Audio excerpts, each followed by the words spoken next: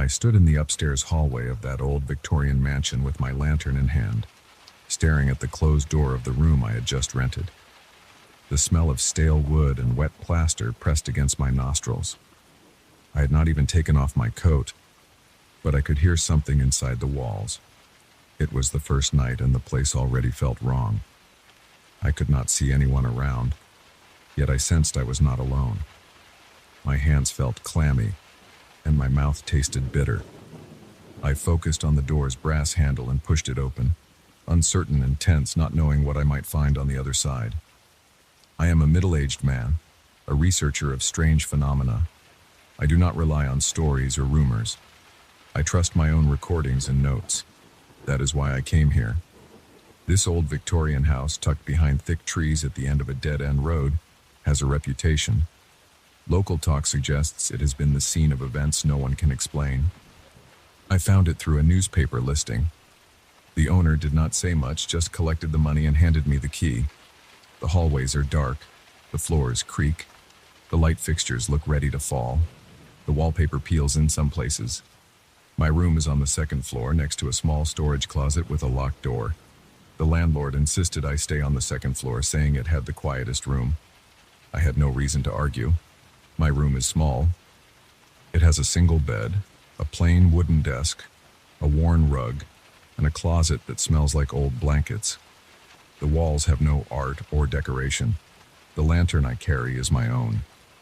There is an overhead light bulb, but it flickers and hums. I can barely stand the sound. I place my bag on the bed.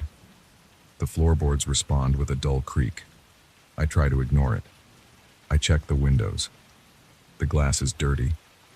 I can see the outline of trees outside and the faint glow of a distant streetlight. Inside, the silence seems too heavy. I shut the door and test the lock. It works, but the sound of the lock turning feels loud in my ears. I stand still and listen. I hear low murmurs inside the walls. I lean close to the wooden panels and wait. There is a gentle scratching sound as if something is trapped. I tap the wall with my knuckle. The murmurs stop. I do not hear rats. It does not sound like pipes. It sounds like voices, muffled and distant. I put my ear against the wall and hold my breath. There is a low sound, not a word I can understand, just a soft hum. I step back, breathe out, and decide to unpack. I take out my tape recorder and place it on the desk. I set it to record and leave it running, hoping to capture these sounds.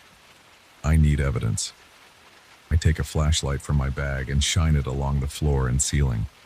The ceiling has dark stains. The wood panels in the ceiling look uneven. I feel a draft. The air tastes musty. I swallow and rub my arms. My skin feels clammy. Before sleeping, I stand by the door and listen to the hallway. I hear nothing. I open the door and step out. The corridor is quiet. The old floor groans under my weight. There is a single dim light bulb dangling from a cord near the staircase. I walk toward it and look down. The staircase leads to the foyer, where a dusty chandelier hangs. I do not see anyone. There is no caretaker in sight. The house seems empty. I return to my room and lock the door again. I sit on the bed and remove my shoes. The sheets smell stale, but they seem clean enough. I turn off the lantern and lie down, keeping the flashlight close. I cannot sleep. The murmurs begin again, coming from the wall behind the desk. I sit up and turn on the flashlight. The sound stops.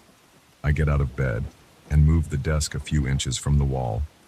I run my fingers over the wooden paneling, feeling for gaps. It feels smooth and solid. I wait a few minutes, then kill the light again. The murmurs resume. I turn on the flashlight quickly. Nothing. I rub the back of my neck. My heart is beating faster. I feel sweat under my arms. My throat is dry. I try to swallow quietly. I want to understand what is happening, but I have no explanation. My mouth tightens. I breathe through my nose and try to stay calm. Eventually, I manage to sleep for a few hours. In the morning, the hallway is still empty. I find the bathroom. It has a weak light and a mirror with a crack. I wash my face with cold water and brush my teeth. I return to my room and play back the tape. At first, I hear only my movements and the creaks. Then I hear the murmurs. They are faint but present. They sound like whispers, maybe 2 or 3 voices. I cannot make out words. I rewind and listen again. Nothing clear, just a low, continuous murmur. I note the time on my notepad. I spend the day exploring the mansion. I find a kitchen downstairs. The counters are old. There is a faint smell of something sour. The refrigerator hums. I open it. It has a few items, mostly spoiled. I close it. I check a sitting room. It has a large armchair, a bookshelf, and a fireplace.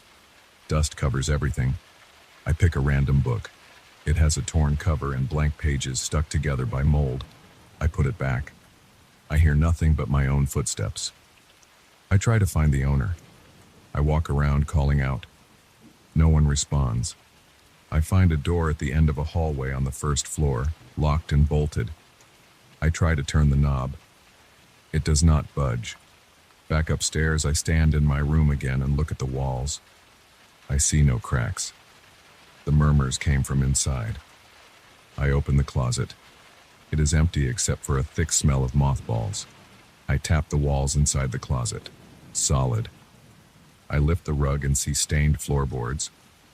I press my ear against the floor. Silence. I step onto a chair and look at the ceiling. Nothing unusual, just old wood and uneven joints. That night, I sit at the desk with my lantern off. I hold the flashlight in my hand, ready to switch it on. The tape recorder is running. The murmurs start around midnight, soft and steady. My shoulders tense. I feel goosebumps on my arms. The murmurs seem to come from all sides now. I feel something brush the back of my neck. I jerk around. My flashlight beam hits the ceiling. I see a vague, shifting silhouette. It moves along the wooden panels, then vanishes. I feel a pounding in my chest. My breathing is shallow. I force myself to stare at the spot where I saw it. Nothing is there now. I stand up and walk slowly to the center of the room. The floor creaks under my feet. I feel as if something stands behind me. I spin around. The flashlight shows only the empty bed and desk. I try to calm down. I grit my teeth. My hand holding the flashlight shakes. I step toward the wall where the murmurs are loudest. I press my hand against the wood. It feels cool. Then I feel something push back. Not a strong push, just a gentle pressure. I pull my hand away and stumble back, knocking my knee against the desk. The desk rattles. The tape recorder falls and I scramble to pick it up. The murmurs stop. I spend the rest of the night sitting on the bed, flashlight on, staring at the ceiling and walls. My eyes burn from not blinking enough. I keep thinking I see shapes moving just out of sight. Each time I turn, they are gone. Once, I see a slow, dark shape sliding across the floor.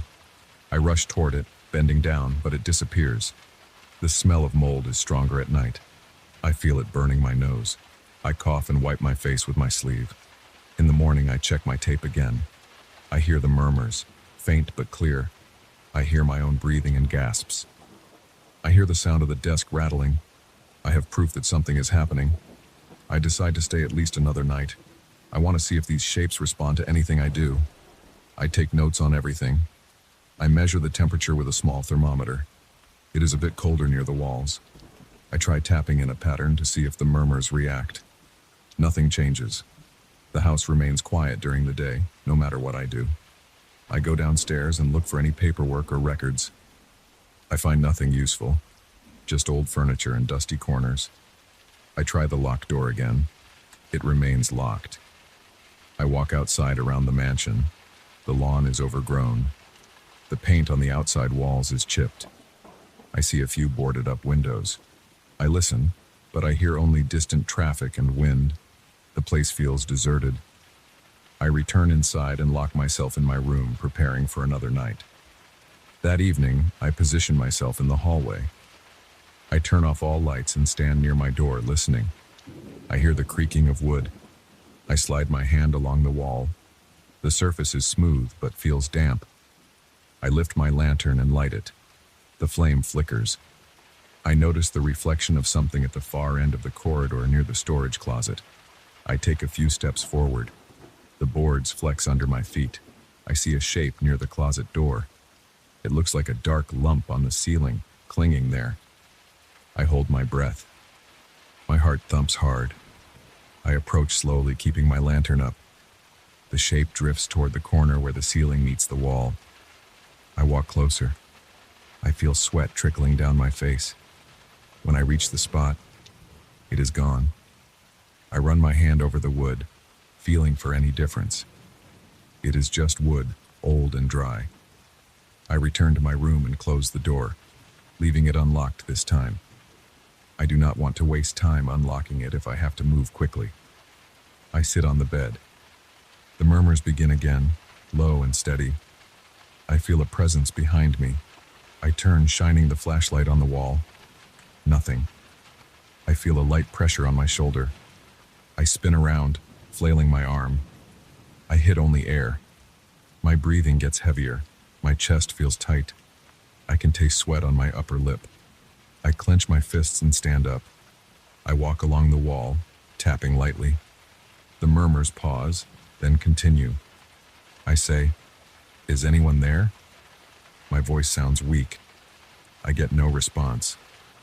Just the same low whispers. I try pressing my ear against the wall again. The murmurs sound like voices, but I cannot understand them. They rise and fall, never forming clear words. I speak again, louder. "I can hear you. What do you want?" No response. I feel a cold spot near my left hand. I turn my flashlight there. The beam cuts through dusty air, revealing nothing. I feel a brush against my ankle.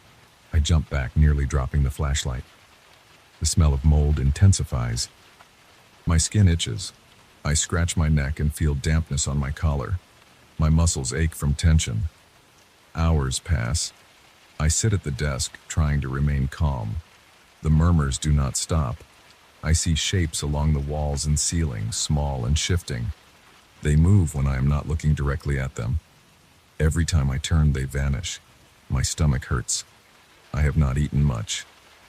I force down some crackers from my bag. I drink some water. I rub my eyes and press my fingers into my temples. The whispers continue, steady and low, like background noise that never ends. I feel trapped in this room, as if the house itself is pressing in on me. I decide to try something else. I set my tape recorder on the floor in the center of the room. I turn off my flashlight and lantern. I sit in the darkness, waiting. After a few minutes, my eyes adjust.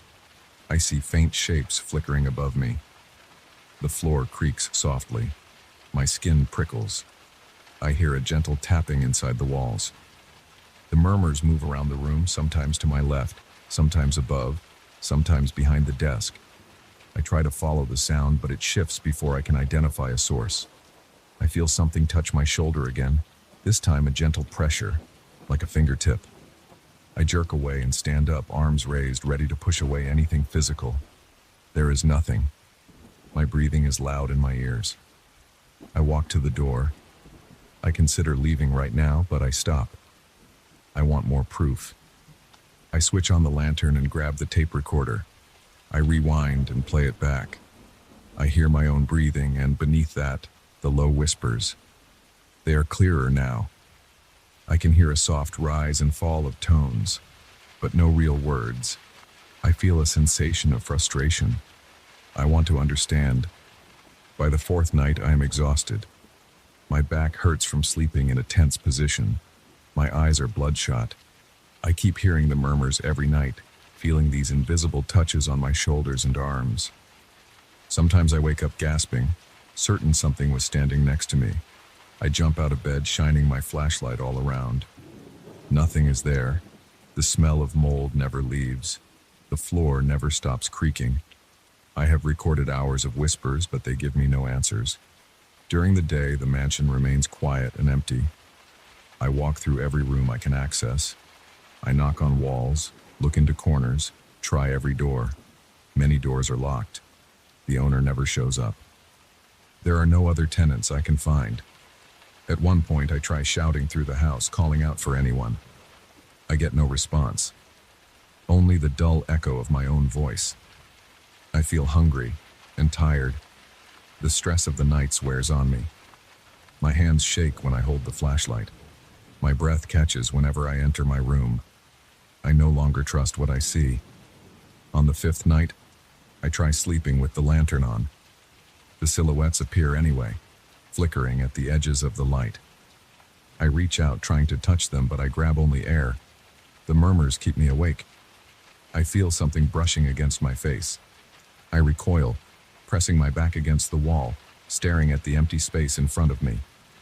I realize I cannot stay here. I have enough recordings. I have felt these strange touches. I have seen shifting silhouettes. I have smelled the mold and heard the whispers. Nothing in my notes helps me explain it. I do not need more.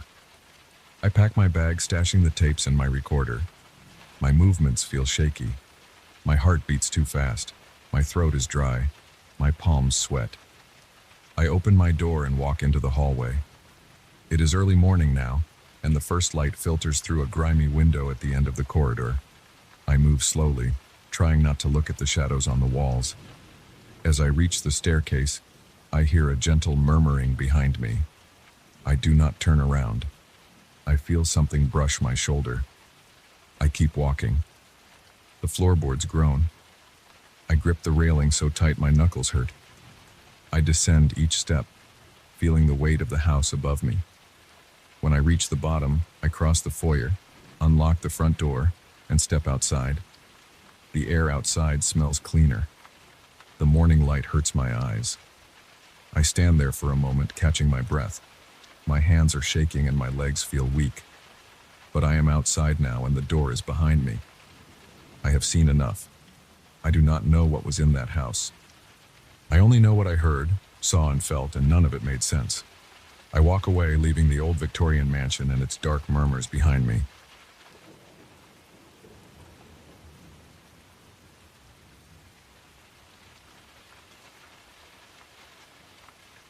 I remember the first time I noticed something in my bedroom mirror.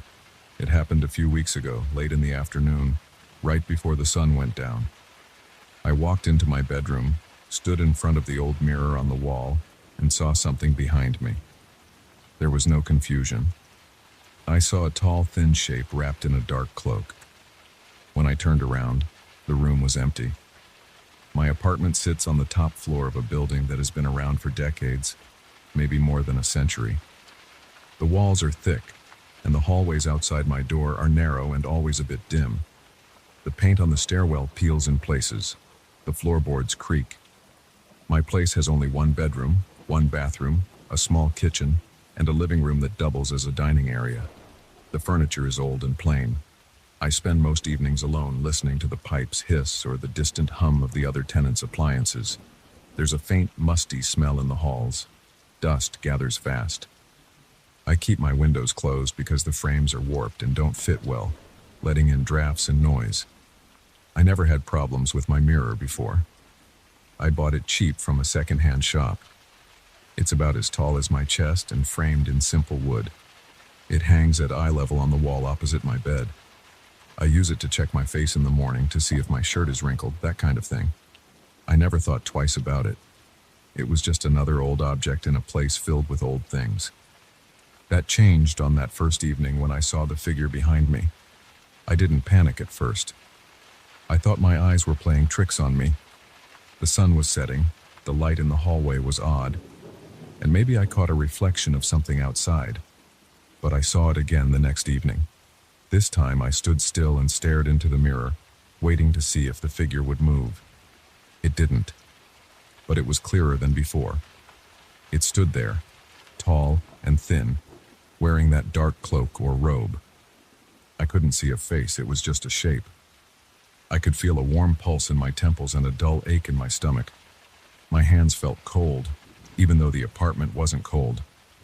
When I turned around that second time, again, the room was empty. I looked under the bed, inside the closet, behind the door. I checked the hallway. I saw nobody. Still, every time I looked in the mirror that evening, that figure was behind me, standing in the background. I tried turning the lights on. The overhead lamp is a cheap bulb that throws a harsh glow around the room. The figure was still there. I tried shining a small flashlight at the mirror. The figure didn't vanish. I left the room, came back, and it remained. But it only appeared late in the day, around the same time, never in the morning or early afternoon. Over the next few days, I realized something. Each evening, the figure was a little closer to me in the reflection. The first time it had been several feet behind me near the door. After a few days, it stood about halfway between the door and me. A few days after that, it was right behind me, maybe an arm's length away. I could see the outline of its shoulders, the way its cloak draped down, almost touching the floor. I couldn't see feet, hands, or a face. It never moved while I watched. But each new evening, it somehow started out closer. I tried not looking in the mirror, but I ended up checking anyway. My curiosity and fear wouldn't let me ignore it. It made it hard to sleep. I would turn off the lights at night and keep thinking about it. I'd turn the lights back on and check again. There it was, always behind me. One night I tried covering the mirror with a blanket. I used some old tape to hold the blanket in place. The next day, I lifted the blanket at dusk. The figure was still behind me in the reflection, now so close that I could almost feel it breathing on my neck. In fact, I did feel something. It was like a faint, warm breath hitting the back of my neck. My skin got goosebumps. My heart started pounding hard enough that I could hear the blood rushing in my ears. I tried to swallow, but my mouth was dry. I said out loud, "What do you want?" I got no answer. It didn't move or speak. It just stood there. I tried stepping away from the mirror. I moved to the side. The figure remained behind me in the reflection, always at the same distance. It wasn't tied to a spot in the room. It stayed behind me wherever I moved, as long as I kept my eyes on the mirror. One night I tried not looking at the mirror at all. I tried sitting in the living room and ignoring it, but I couldn't stop thinking about what would happen if I let it get any closer. The apartment felt too quiet. My stomach had this strange knot that wouldn't loosen. My muscles felt tense and my forehead was damp with sweat. The air seemed stale. I kept hearing faint clicks in the distance, like tiny pieces of wood snapping. I couldn't tell if it was the old building settling or something else. I paced around the living room. I looked at the clock. Eventually I got up, walked into the bedroom, and faced the mirror again. The figure was right behind me. I could feel a faint vibration in the air. I noticed my reflection looked different. My eyes seemed strained and my shoulders were hunched forward. The figure was taller than me by at least a head. Its cloak looked heavier than before. I still couldn't see its face. The hood was always down, covering everything above the shoulders. I heard something new, a dry crackling sound. It reminded me of stiff joints bending or some kind of brittle material being flexed. The sound came from behind the glass, but I felt it in my bones. My heart was racing, my breathing was shallow, my neck felt stiff. The hair on my arms stood up. I leaned in closer to the mirror to see if I could catch any detail of its face.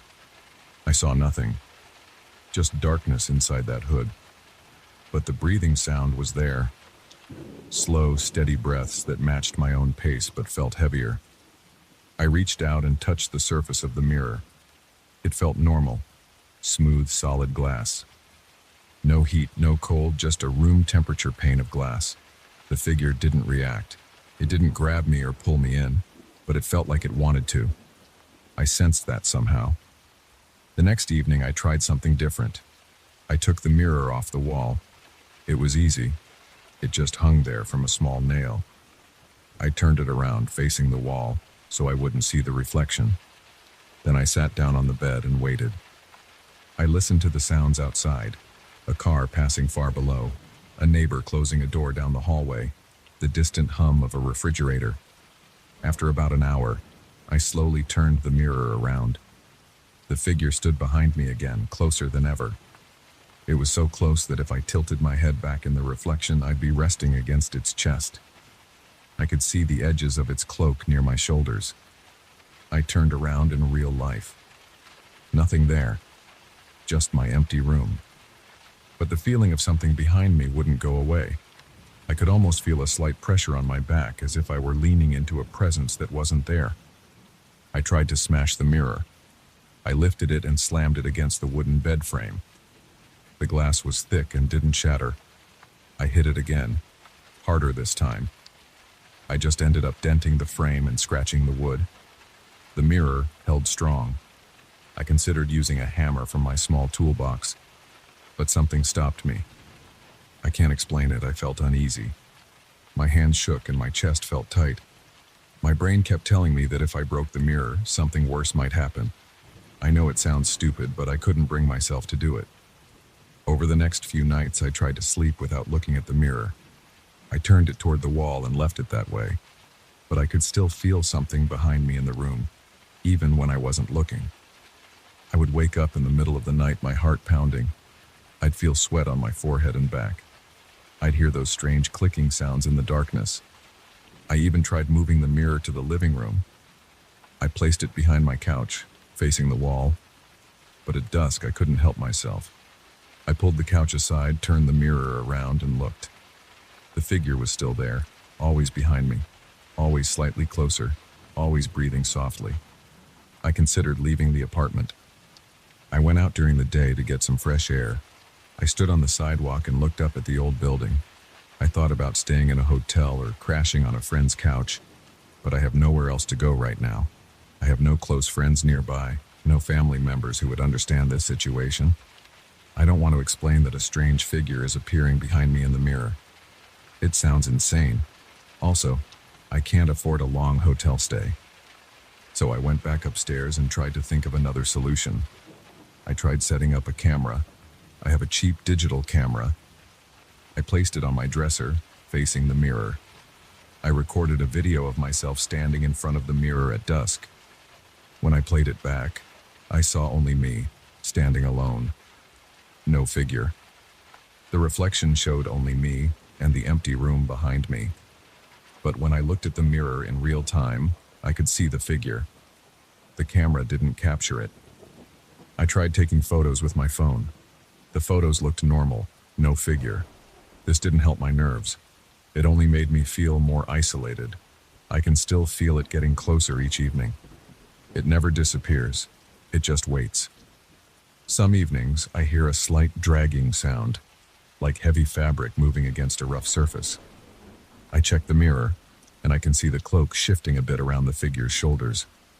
I hear those dry clicks again, like knuckles popping.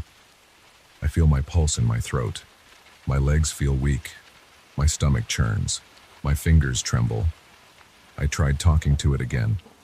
I said, "Can you hear me?" I got no reply. The figure doesn't speak. I tried holding a piece of paper in front of the mirror that said, "Who are you?" It changed nothing. I tried turning all the lights off and using a flashlight to see if it would vanish in total darkness. It didn't. The figure stayed behind me in the reflection, as solid as ever, even if I shined the light directly on the glass. One night I felt a sudden warmth on the back of my neck. It wasn't just a breath this time. It felt like someone's warm hand hovering near my skin, not touching but radiating heat. I could smell a faint odor. It reminded me of old wool or damp fabric left in a closet for too long.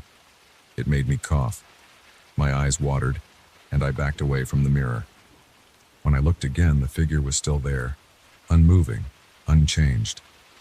I thought about leaving the mirror somewhere far away, maybe taking it down to the dumpster in the alley.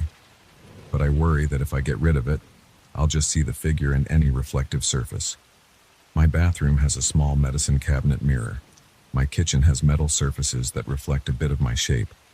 The glass in my windows can show my reflection at night. I don't want to risk spreading this thing around my apartment. At least now it's contained to one mirror. The figure never touches me. It never lunges forward. It never shows a face. But it's getting so close that I can almost feel its presence with my eyes closed.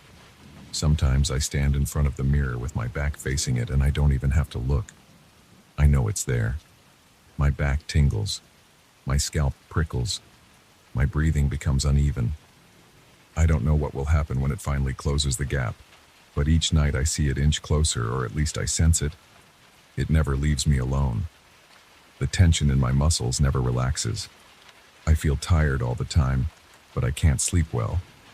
My dreams are confusing. I wake up disoriented and dizzy. One evening, I tried putting a chair between me and the mirror. I dragged a small wooden chair and stood behind it, looking into the mirror, hoping it would block the figure. But in the reflection, the figure stood behind me, not behind the chair. It made no difference. I tried to trick it by standing at an angle, but it didn't help. Wherever I stood, it stayed behind me. I stopped talking to neighbors. I stopped listening to music or turning on the TV. I just listened to the quiet of the apartment now, waiting for dusk, waiting for that figure to appear. Sometimes I think I hear it whispering, but when I focus, the sound is gone. I try not to blink when I stare at the mirror. I don't know what might happen if I close my eyes for too long. I'm not sure how much closer it can get. Lately, it's so close that I feel something brush against the back of my shirt in the reflection. I feel a slight tug at the fabric, like a loose thread being played with. My shoulders feel heavy when I stand there. My knees feel weak. My arms shake. My throat is tight, and my vision blurs at the edges from the stress. I don't know if this figure plans to step out from behind the mirror. I don't know if it wants something. I'm not sure if it even knows I'm here, or if it's just some kind of echo caught in the glass. But I do know that it's here every evening, closer each time, breathing quietly, clicking and shifting behind me, not leaving me alone, not letting me rest. Tonight I stand here again. The light outside is fading. The mirror hangs on the wall, waiting. I know what I'll see. I can already feel that warm breath on my neck, the strange stiffness in my limbs, the tension that never goes away. The figure is behind me, and I can't stop it from getting closer. I can only stand here, watch, and feel it breathing down my neck, waiting for whatever comes next.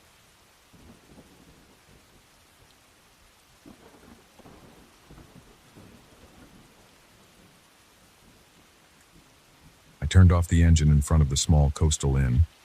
My legs felt stiff from hours on the road. The place looked clean enough, a white building with chipped paint and a single wooden sign near the door. I did not have big plans. I wanted a room, a bed, maybe some dinner, and then a full night of sleep. That was all I wanted. I climbed the few steps to the entrance and walked inside. The lobby smelled like salted fish and old furniture. The owner stood behind a narrow desk. He was in his 50s. He wore a short-sleeved shirt and old pants. He did not smile.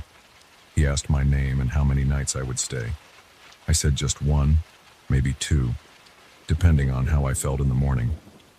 He handed me a key and pointed to a narrow staircase. I did not ask many questions. I just wanted to settle down and rest. I carried my bag up the stairs. The corridor was quiet, with dim light from a single bulb and a cheap fixture. My room was at the far end.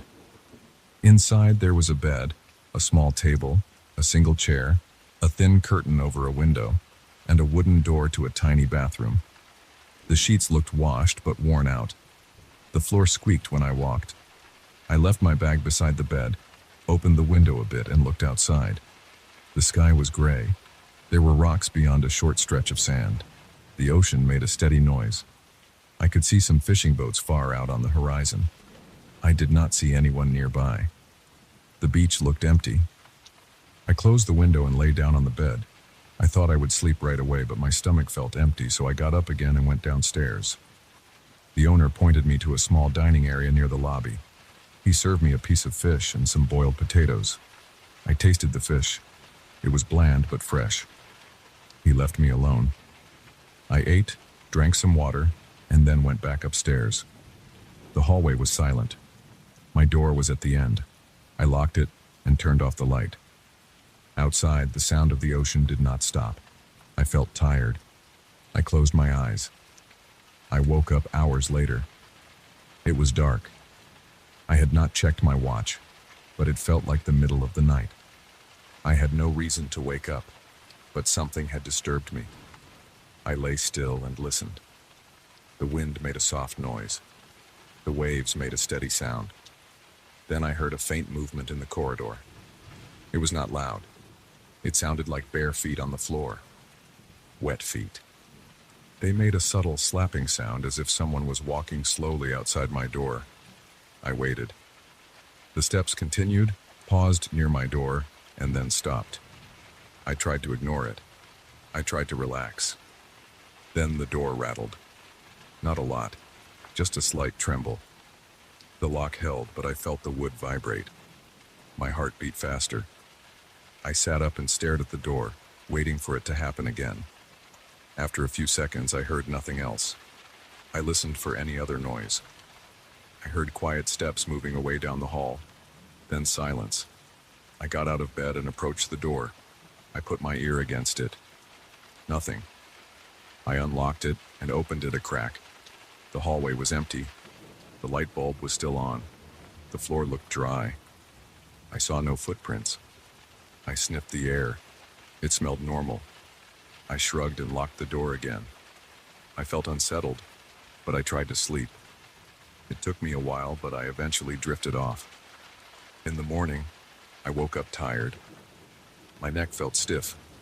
The sunlight came in around the curtain. I rubbed my eyes and got dressed.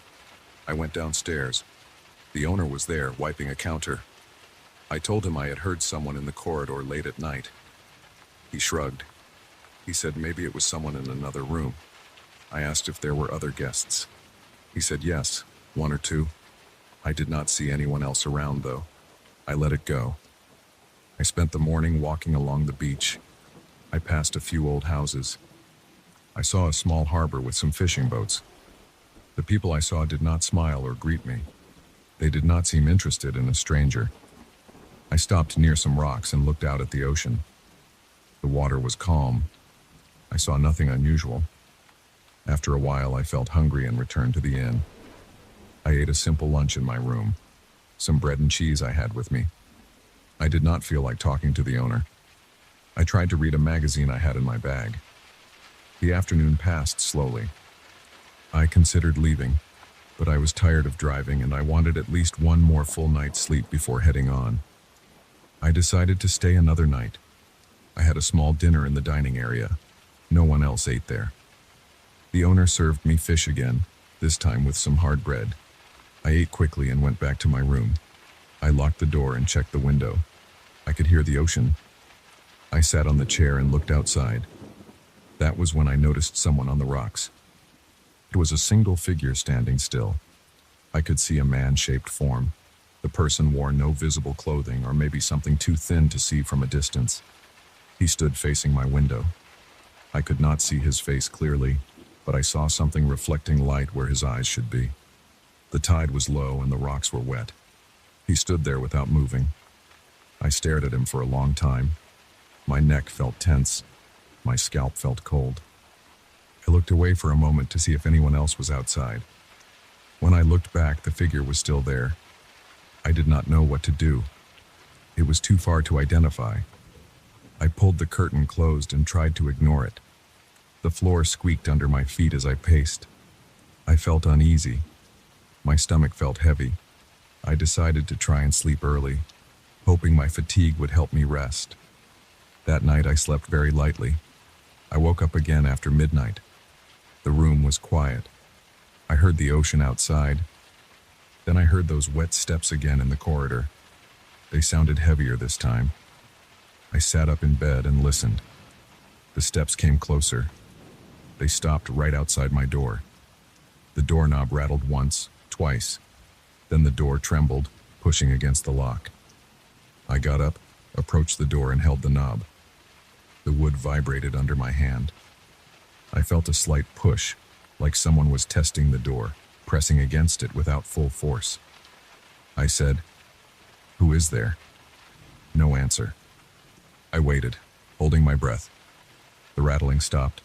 The steps moved away. I heard the wet sounds fade down the hallway. I unlocked the door and opened it quickly, looking both ways. The corridor was empty again. No footprints, no water on the floor. Nothing. I closed the door, locked it, and leaned against it, breathing hard. My heart pounded. I felt sweat on my forehead. I turned on the bedside lamp and sat in the chair, watching the door. I stayed like that for a long time. Eventually, I tried to sleep again. This time I had trouble drifting off, but I must have managed it near dawn, because I woke up to weak morning light through the curtain. I decided I had enough. I would leave that morning. I got dressed, packed my bag, and went downstairs. I found the owner in the lobby. I told him I was checking out. He asked no questions, just took my money. I asked him if anyone else had reported strange noises at night. He shrugged and said no. I asked him if someone had tried to enter my room. He said he did not know. He looked tired. I walked outside with my bag and went to my car. I put my bag in the trunk and closed it. I turned to look at the beach one last time. I saw that figure again, standing on the rocks looking in my direction. The early sunlight made it easier to see him. His skin looked gray and damp.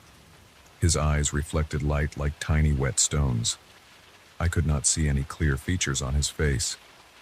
His body looked lean, no hair, no clothes, just smooth skin with a dark tone. He did not move. I felt my hands tremble as I searched my pockets for my keys. I got into the car and started the engine. I wanted to drive away and not look back, but I felt something hold me in place for a moment. I stared through the windshield at the empty street. No one stood there. The other houses looked closed. I looked again toward the rocks, but I could not see that figure anymore. The tide had risen and the rocks were partly submerged. I saw only water and the top of one large rock. I began to drive out of town. The road was narrow and in poor condition. My arms felt tense on the steering wheel. My eyes felt itchy and dry. I thought about last night. The wet footsteps, the rattling door, the figure outside on the rocks. It all felt wrong. I tried to focus on the road. The car shook over some potholes. The engine sounded fine. I tried to push the thoughts out of my mind. After a few miles, I stopped at a small gas station, a single pump, an old man behind the counter, a bathroom that smelled like rust. I got some water and drank it. I thought about asking the old man if he knew about strange figures near the coast, but he looked at me with an empty stare when I entered the shop.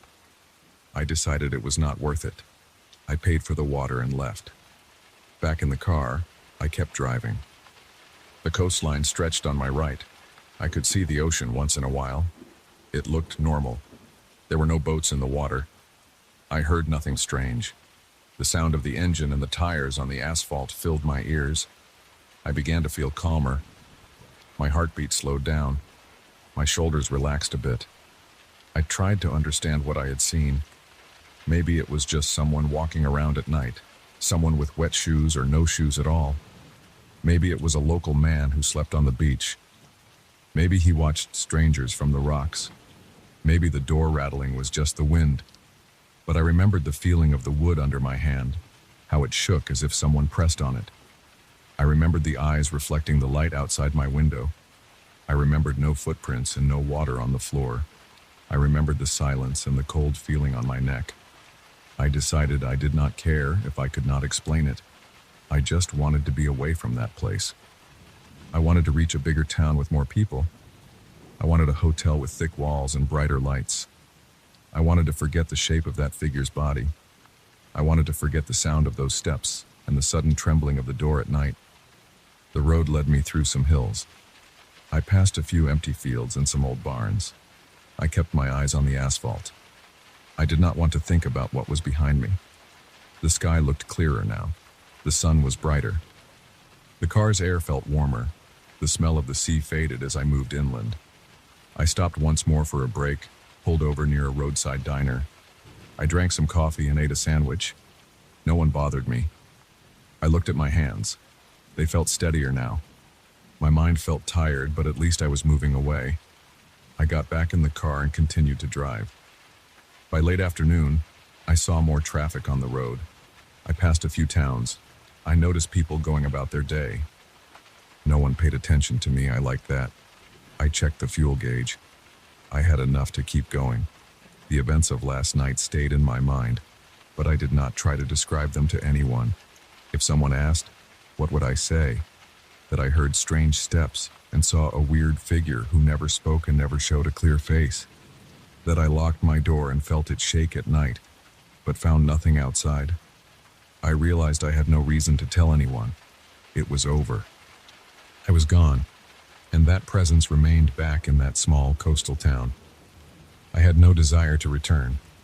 I just wanted to reach a place where I could sleep without feeling that kind of tension. I wanted to feel safe. I wanted to close my eyes and hear only normal sounds. I did not look back. I drove until the sun set again. I found a motel near a highway intersection. It looked simple, but better than that inn. The clerk gave me a key without asking many questions. I parked, took my bag, and entered my room. It smelled dusty but harmless. I locked the door, turned on the light, and sat on the bed. I listened. I heard no water dripping, no footsteps. I felt no shaking. I took a long breath and closed my eyes. I wanted to sleep. I wanted to forget everything I had seen and heard. I lay down, turned off the lamp, and waited. Nothing happened. I stayed awake for a while, just to be sure. I heard cars passing outside, a distant television, some muffled voices. Nothing else. I pulled the blanket over my chest. I tried to relax my shoulders. My heart rate slowed down. Eventually, I fell asleep.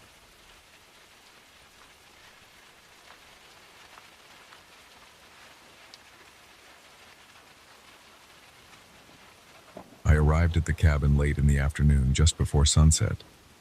I was tired from the long drive and the steep climb through the mountain roads. The cabin stood in a small clearing, surrounded by tall pines and uneven ground. The walls looked old and needed repair. The wooden door creaked when I pushed it open and the hinges felt loose. Inside, the furniture was basic. There was a small cot with a thin mattress in one corner, a wooden table and 2 chairs in the center, and a fireplace on the far wall. The windows were small and had old, dusty curtains. I dropped my backpack near the door and set my lantern on the table. My plan was simple. I wanted peace. I wanted to clear my head and find some inspiration. I brought along a notebook and a few pencils. I didn't expect much. I just wanted quiet. I locked the door from the inside and tested the windows. They seemed to close properly, though they rattled if I pushed too hard. I unpacked some basic supplies, canned food, a few bottles of water, matches, a flashlight, extra batteries, and a folding knife. The place smelled like old wood and damp earth. The silence outside was complete, except for the distant rustling of leaves when the wind picked up. I ate a cold meal from a can and tried to relax. I sat at the table and wrote a few notes. Nothing came to mind. My thoughts were blank and heavy.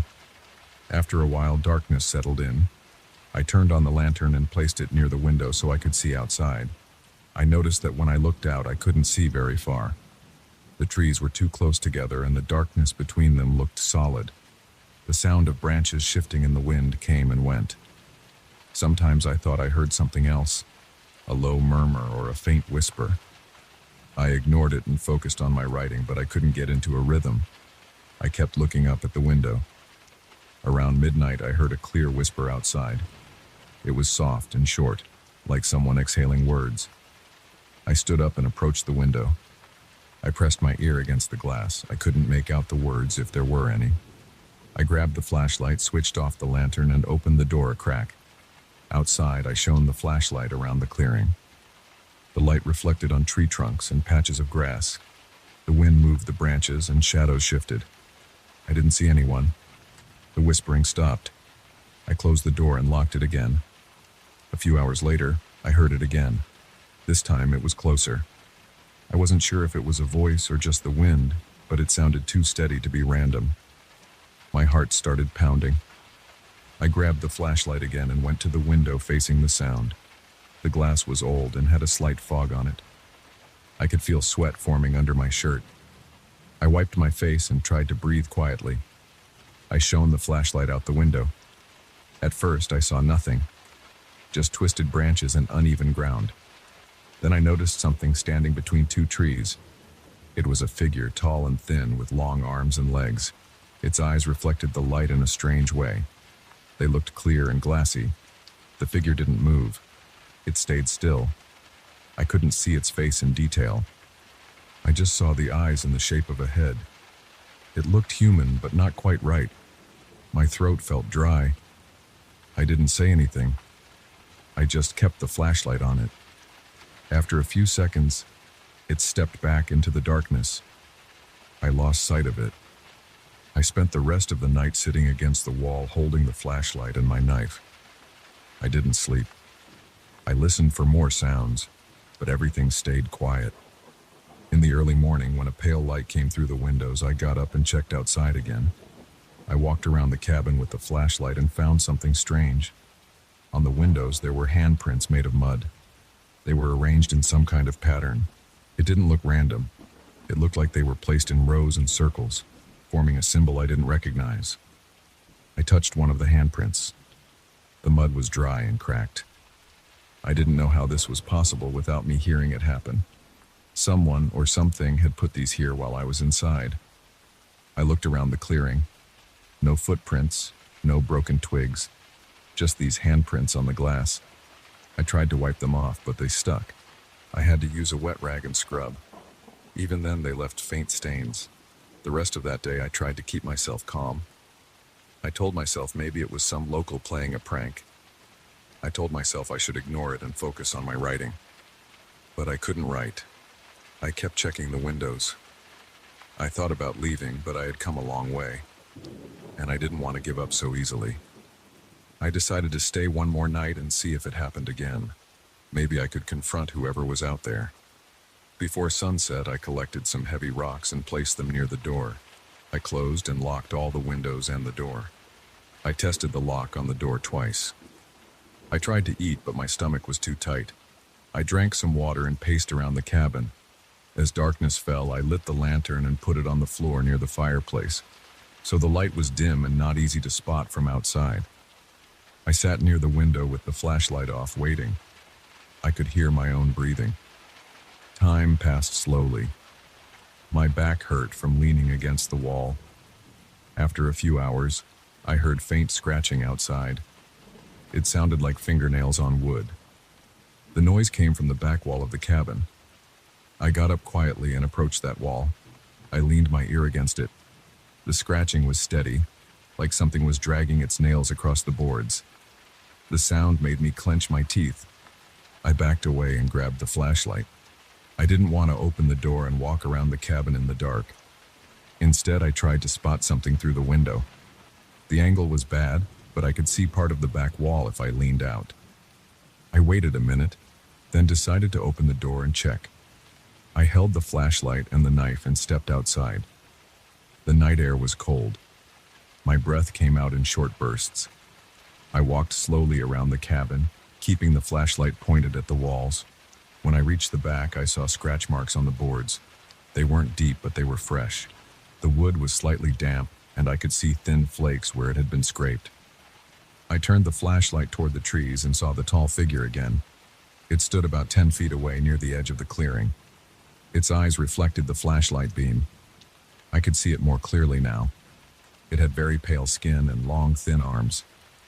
I couldn't see any clothes, but the darkness made it hard to tell. It didn't move. I raised the knife and shouted, "Who are you? What do you want?" My voice came out rough and strained.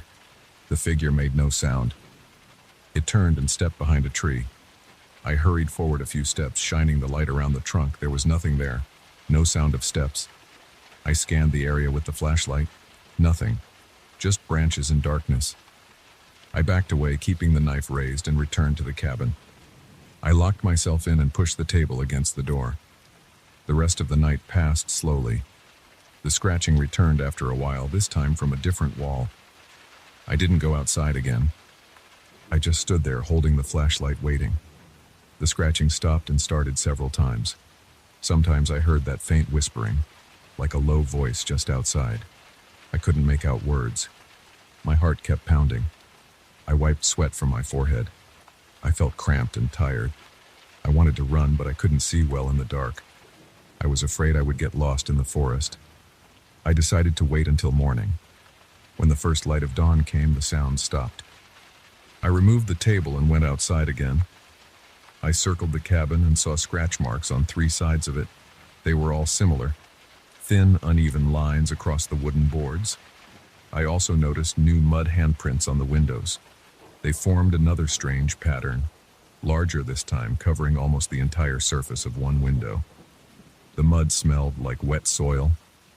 I spent hours scrubbing the windows again. I felt anger and fear. I looked around the clearing, searching for any clue. I found none. No footprints, no broken branches, just these signs. My hands shook while I cleaned. That day I gathered wood and planned to barricade the windows from inside. I found some old planks stacked behind the cabin. I nailed them across the inside of each window, leaving only small gaps so I could peek outside. I was not skilled with tools, so it took a while. I also placed a heavy rock in front of the door. I decided I would leave first thing in the morning if anything happened again. I didn't care about my plans anymore. I just wanted to get out safely. As evening came, I sat on the cot, holding the flashlight and the knife. I had the lantern lit, but turned low. The cabin felt smaller now that I had blocked the windows. The air smelled like dust and old wood. My back hurt from all the work. My stomach growled, so I ate some canned beans cold. I chewed slowly and listened. Outside, the wind moved the trees. I could hear the boards creak slightly as the temperature dropped. I prayed silently that this thing would go away. A few hours after dark, the whispering returned. It came from different angles. First one side of the cabin, then another. I heard soft taps on the planks covering the windows. I stayed quiet, gripping the knife handle until my knuckles hurt. Then I heard a long scraping sound along the wall behind me. It lasted several seconds, then stopped. Then it started on another wall. It was testing the cabin, moving around, feeling out the defenses.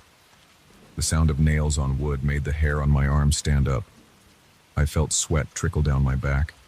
I wished I had something stronger than a knife. I wished I had something louder, something that would scare it off. I stood near the door and shouted, "Go away!" My voice came out shaky. I hit the door with my fist. I yelled a few times until I was out of breath. The noises outside paused, as if the thing was listening.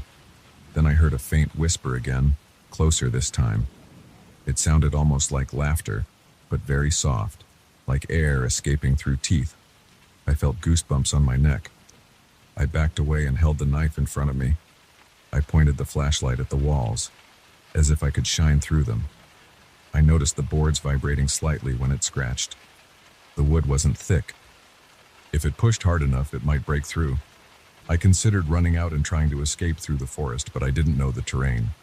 I could trip, fall, get lost. So I stayed inside, waiting. The scratching continued for hours. Sometimes it circled the cabin, other times it focused on one spot. I could hear my own breathing, fast and shallow. My throat was dry. My eyes burned from staring at the walls. I felt trapped, like a cornered animal. I paced around, careful not to make noise. I checked the door again, still locked. The planks on the windows held. The thing outside never tried to break in directly. It just scratched and tapped and whispered. Maybe it was enjoying my fear, or maybe it was just trying to wear me down. As the night went on, I could feel exhaustion weigh on me. My legs felt weak, and my arms shook from holding the knife too long. I forced myself to put it down for a moment and flex my fingers. I kept the flashlight off to save the battery. In the dark, I listened. My ears adjusted, and I could hear even the slightest movement outside. Twigs snapped occasionally. Leaves rustled. Once I heard something that sounded like a low grunt.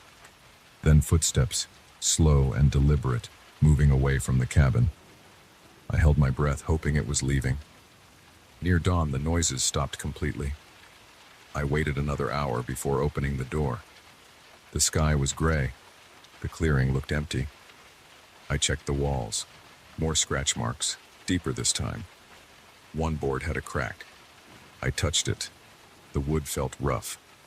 I was relieved it hadn't broken through. The windows were covered from inside, so I didn't see any new handprints.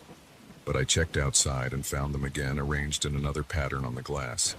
The mud was fresh. I gagged at the smell and turned away. I couldn't stay here another night. I packed my things. I took my flashlight, my knife, the remaining food, and water. I left the cabin as soon as it was bright enough to see the trail.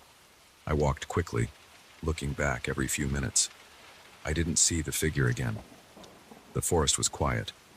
The wind blew gently through the branches and birds chirped in the distance. My heart was still pounding. I followed the path I remembered, keeping track of the landmarks. A large rock near a bend, a fallen tree trunk, a patch of ferns. It took hours to reach my car. The engine started on the first try. I didn't relax until I was miles away on the main road. In the end, I couldn't find peace or inspiration up there. I found something else. I don't know what it was. I don't want to know. All I know is that I won't go back. I won't look for explanations. I won't tell anyone about that place. I just want to forget those whispers, those eyes, and those marks on the glass. I want to sleep without hearing nails on wood. I want silence that doesn't hide anything waiting just outside.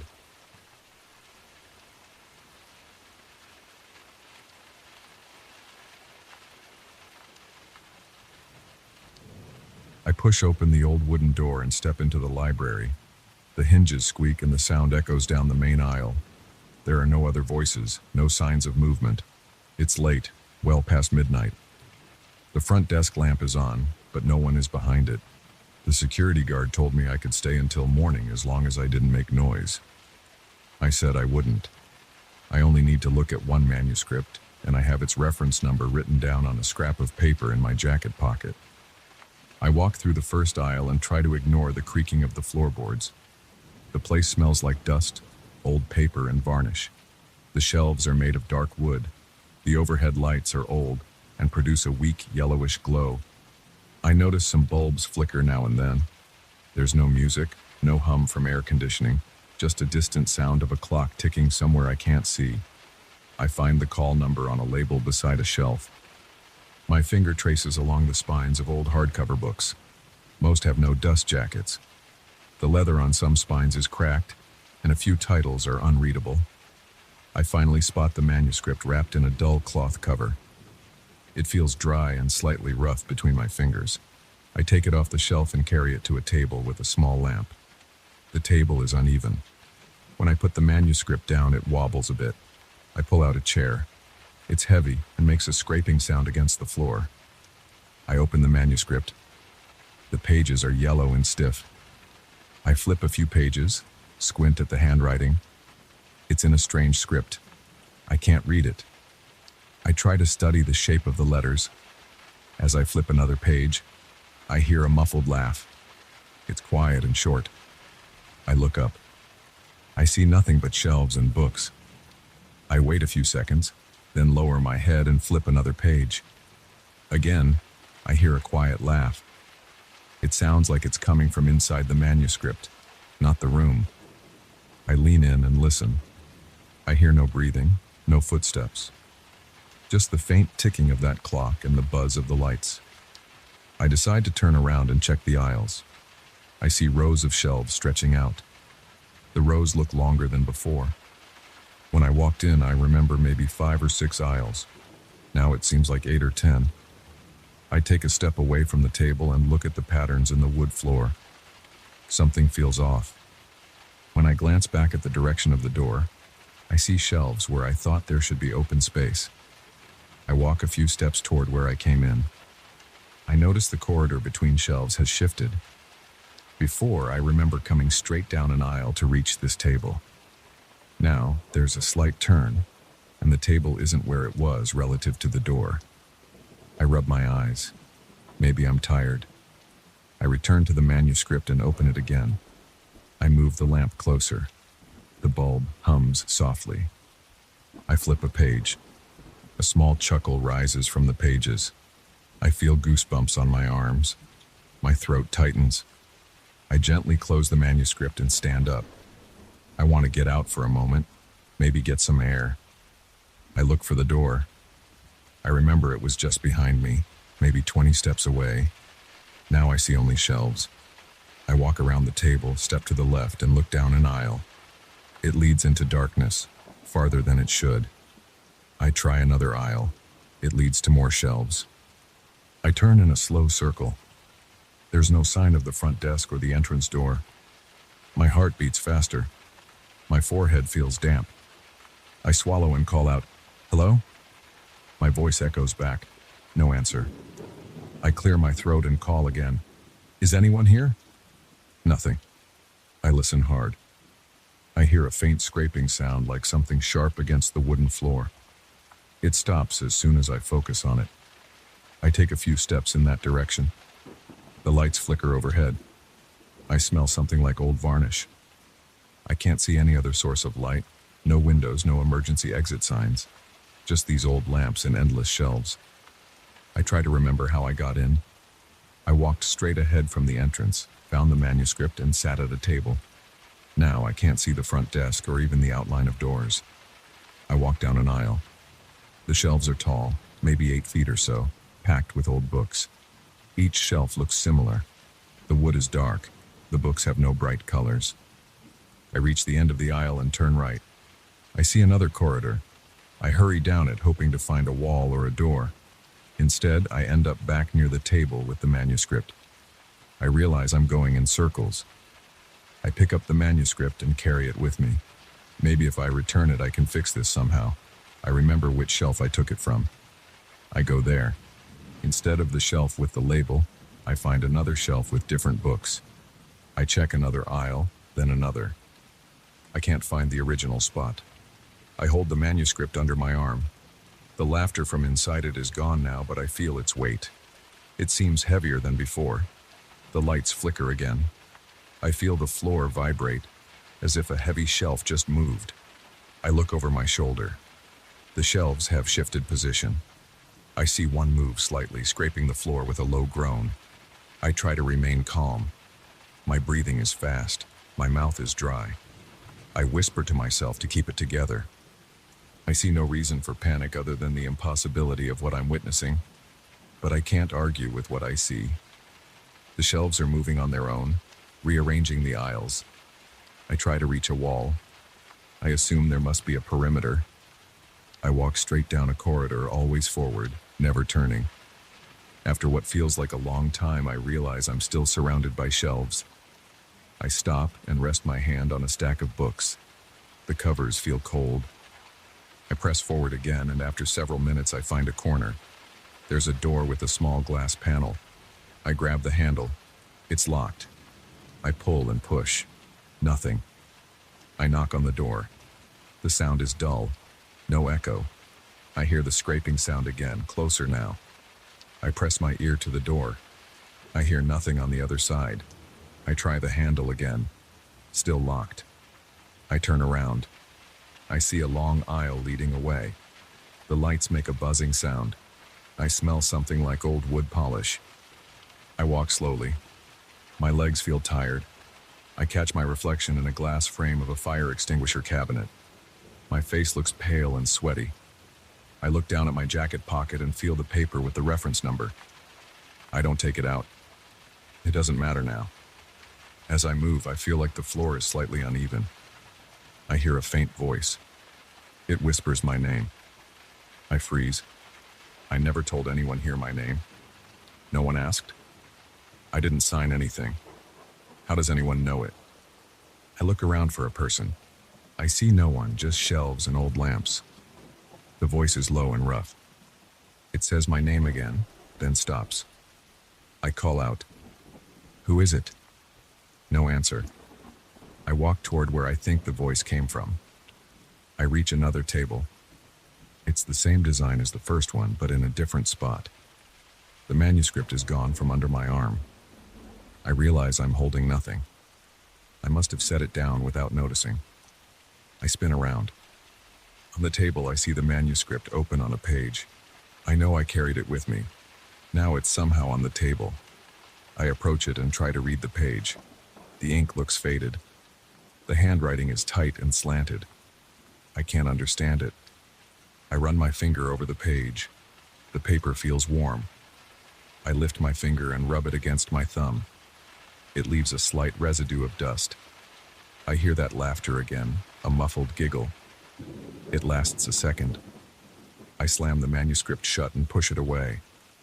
The scraping sound returns, louder this time. I look behind me. A shelf moves slowly across the aisle. I see its legs scraping the floor, leaving marks on the wood. The shelf blocks the path behind me. I step forward. Another shelf moves in front of me. It's cutting off my escape. I feel trapped. I turn left and see a narrow gap. I squeeze through it before another shelf can close in. I find a small reading nook. There's a single chair, a low table, and a lamp. I check the lamp switch. It's stuck in the on position. I reach out and touch the bulb. It's hot. I jerk my hand back. I rub my hand on my pant leg. I try to calm down. I take slow breaths. The voice calls my name again from behind a shelf to my left. I stand up and walk toward the voice, holding my breath. I see a shape between the shelves, a thin shape, tall, and hard to make out in the weak light. Before I can say anything, it steps back into darkness. I hurry to the spot, but there's no gap, no door, just more shelves. I speak aloud. I just want to leave. I'm sorry if I disturbed anything. I won't take the manuscript. My voice sounds shaky. The voice doesn't answer me. I hear nails scratching the floor again. The sound makes me tremble. It feels close. I search for something I can use as a tool. I find a heavy hardcover book. I grip it tight in my right hand. My palm sweats. I inch forward, staying low, peeking around corners of shelves. Every time I try to move toward what should be an exit, the shelves shift. They scrape and groan. The lights flicker. I realize that my sense of direction is gone. I try to focus on small details. I notice a small brass plaque on one shelf. I remember passing it before. I try going the opposite way. After a few minutes of careful walking, I reach a corner that looks different. There's a glass door with a sign on it. I can't read the sign clearly. I try the handle. It's loose. I pull it. The door opens into a small office room. I step inside. It's quiet, just a wooden desk, a green reading lamp, and a filing cabinet. I check the drawers of the desk. They're empty except for paper clips and an old pen. I pick up the phone on the desk. No dial tone, just silence. I check the window behind the desk. It's painted shut. I press my forehead against the glass. I see darkness outside. No moonlight, no streetlights, just dark shapes of trees maybe. The wood frame of the window is solid. I can't break it easily. I leave the office and find myself in a different corridor. The shelves here are arranged in a straight line. I can see an end in the distance. I walk toward it. My footsteps are loud. The corridor leads to a familiar area. I see the front desk lamp in the distance. I move faster. My shoes squeak on the floor. The front desk is right there. I can see the entrance door behind it. I rush forward, not looking back. I don't hear scraping shelves now. I don't hear laughter. I don't hear that voice. The entrance door is closed, but I see a faint line of light under it. I grip the handle and turn it. It doesn't open. I lean my shoulder into it and push. The frame rattles, but it stays locked. I step back. I look around. The silence is heavy. I suddenly hear that voice again, right behind me. I spin around. I see a blurred shape between the shelves about 10 feet away. The shape tilts its head as if watching me. I take a step forward, and it moves back into the shadows. I shout, "What do you want?" The shape doesn't return.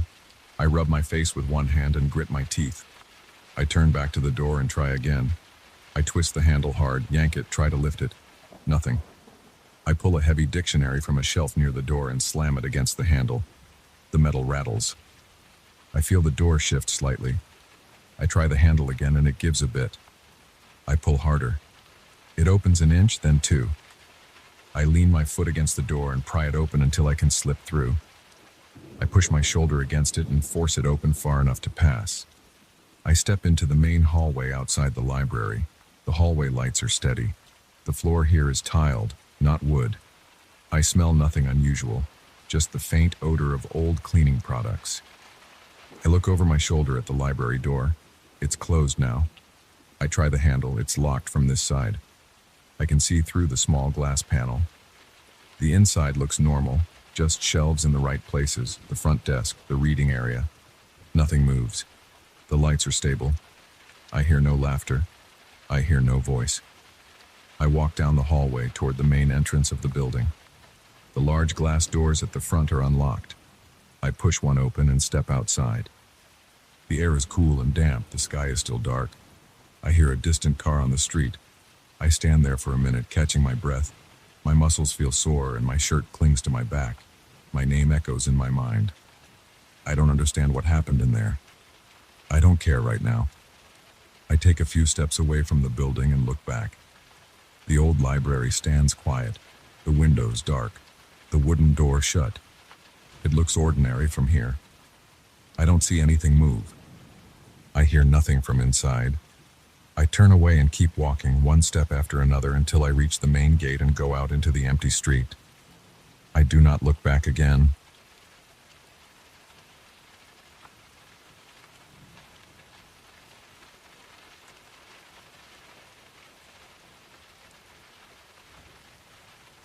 I first noticed it late in the afternoon. I was standing at my living room window looking down at the street below. My apartment is on the 5th floor of a building in the center of the city.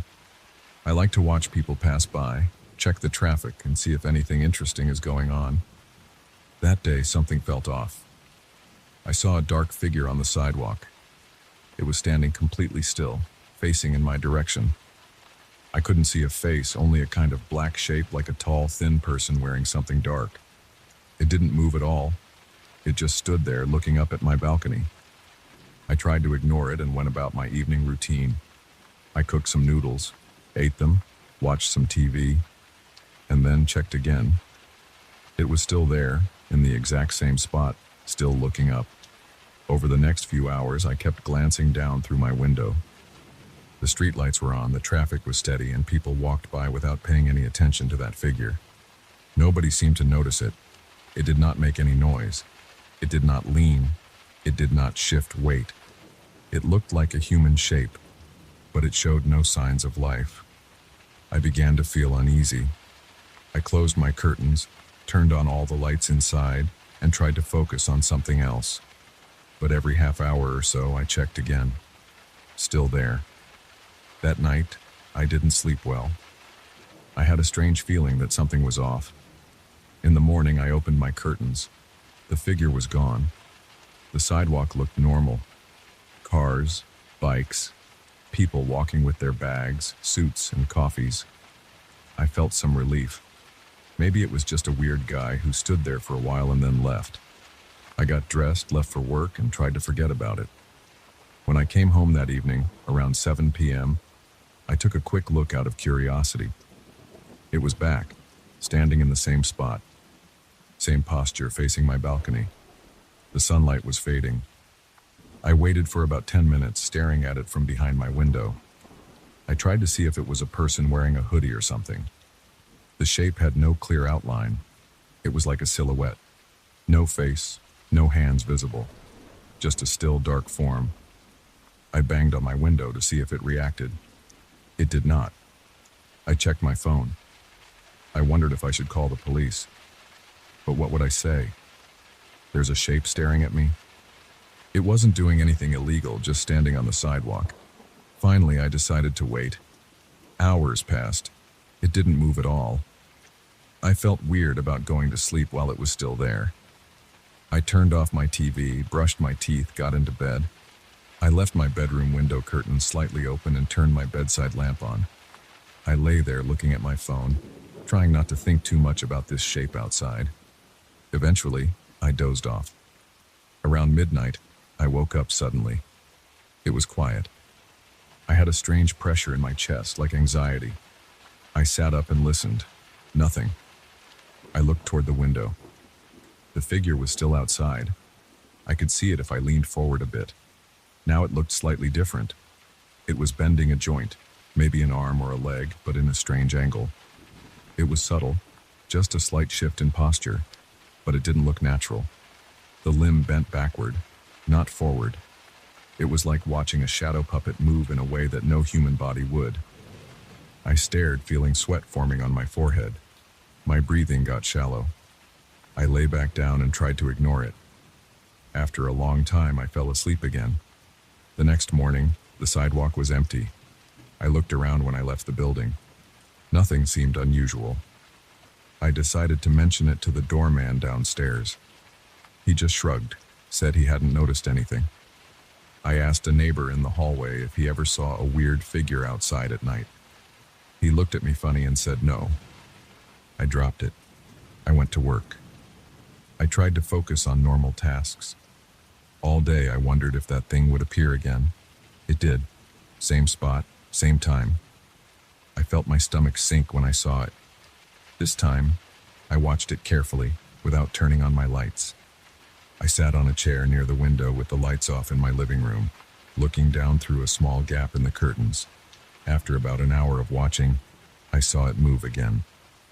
It bent forward at the waist, but too far forward, like it would break its spine if it were human. Its arms or legs, I couldn't tell which, twisted at angles that made no sense. There was no sound, no sign of pain or discomfort, just quiet, controlled movements. Then it went still again. I felt the hairs on my neck rise. My heart was pounding. I went to get a glass of water. I tried to calm myself. This thing, whatever it was, just stood there. It didn't come inside. It didn't shout at me. It didn't threaten me openly, but it wouldn't leave me alone. Every night, same place, same stare. A few nights later, something changed. I had been leaving the lights on inside until very late, trying to pretend it wasn't happening. But electricity is expensive and I was losing sleep. That night, I turned off most of my lights around midnight. I made sure all my doors were locked.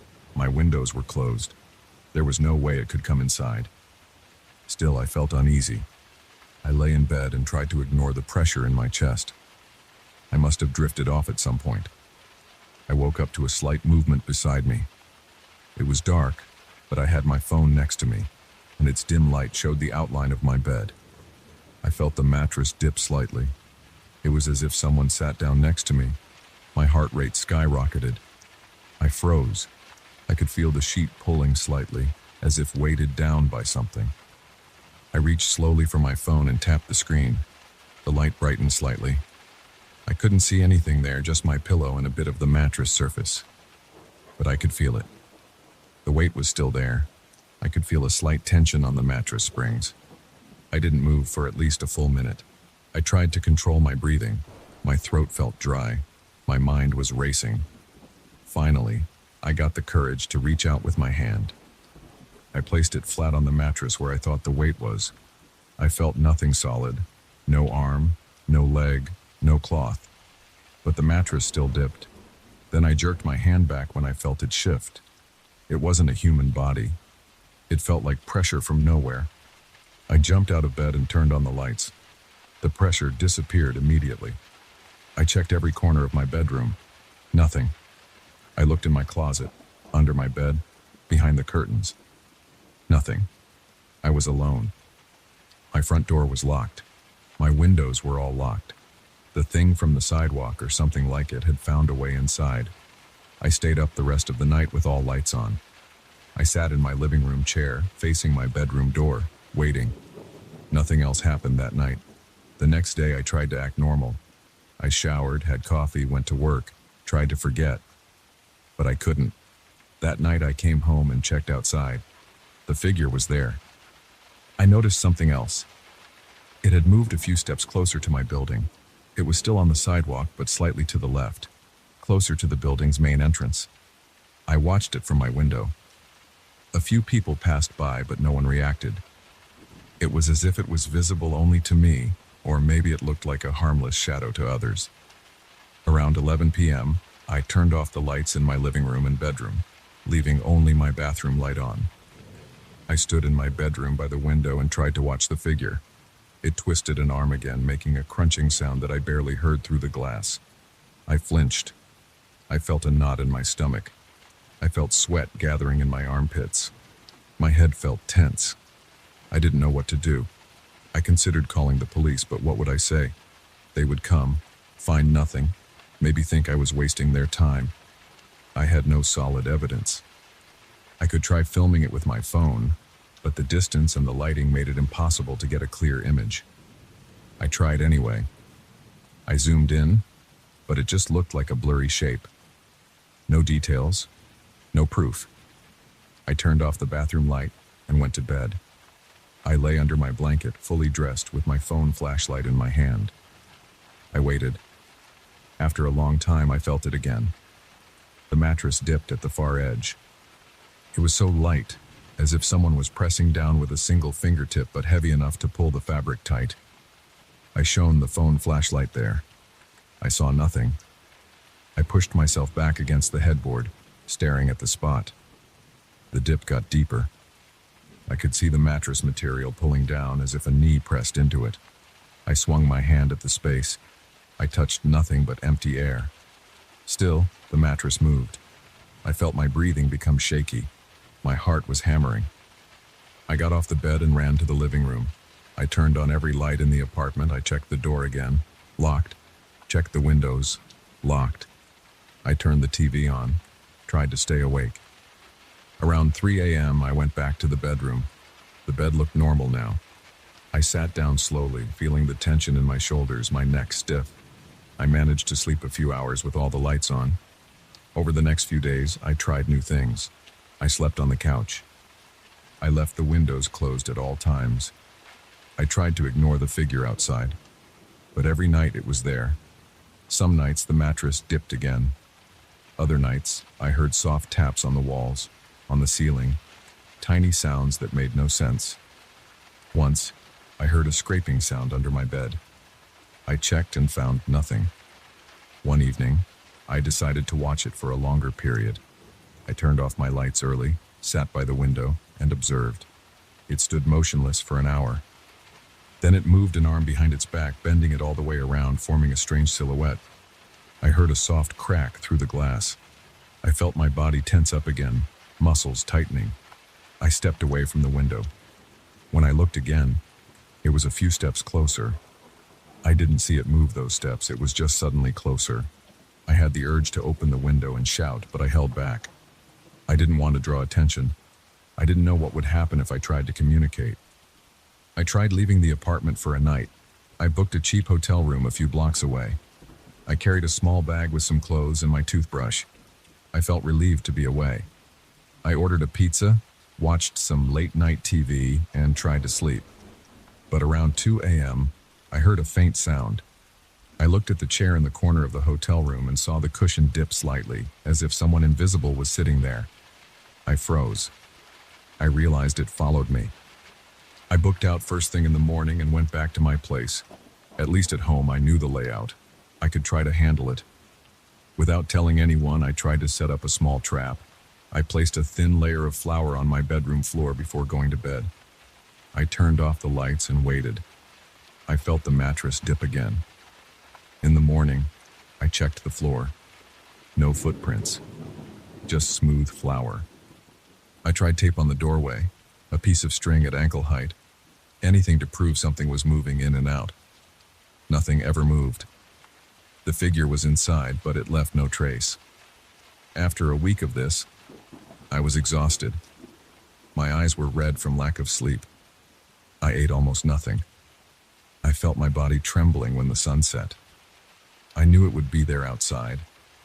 I knew it would come inside when I tried to sleep. I didn't know what it wanted. It didn't harm me. It never touched me, never took anything, never spoke. It just stared, bent its limbs in unnatural ways, and pressed down on my bed or furniture at night. Sometimes I could swear I heard a faint breathing in the kitchen when I got up to drink water in the dark. I started turning on the lights in every room before walking through them. I was careful not to stand near the windows at night. I stopped looking down at the street, but sometimes I caught a glimpse through the corner of my eye. It was always there, waiting, sometimes closer, sometimes farther, sometimes slightly to the left, sometimes to the right. When I looked directly, it stood still. When I looked away, it seemed to change position. I tried sleeping during the day and staying awake all night. It didn't help much. Even during the day, if I closed my eyes too long, I would feel the bed dip. If I stood by the kitchen sink, I would feel a presence behind me, only to turn and see nothing. I checked my door locks 100 times. I tried nailing the windows shut. Nothing changed. I lived like this for some time. I could feel my hands shaking whenever I heard a car passing by outside. I didn't know if I should leave the city or stay. I worried that if I left, it would just follow me again. I avoided telling anyone about it. I knew they wouldn't believe me, and I had no evidence. Now, after many nights of this, I'm sitting in my living room with the lights on. It's late. I know it's down there on the sidewalk. I can't see it directly from here, but it's there. If I turn off the lights, it will come inside again. If I lie down on my bed, it will sit next to me or press down on the mattress. If I close my eyes, I might feel something brush against my skin for a second. If I leave, it will follow me. I have no way to stop it. I have no solution. I just live with it now, trying not to let it break me completely. I do what I can, keep the lights on, keep my eyes open, keep breathing. It's all I can do.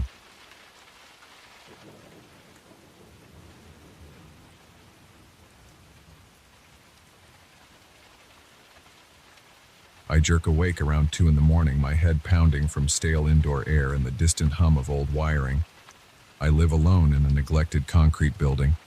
The walls are cracked and the floors are uneven. The paint on the doors is faded and chipped. There are no decorations in the hallways, just old wiring, exposed pipes, and cheap light fixtures. It's a place I chose because it's quiet. I don't like dealing with people. I keep to myself, and nobody here cares. Most of the units are empty. The few neighbors never say much, that's fine. I live on the 3rd floor. My windows face a narrow alley cluttered with broken furniture and rusted trash cans. The smell from below creeps up whenever I open the window, so I keep it shut most of the time. That night I decide to go upstairs to the roof for a breath of fresh air. My apartment feels heavy and stale. The hot water pipes knock once in a while, and there's a low buzz coming from the fluorescent light in my kitchen. I'm wearing old sweatpants and a thin jacket. I slip on my shoes and step into the hallway. The door squeaks. The hallway is dark. One of the lights near the stairwell flickers. The air smells like mold. I hear the distant sound of someone's television through a wall, muffled and distorted. My footsteps echo. I climb the concrete steps to the top floor and push open the heavy metal door that leads to the terrace. There's no one around. The city lights are far below, glowing faintly. I see a few distant rooftops. The sky is cloudy, blocking most of the stars. The roof has a low parapet. There are some old metal chairs thrown to one side and a few empty beer bottles scattered near them. I breathe in and out. The air is slightly damp and cooler than inside. I walk to the edge, lean forward, and look down at the alley. I see nothing unusual there. It's quiet for the moment. I turn around to head back, and that's when I see it. There is something crouched on the parapet. It's about human-sized, maybe a bit shorter, with grayish skin that looks dry and uneven. It's hunched forward, resting on its hands. Its hands don't look normal. The fingers are long and crooked, and the knuckles stick out at strange angles. It's looking right at me. Its eyes are narrow slits with no color inside. They are just dark openings. I feel my shoulders tense and my stomach tighten. My breath catches in my throat. The thing's chest moves slightly, like it's breathing slowly. It doesn't speak or make a sound. I back up a step. My back hits an old ventilation shaft behind me. I smell rust from the metal. I don't know what to do. The creature just stays there, silent. I look at the door, thinking about going back inside, and when I look at the parapet again, it's gone. I didn't see it move. It was there, then it wasn't. The parapet is empty. The old chairs and bottles are where they were. I walk over, slow, and lean over the edge, looking for any sign of it. There is nothing below but dark alleyway and wet concrete. I look around the rooftop. No one is there. It's as if it vanished. My heart is pounding. I'm sweating. I feel stupid standing there. I know I saw it. I can still feel the lingering sense of something watching me. I don't want to stay on the roof. I turn around and hurry back down the stairs. The hallway on the top floor feels colder than usual. The lights are dimmer. I move fast down the steps and reach my apartment door. I go inside and lock it. I check the windows to make sure they're shut. I turn on all the lights. The fixtures hum and buzz. I stand there, breathing hard, listening for anything strange. At first, it's quiet. I go to my bathroom and splash some water on my face. The water runs rusty at first, then clears. My face in the mirror looks tired, my eyes red. I feel a slight tremble in my hands. I can't shake the image of that gray thing. I don't know what it was. It looked human, but not human at the same time. I step into my living room. I try to read something or maybe watch TV, but I can't focus. My mind keeps jumping back to that moment. Then I start hearing something in the walls. It sounds like metal scraping.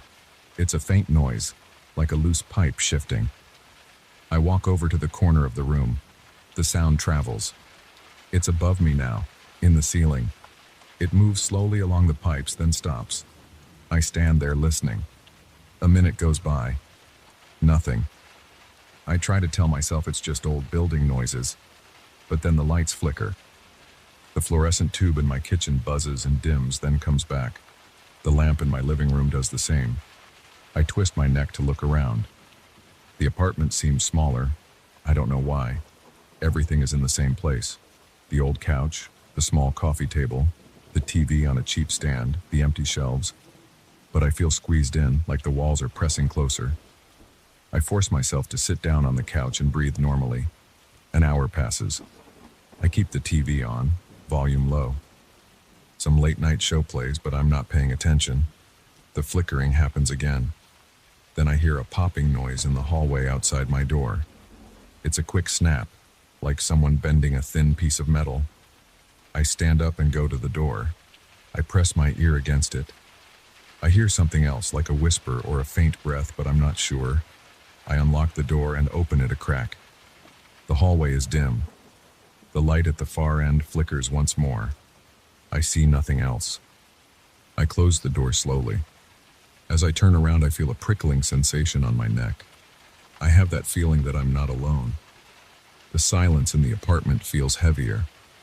I go to the kitchen and open a drawer. I take out a heavy screwdriver. I hold it in my hand.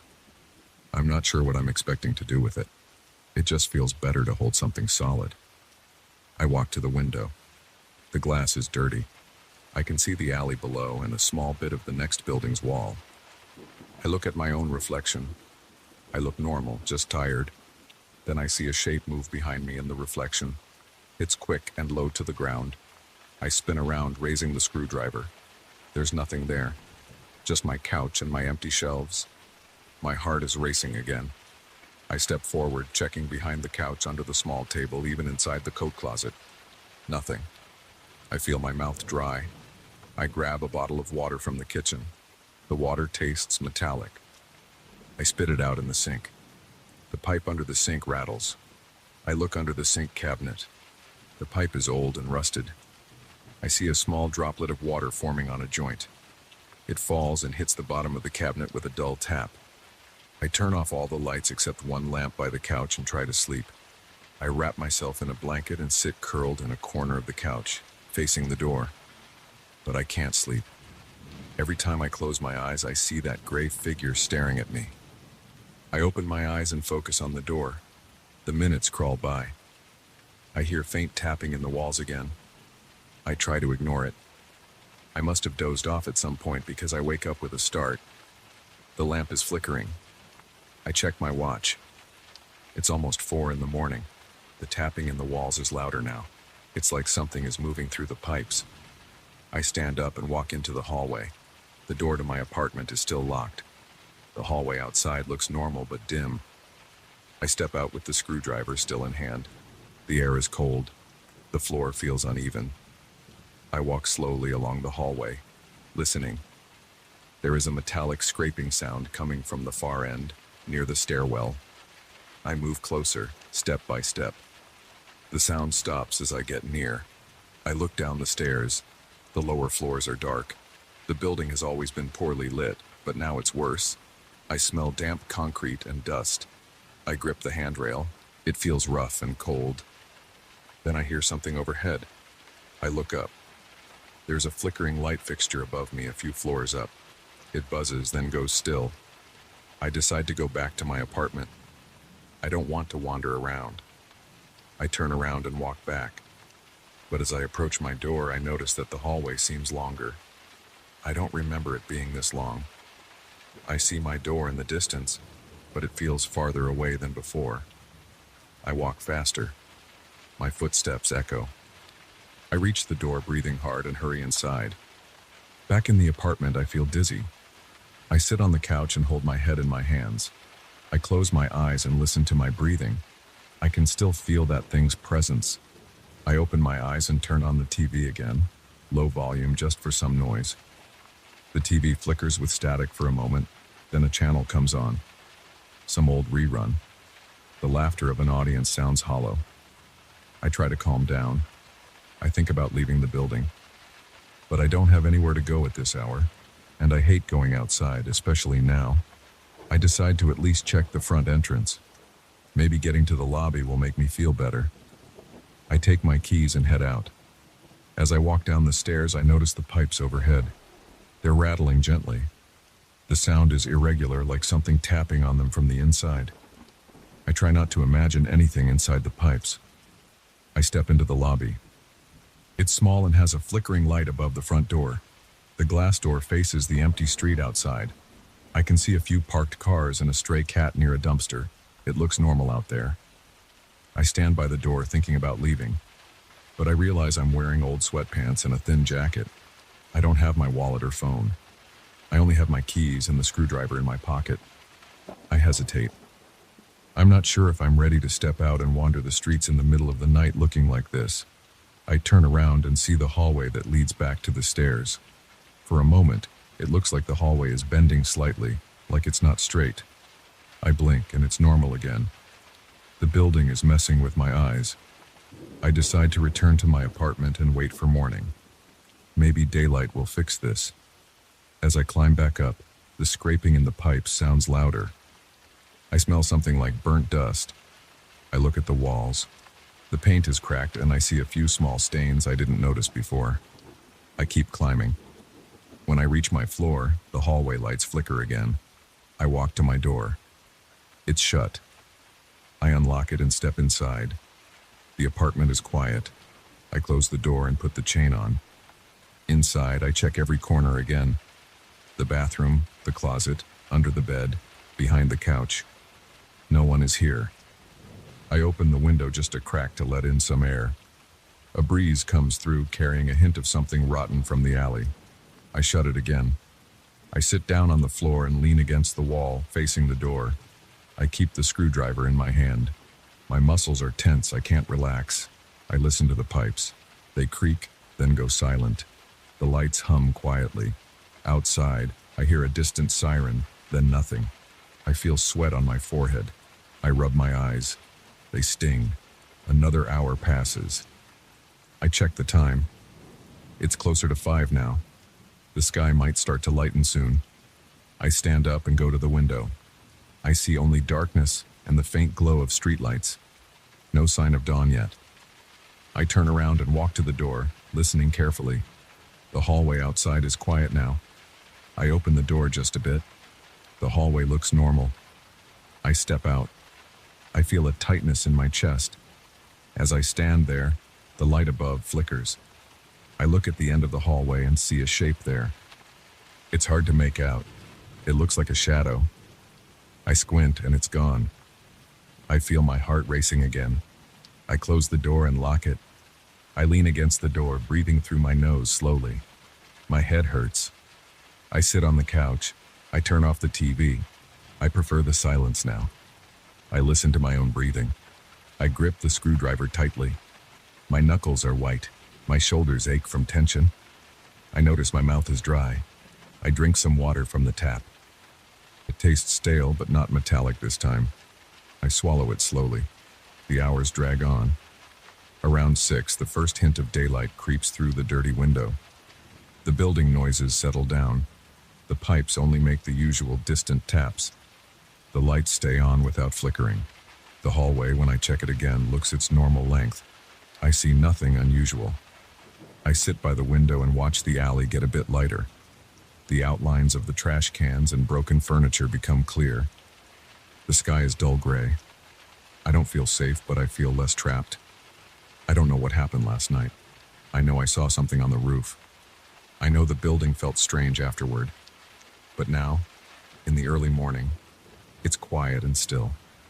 I stand up and stretch. My legs are stiff. I still feel uneasy, like something could appear at any moment. But I force myself to believe that maybe it won't come back. Maybe I can get through the day. I make some instant coffee. It tastes bad, but it's warm and gives me something to do. I walk around my apartment, checking each room again. Everything looks normal in the morning light. I go to the roof once more. I don't really want to, but I have to know if it looks the same. The stairwell smells like old dust. The door to the terrace squeaks when I push it open. The roof is empty. The chairs and bottles are still there. The parapet looks the same. I look over the edge. The city is waking up. I hear a few distant cars, a door slamming somewhere far away. I see no sign of that gray figure. I stand there for a minute, my arms crossed, feeling the cool morning air on my face. I turn back and go downstairs. My hand on the railing is steady now.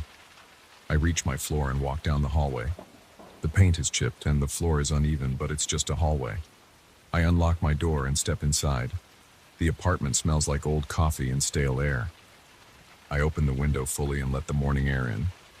It's not fresh, but it's not as heavy as last night. I don't know what that thing was. I don't know why it appeared or why the building felt strange after. I know that I'm tired and on edge. I sit down and try to rest. I'll get through this day. I'll stay here, keep quiet, and hope it never comes back. I try not to think about the eyes without pupils or the scraping in the pipes. I just listen to the city waking up outside and keep my eyes on the doorway, waiting just in case.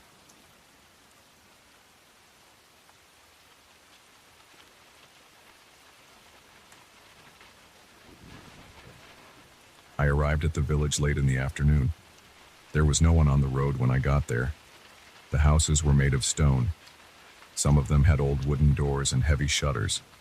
There were no cars and no streetlights.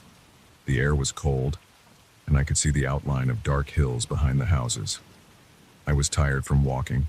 I had a small backpack with a few clothes, a flashlight, and some water. I needed a place to sleep. I found a house that looked empty. Its walls were rough stone, and it had a small wooden door. The windows were set deep into the walls, and the glass was uneven. I tried the door, and it opened.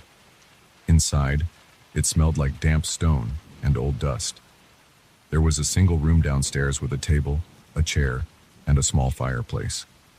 A narrow staircase led to a room upstairs. I climbed the stairs. The upper room had a bed with a thin mattress, a small wooden chest, and a window that faced out toward the hills. The door to the room had a simple latch. The floorboards were uneven and they creaked when I walked. I checked the bed. It was dry enough. I unpacked my things and placed them on the chest. I planned to rest here for one night and then move on in the morning. As the sun went down, I noticed the wind picking up. It rushed through the small gaps in the window frame. The room got colder. I sat on the bed and looked outside. The moon was bright enough to show the outlines of the terrain outside. I saw a few dark shapes near a row of old houses. They looked like people standing around. They did not move. I stared at them for a while. I could not see their faces. I could not tell if they were wearing anything distinctive. After some time, I turned away and looked at the wall. When I looked again, they were gone. Night fell completely.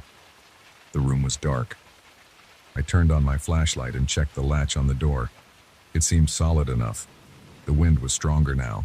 It rattled the window. The glass shook. The wooden frame groaned as if it might crack. I placed the chair under the door handle to feel safer. I had a strange sense that something was off. I had not heard any voices or footsteps, just the wind outside. Then, I heard a low sound outside the window. It was not a voice, but more like a faint humming. I turned off my flashlight and looked through the window. I saw shapes moving outside. They were silhouettes against the moonlight. There were several of them, and they seemed to be swaying. Their arms and legs moved in a slow, steady rhythm. I tried to see their faces. When I leaned close to the glass, I could see their eyes. The eyes looked white. They had no visible pupils, just white surfaces looking straight at me. I pulled back from the window. My heart was pounding. I gripped the windowsill. I took a deep breath. I could not hear words, but I felt like they were chanting something. The sound was too soft and too strange to be anything else. But there were no clear syllables, just a vibration in the air. The wind pushed against the window again. The glass shook. I worried it might break. I looked down at the floor. The boards were old. I thought I felt something under them. It was like a scraping or a scratching. I crouched down and put my ear to the floor. The sound was faint, but it was there. Something was sliding under the floorboards. I imagined an animal, maybe a rat, but it did not sound like small claws. It sounded heavier and more deliberate. I got back up and looked at the door. The chair was still in place.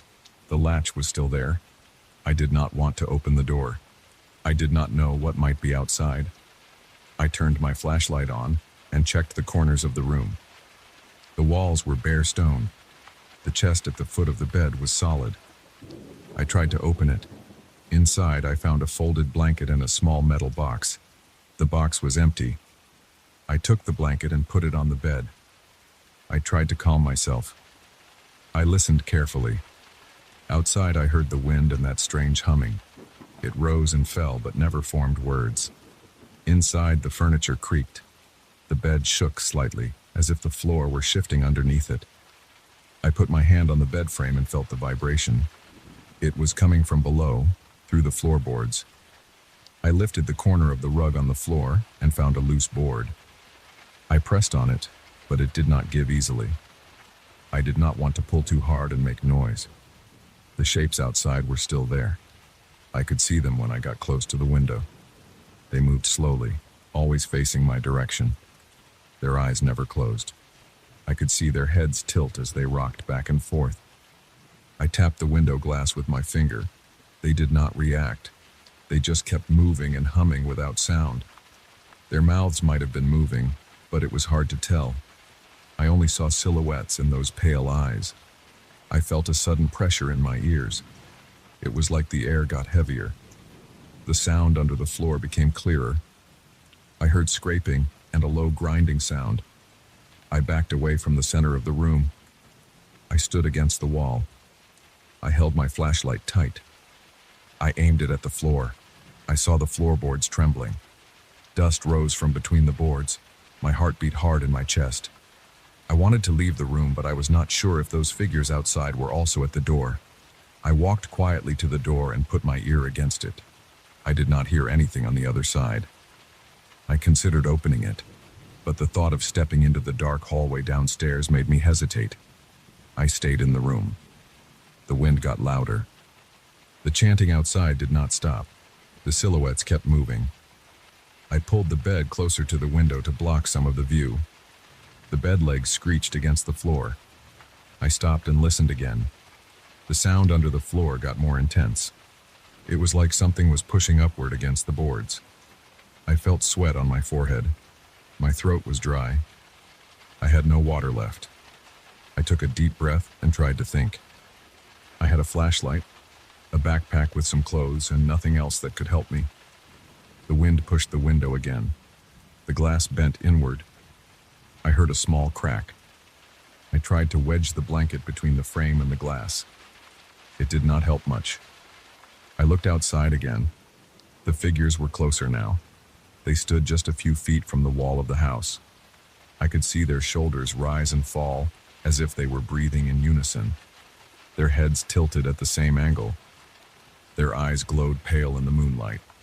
I could see no details of their faces or bodies, just outlines in those eyes. Inside, The furniture creaked.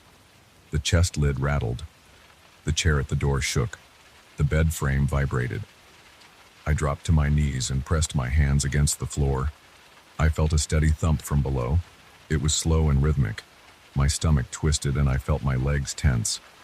I thought about opening the trap door, if there was one, but I had no proof it existed. I only saw a loose board. I tried pulling it up. It lifted a bit but got stuck. I heard a scraping sound from below and I froze. I stood up and pointed my flashlight at the board. I saw small cracks appearing. Dust trickled out. I backed away and stood near the wall. I watched as the board flexed upward by a fraction of an inch. I gritted my teeth and tried to remain quiet. The chanting outside grew louder, or maybe I was just more aware of it. It was still not a real sound, more like pressure in my ears. The wind rattled the window. The silhouette swayed outside. I decided to try the door. I removed the chair and unlatched it slowly. I opened it a crack. The hallway was dark. The staircase led down into total darkness. I listened. I heard nothing inside the house but the creaking of wood and the sound from under the floor. I stepped out into the hallway, holding my flashlight low. The stairs felt uneven under my feet. Downstairs, the main room was cold and empty. I passed my light over the table and chair. They looked the same as before. The fireplace was dark. I checked the door to the outside. It was closed. I tried the handle. It did not move. I pulled harder. It was stuck. I tried pushing it. Nothing.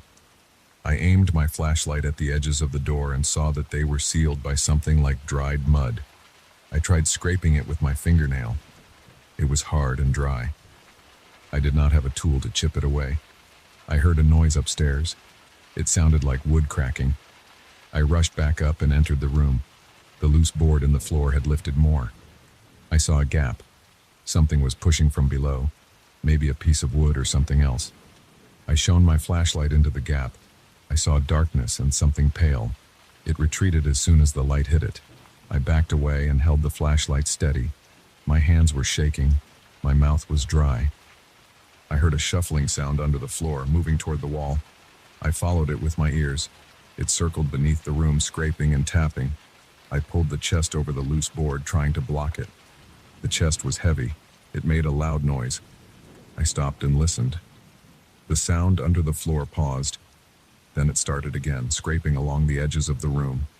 The chanting outside got stronger. I could almost feel it vibrating in my head. I gripped my flashlight and stared at the window. The silhouettes were pressed against the wall now. Their eyes were looking directly into the room. I could see no mouth movement, but I sensed their humming more clearly. I tried not to look at their eyes. They seemed to glow. The wind grew louder, and I thought the window would break at any moment. I felt a sudden yank from below. The chest moved slightly. I pressed my foot against it, but it shifted again. Whatever was under the floor was pushing upward. The floorboards made a cracking noise. I looked around for something else heavy. The bed was lighter than the chest. The chair was too small. I considered leaving the room again, but I had nowhere to go. The downstairs door was sealed, and I did not know if the other rooms offered any escape. If there were windows downstairs, they might also be stuck. I remembered the stone walls outside. The entire place felt sealed off. I leaned on the chest with all my weight. I felt vibrations through my arms and legs. My heart was pounding. My breath came in short bursts. The silhouettes outside began to tap on the window. The glass rattled under their tapping. It sounded like fingernails on glass. I saw small cracks form.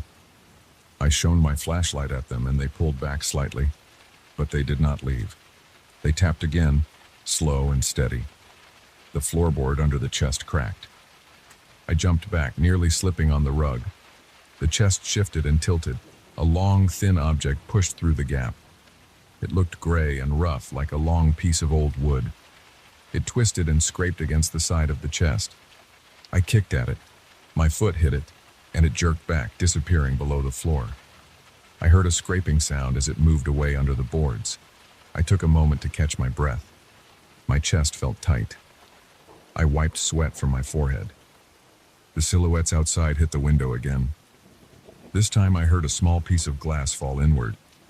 I saw a tiny hole where the glass had cracked. Cold air rushed in. I saw one of those pale eyes peering through the hole. I stepped back, holding the flashlight. I tried shining it into that eye. The shape outside flinched and moved away from the hole. I realized the light bothered them. I kept the flashlight aimed at the window. Under the floor, the scraping moved toward the corner. I heard a thumping sound, then silence. I stood there, aiming the flashlight at the window, waiting. The chanting outside never stopped. The silhouettes kept swaying, but they stayed a bit away from the hole in the glass. They tapped the frame of the window instead, testing it. I kept the light on them, forcing them to keep their distance. I wondered how long the batteries in my flashlight would last. I tried not to think about that. The wind grew stronger. The roof beams creaked. Dust fell from the ceiling. I had to stay focused. I could not sleep. I paced around the room. I checked the gap in the floor again.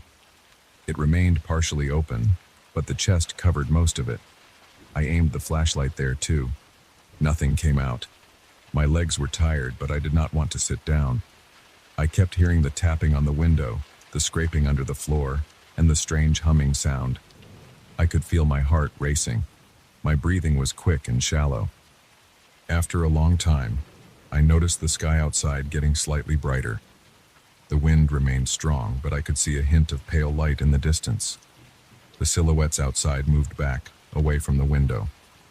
They seemed to be fading into the shadows near the other houses. Their humming eased. I watched them step away, leaving the immediate area outside the window empty. The tapping stopped. Under the floor, I heard one last scrape and then silence. I waited, holding the flashlight on the gap, but nothing emerged. I listened to the wind. It was still strong, but without the chanting, it sounded normal. I approached the window and looked outside. I saw empty space and the outlines of stone houses. The silhouettes were gone. The only sound was the wind whistling through cracks in the walls. I decided to try the door downstairs again. I left the room, went down, and examined the seal around the door. With enough force and a piece of broken chair leg, I managed to chip away at the dried mud. After several minutes of work, the latch moved. I pulled the door open. Cold morning air rushed in. The street was empty and quiet. I looked around and saw no figures, no eyes, no movement. I stepped outside, leaving the house behind. I felt relief that the open air was around me again. I walked away, not looking back at that window or the gap in the floor. I kept walking until I reached the edge of the village. I did not see anyone or anything strange. It was just an old place of stone and silence. I kept moving, determined not to spend another night there.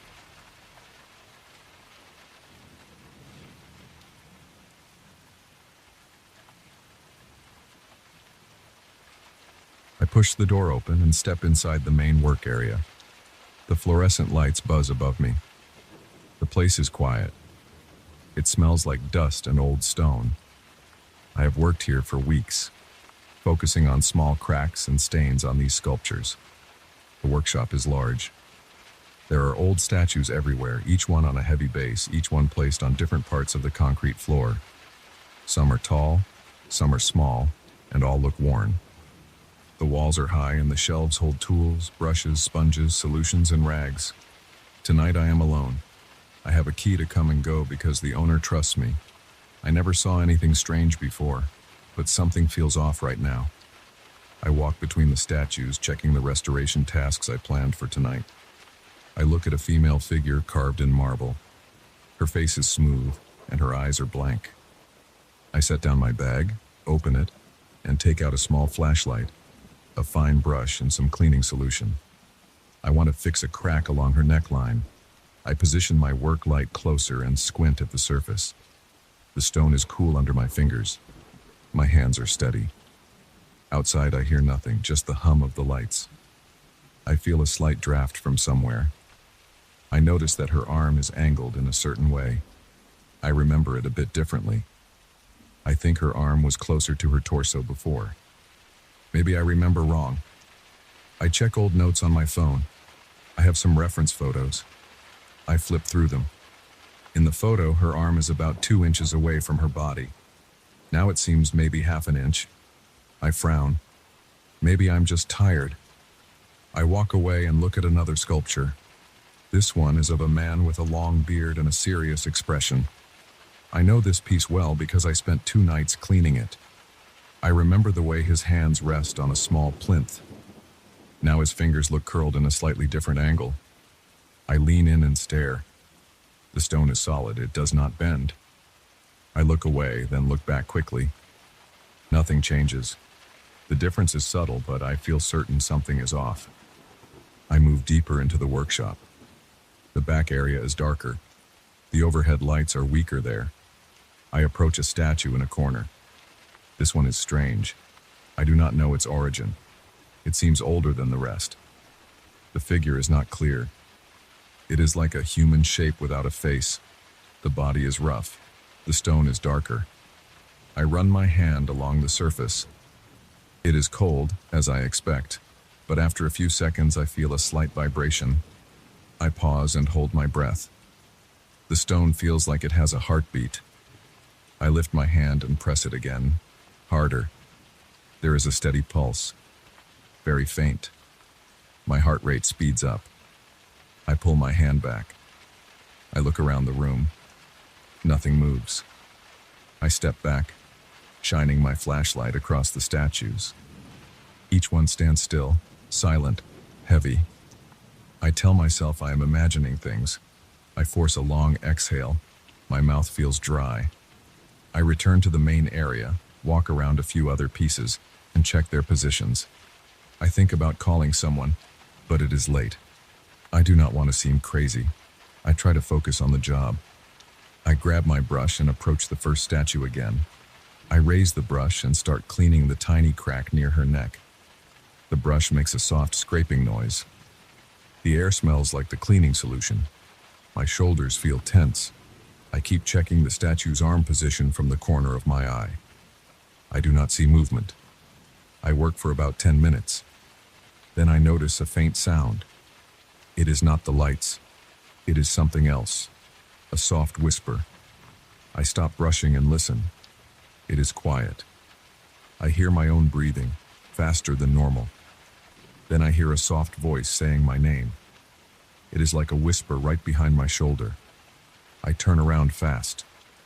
There is no one, just rows of statues, some draped with cloth covers, some uncovered. My palms sweat. I wipe them on my pants. I say nothing. I listen again. There is no whisper now. I pick up my flashlight and walk slowly toward the center of the room. I point the beam at each sculpture. Their stone faces stare ahead, blank and stiff. I stand there, heart pounding, waiting for something. Nothing moves. I decide to test something. I stand a few feet away from a sculpture I know well. It is a male torso without a head, just shoulders and chest. I remember its exact position because I measured it when I restored a crack near the collarbone 2 nights ago. I look away for a moment, then look back. The torso seems angled a bit more to the side. Maybe it is the angle of my flashlight. I step closer and crouch. I look at the dust on the floor. There are no footprints, no drag marks. The statue's pedestal is heavy. I cannot move it easily by hand. I reach out and touch it. The stone surface is cold and still. I wait, shining the light along its edge, but I do not see movement. I stand up and try to calm down. I think about leaving. Maybe I am too tired to work. My head feels light. I decide to finish one small job and then go home. I move to a statue of a pair of hands clasped together.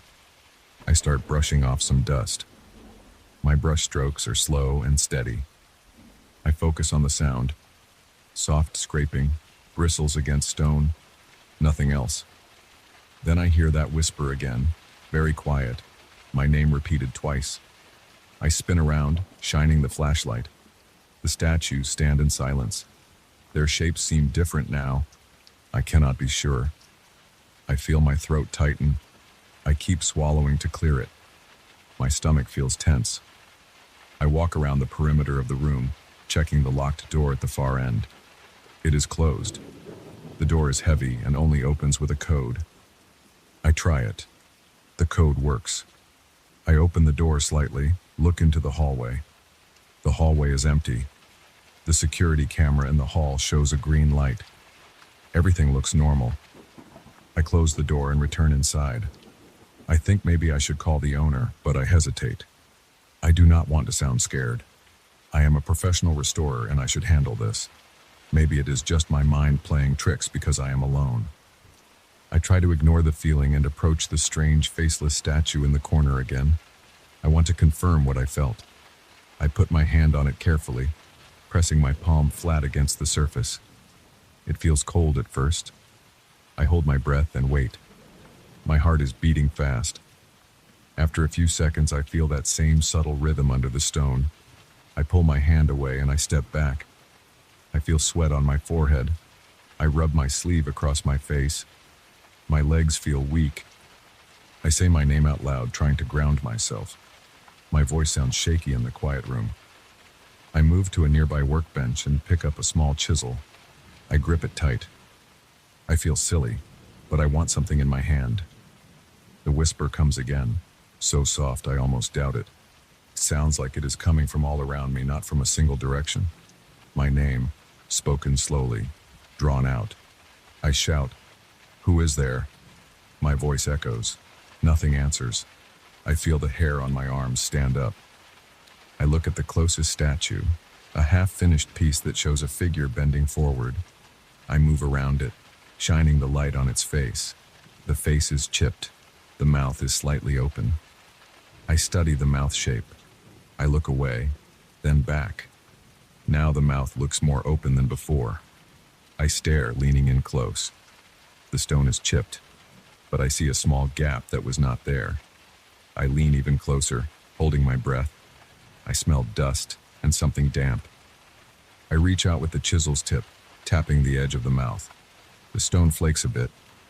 Then I feel a slight movement under my fingertips, like a tiny shift. I jump back and almost lose my footing. I back away, shining the flashlight around. Every statue seems different now. Their arms and torsos and faces are not exactly the same as before. I cannot catch them moving. But whenever I look away, something changes. I try blinking fast, hoping to catch a shift. I see nothing move, but each time I look again, something is off. A head turned a fraction to the left, a hand raised a bit higher. My breathing is shallow. I can feel my heart pounding in my chest and neck. I take out my phone and try to record a video. I hold the phone in front of me, walking slowly around the room, filming the statues. I speak quietly to record a note. I'm in the workshop. Something is happening. The statues, they are moving when I'm not looking. My voice sounds unsteady. I stop recording and play the video back. On the screen, they look the same, unmoving. I stare at the video. It shows nothing strange. I feel frustrated and scared. I do not know what to do. I decide to try something else. I set my flashlight on a shelf, pointing it at a sculpture. I step back and turn my body away, but keep my ears open. I hear a soft scraping noise, very light, like stone against stone. My heart jumps. I turn around fast. The statue's arm is in a new position. I'm sure of it now. I did not imagine this. I pick up the flashlight and approach the statue. The stone is solid. The arm angle has changed. I feel my face getting hot. I mutter curses under my breath, walking around in circles, shining the light everywhere. The whisper returns, calling my name. I try to locate it.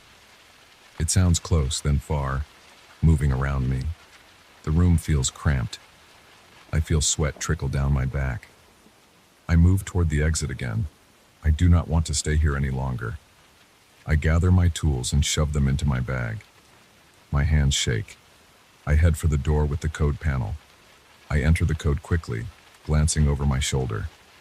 The statues stand still, but I feel them watching me. The latch clicks. I pull the door open. Before I leave, I shine the flashlight one last time across the workshop. I see one of the statues at the far end. a tall one with a missing arm now leaning slightly forward. It was upright before. My stomach tightens. I step into the hallway, pulling the door closed behind me. I lock it. My hand hovers on the lock. I hear a muffled scraping sound from inside. My throat is dry. I swallow hard. In the hallway, the fluorescent lights are steady. I breathe a bit easier, but my heart is still racing. I walk toward the exit of the building. My footsteps echo on the tile floor. I reach another door that leads outside. The air in the hall smells cleaner, less stale. I rub my face with my free hand. My shirt sticks to my back. I feel a slight tremble in my legs. I think about what I saw. I do not understand it. I do not know if the statues will stay like that or if they will return to their original positions by morning. I just know that I cannot go back in there right now. I pass by a small storeroom and pause. I could check more rooms to see if anything else is strange, but I decide against it. I do not want to see anything else. I head straight to the main exit. When I push the door open and step outside, the cool night air hits my face. I breathe it in, trying to steady myself. The streets are quiet. I hear a distant car passing somewhere. The building behind me is silent. I stand there, bag over my shoulder, my mind racing. I think about calling the owner now. I hesitate. He will ask if I am okay. I do not know what to say. I might say there are strange noises or that the statues seem unstable. I do not want to sound irrational. I decide to go home. I can return tomorrow with someone else. I can ask a coworker to come and check. I can pretend I need help moving a piece. I will watch their reaction, see if they notice anything. Right now, I just want to leave this place behind for a while. I walk down the quiet sidewalk, feeling the tension in my neck and shoulders. I try to keep my breathing steady. My face feels hot, and I keep wiping my palms on my pants. I remember the feeling of that strange statue's surface, the steady pulse. I remember the whispers saying my name, the arm that moved when I turned around, the shifting expressions. I look back at the building once. The windows are dark. The big steel door is closed. I cannot see inside. I imagine the statues standing there in silence, unmoving, their blank eyes pointed at empty space. I turn away and keep walking. I reach my car and unlock it. I climb in, close the door, and lock it. I lean back in the seat, breathing hard through my nose. My hands grip the steering wheel. I can feel my heart still beating fast. I start the engine and drive away, checking the rearview mirror several times, half expecting to see something behind me. The streets are empty and quiet. The workshop is out of sight now. I shake my head and try to think of something else, anything else, but I keep feeling that pulse under the stone, that subtle vibration, and I keep hearing that whisper. It will be hard to sleep tonight.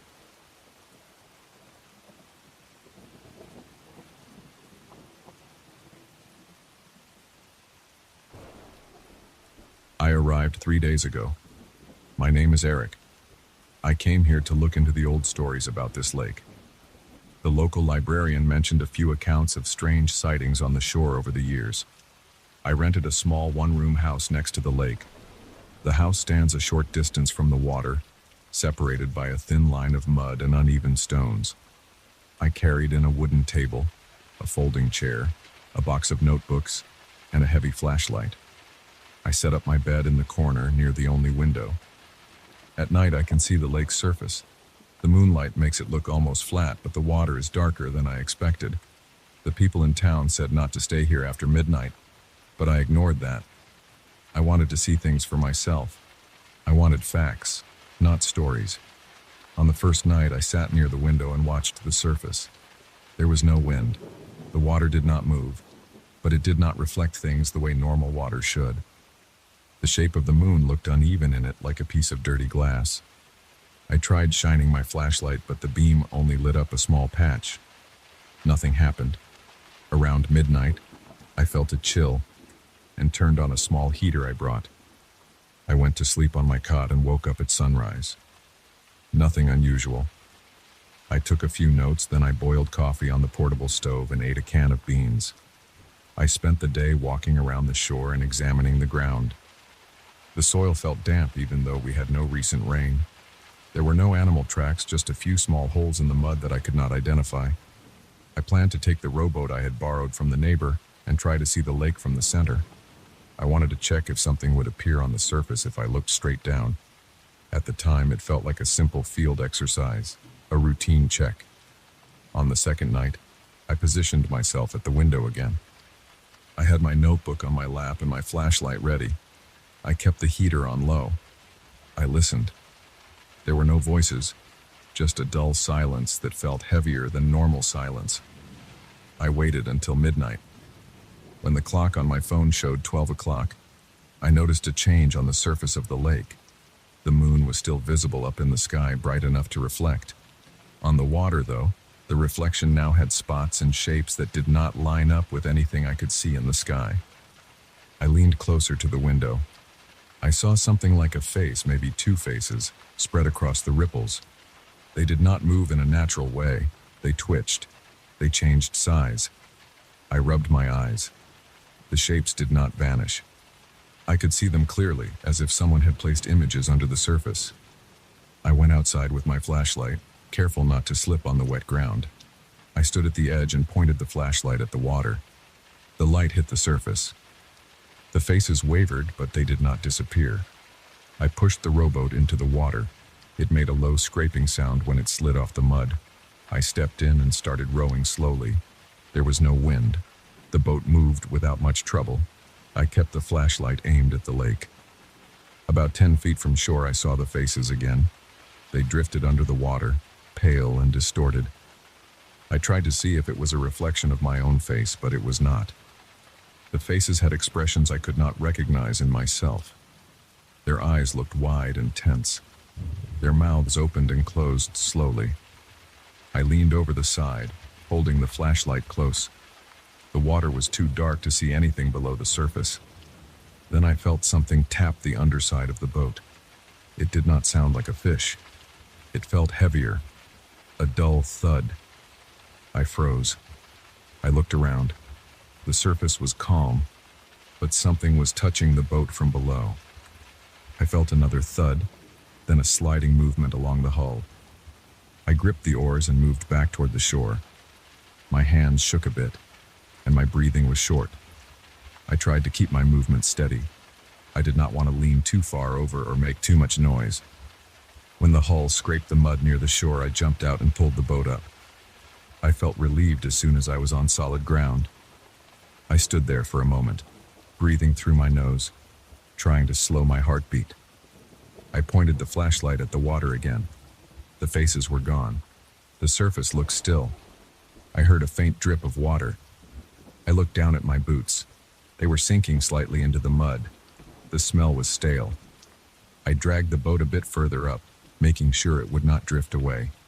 Then I walked back to the house, shining the flashlight on the ground to avoid stepping into a hole. When I opened the door, I noticed something strange. The floor was damp. I had left the door locked and the window shut. I looked for leaks but found none. Then I saw something on the floor.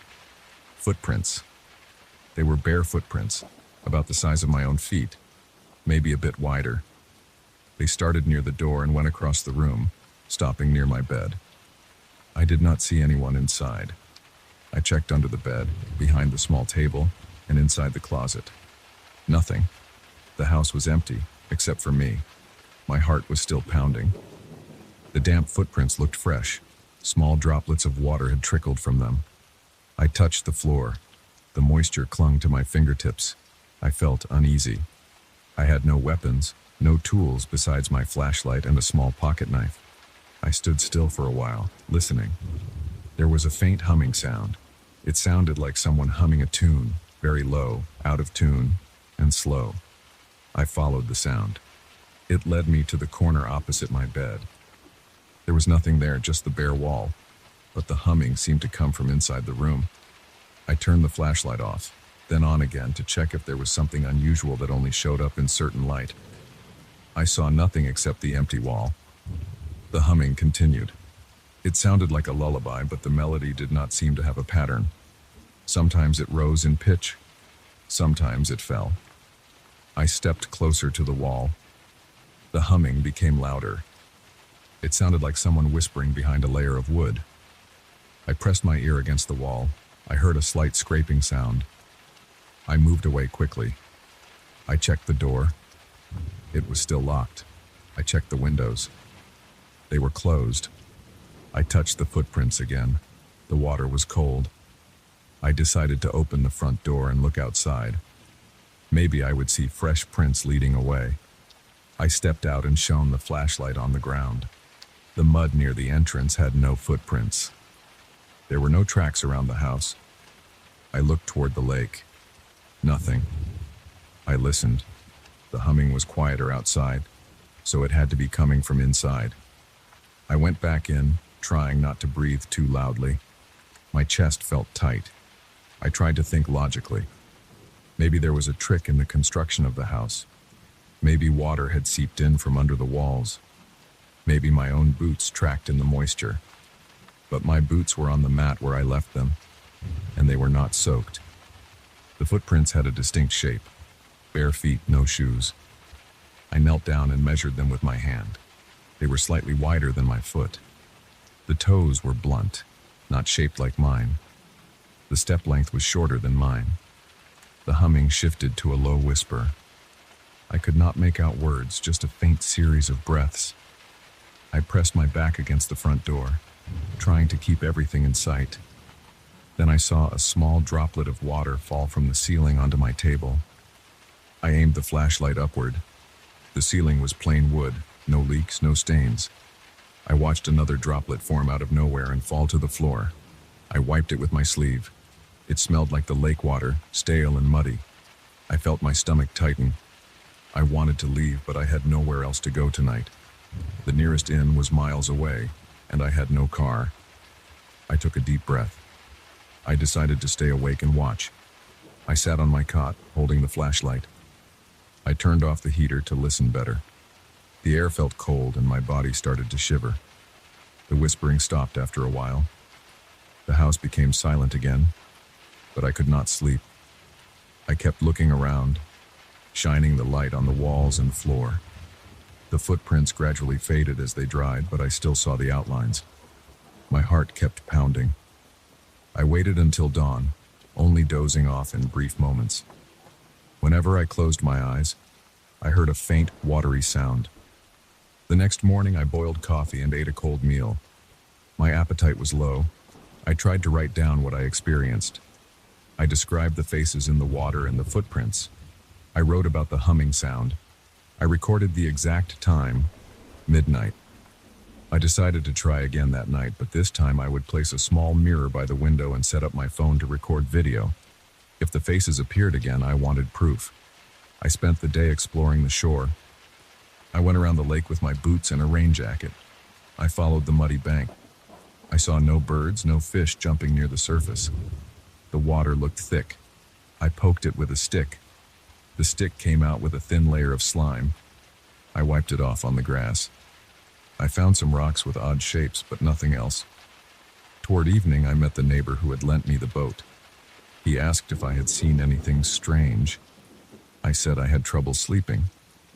He nodded, said something about how people never stay long in that house. I tried to ask him more, but he only shrugged and said he had chores to do. I returned to the house before sundown and set up my phone on a small tripod inside, near the window. I placed the mirror on the sill, angled so that it would show me what was outside even when I was not looking directly. I tested the camera, making sure the lens could see the reflection of the lake.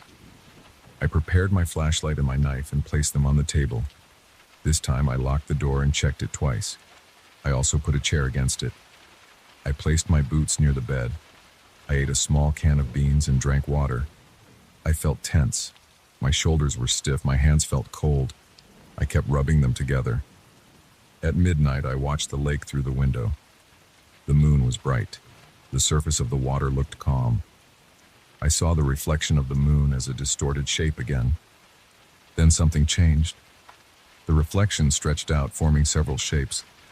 I focused the camera on it, making sure it recorded. I saw the faces again, but this time, there were more of them. They seemed to drift from one side of the reflection to the other.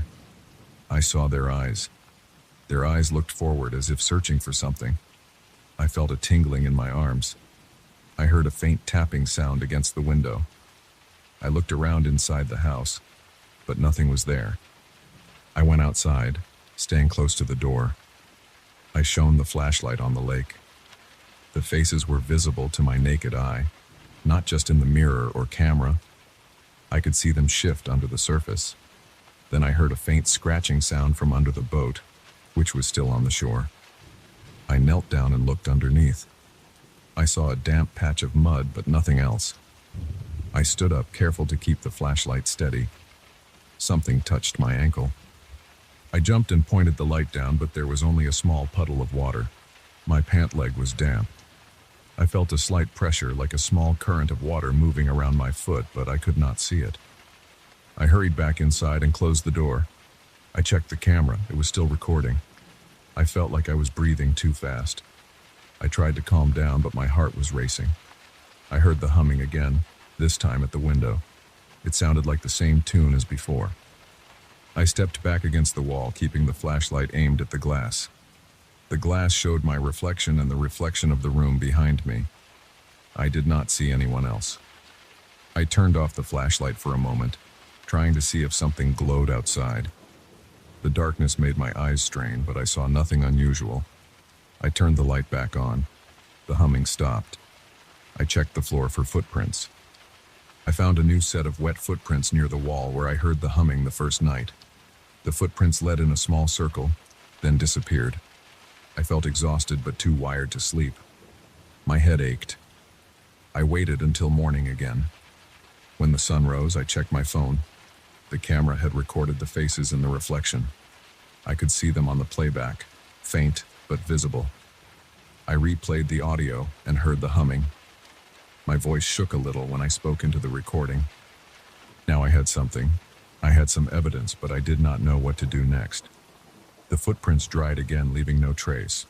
The humming never sounded during the day. The lake looked ordinary in the sunlight. I thought about leaving, but I wanted more proof. Maybe I could get samples of the water, maybe I could record from the boat. But the idea of going out on the lake again made my chest feel heavy. I remembered the tapping under the boat. I remembered the damp footprints in my house. The smell of stale water lingered inside even after I opened the window. I decided to stay one more night. I tried to rest during the day, lying on the cot with my eyes closed. I could not sleep well. I kept hearing faint watery sounds every time I drifted off. By late afternoon, I was jumpy. My breathing was shallow and my hands were shaking when I tried to hold a pen. I took a walk around the lake again, hoping to clear my head. I saw nothing unusual. No wildlife, no people, just the dark water and the muddy shore. When I returned, I prepared everything again. Flashlight, knife, camera, mirror. I locked the door. I considered blocking the window, but I needed to see outside. At midnight, the faces returned. They were clearer. I saw their eyes moving, their mouths opening and closing. I felt a vibration in the floor. I pointed the flashlight at the walls. The humming started again, louder and off-key. I gripped the knife. I stepped toward the wall. The humming sounded close to my ear. I held the knife out, but I felt nothing solid. The sound passed through the room. My heart pounded. My palms were sweaty. The door rattled slightly. I yanked it open and shone the light outside. Nothing was there. I closed it again, breathing hard. I realized my shirt was damp with sweat. The humming faded, replaced by a slow, dripping sound at the window. I turned and saw a single droplet of water running down the inside of the glass. I touched it. It was cold and smelled like the lake. I jerked my hand away. I checked the camera. It was still recording. I sat down on the cot, holding the flashlight and the knife in my lap, and waited for sunrise.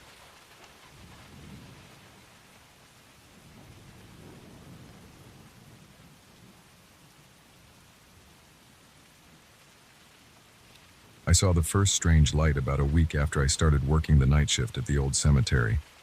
It was a small, pale flicker near a row of cracked headstones. I remember turning my flashlight on it and seeing it vanish. I did not tell anyone about it. I did not want them to think I was nervous or weak. I decided to keep watching and not say anything. I had no idea what was coming. I work alone. My shift starts around 10 at night and ends when the sun comes up. There are no visitors after dark. The cemetery is surrounded by a tall iron fence. The gates stay locked. The ground has uneven patches of grass, old paths made of loose gravel, and a few mausoleums. The headstones are worn. Many names are hard to read. I carry a flashlight and a small radio that connects me to a security office a few blocks away. I do not get many calls. Nobody usually tries to enter the cemetery at night. That night I started my rounds at the north end of the cemetery. There is a long row of old graves there, some from the early 1900s. The light from the nearby street lamps barely reaches that area. I use my flashlight to check for any signs of trespassers. I do not expect to find anyone. There are never any new burials. The place feels forgotten. The soil is dry. The air smells like dirt and old leaves. There is a slight breeze. I can hear it passing through the fence. I walk slowly and check each section. My boots make a dull sound on the gravel. After about an hour, I begin to notice small, pale lights again. They are not strong or bright. They move in a slow, uneven way, like someone shining a weak flashlight through a fog. I cannot see a source. They hover a few feet above the ground, shifting between the headstones. When I aim my flashlight at them, they fade or disappear. When I move the beam away, they seem to return. It makes no sense. I try to ignore them and continue my patrol. A while later, I hear soft sounds I cannot explain. It reminds me of voices, but the words do not form any language I know. They are low and muffled. I try to listen carefully. It seems to come from the ground around the graves. I crouch near a headstone and hold my breath. I can hear something that sounds like whispers. They are too faint to understand. They do not sound like a radio or an echo. They do not stop when I move closer. Instead, they grow quieter, as if shrinking away. When I step back, they rise again. They seem to argue or discuss something, but I cannot catch a single clear word. There is no obvious direction. The whispers shift from one place to another. It feels like they are all around me. I feel my chest tighten. My breathing becomes shallow. My hands grip my flashlight too hard. I try to stay calm and check my radio. There is no reason to call anyone yet. There is no intruder, no damage. Just strange lights and odd sounds. I walk along a row of tombstones, shining my flashlight over each one. The inscriptions are faded. The stone surfaces feel cold to the touch. My fingers are stiff, and my heart is beating faster than normal.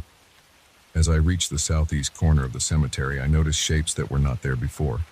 They stand about the height of an average person. They have no faces. They have no visible features.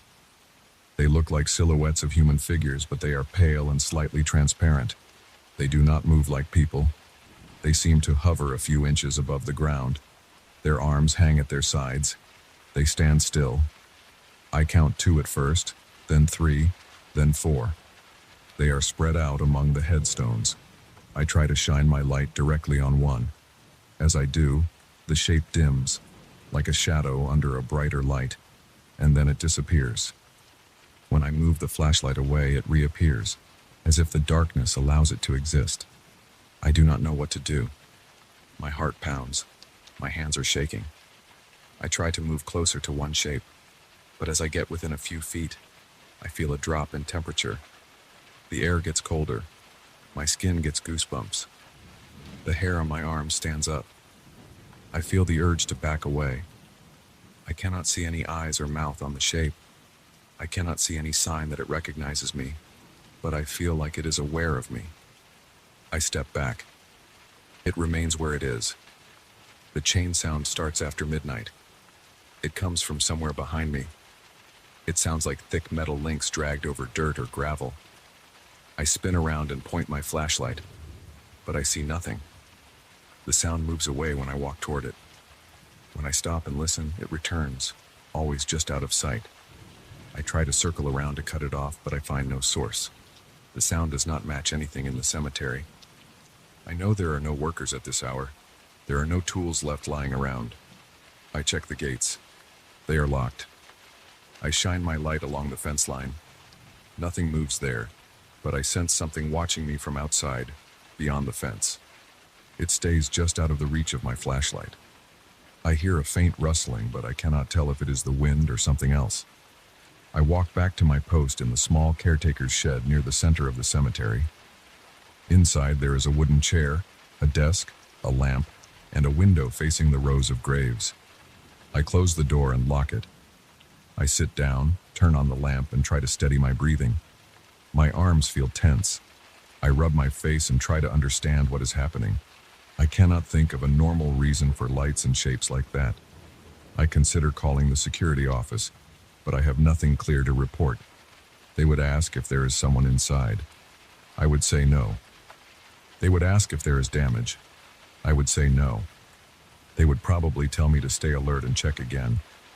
I stand up and walk outside again. The lights are still there, drifting and pulsing between headstones. The voices are still whispering. The shapes are still standing among the graves, shifting around when I do not look directly at them. I walk slowly along a path toward the north side. My steps feel heavy. My eyes water from the dryness in the air. I keep the flashlight beam low to the ground. The gravel crunches under my boots. I try not to make noise. I try to listen carefully. The wind picks up a bit. It feels colder than before. I can feel the chill on the back of my neck. It feels like cold fingers pressing against my skin. I shrug my shoulders and keep moving. The whispering grows louder as I approach a cluster of old graves near a twisted tree. The voices do not form real words. They are just low sounds like distant muttering behind a wall. I try to find a pattern. I fail. I shine the flashlight over each headstone. They are weathered and covered in faint moss. I try to wipe one stone clean with my glove, but the moss sticks to the surface. I give up and keep moving. When I turn around, I see one of those faceless shapes near the fence. It hovers close to a tall headstone. I move toward it, and it glides backward, staying just out of reach. When I stop, the shape stops. I try to circle around it. The shape moves to keep the same distance. I have a strange feeling in my stomach, like I should not get closer. My breathing is shallow. My hands are sweaty. I consider turning on my radio and asking if anyone else has reported strange activity. Maybe someone else has seen this. But then I realize no one else is here. The security office would think I am seeing things. I lower the radio and decide to wait and see if this stops on its own. I keep walking and reach the western side of the cemetery. The chain sound returns, closer now. I can hear it scraping against the ground. I shine my flashlight in the direction of the sound. I see a patch of gravel shifting slightly as if something invisible is passing over it. I step closer. The sound stops. I step back. The sound starts again, moving behind me. I spin around. Nothing. My heart is pounding in my ears. My teeth are clenched. I grit them so hard it hurts. I look beyond the fence. There is a street out there with a few dim streetlights, some parked cars, silent buildings in the distance. I can sense something behind the fence, but I cannot see it. I feel watched. I move closer to the fence, shining my light between the bars. I see nothing unusual, but I feel like something stands just outside the beam of the flashlight, waiting for me to look away. I hold the light steady. My arm gets tired. My neck stiffens. I stand there for several minutes, but nothing shows itself. I turn around and face the graves again. The pale lights drift among the headstones. The whispering continues. I walk among them, checking for any loose stone or fresh soil, anything that could explain noise. I find nothing. The ground is old and firm. The stones are all decades old. I see no footprints besides my own. The shapes keep their distance. If I approach them, they fade. If I move away, they reappear. By now, my body feels on edge. I feel tension in my shoulders and neck. My back hurts. My mouth is dry. I have not spoken to anyone all night. I try clearing my throat just to hear a normal sound. My own voice sounds strange to me in this silence. I say a few words to myself. Stay calm. Stay here. The sound of my voice makes me jump a little. I feel foolish. I move toward the caretaker's shed again. I check the time on my phone. It is only a little past 2 in the morning. I have hours until dawn. I do not want to stay cooped up in the shed. I do not want to make a scene by calling for help. I try to think of a plan. Maybe I can walk the perimeter in a steady pattern. Maybe if I ignore these lights and shapes, they will vanish. Maybe I can focus on something practical, like checking the fence locks or making sure no one has tampered with anything. I walk the perimeter, shining my flashlight along the fence line. The iron bars are cold to the touch. The lock on the main gate is secure. I check the side gate. It is locked too. I see no breaks in the fence. The street outside is quiet.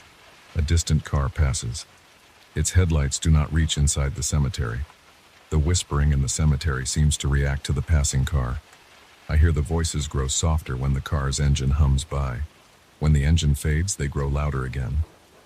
I return to the main area with the oldest graves. The lights move slowly around me now. They do not dart away as fast.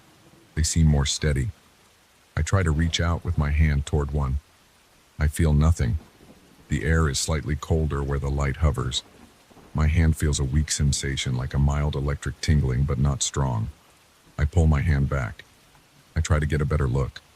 The light has no clear shape or center. It is just a pale glow, like a small area of dim light suspended in midair. The whispering and the chain sound continue in the background. I cannot trace them to a single place. They seem to move around the cemetery at random. Sometimes the chain sound comes from behind me, sometimes from ahead. The whispers come from below, above, or behind the stones. I check inside one of the small mausoleums. The door is locked. I shine my light through a vent. The interior looks empty and dusty. No sign of anything unusual. I listen. The whispers are muffled here, not as strong. As I walk back outside, I notice one of the shapes drifting closer. It stops about 10 feet away and hovers near a statue of a robed figure.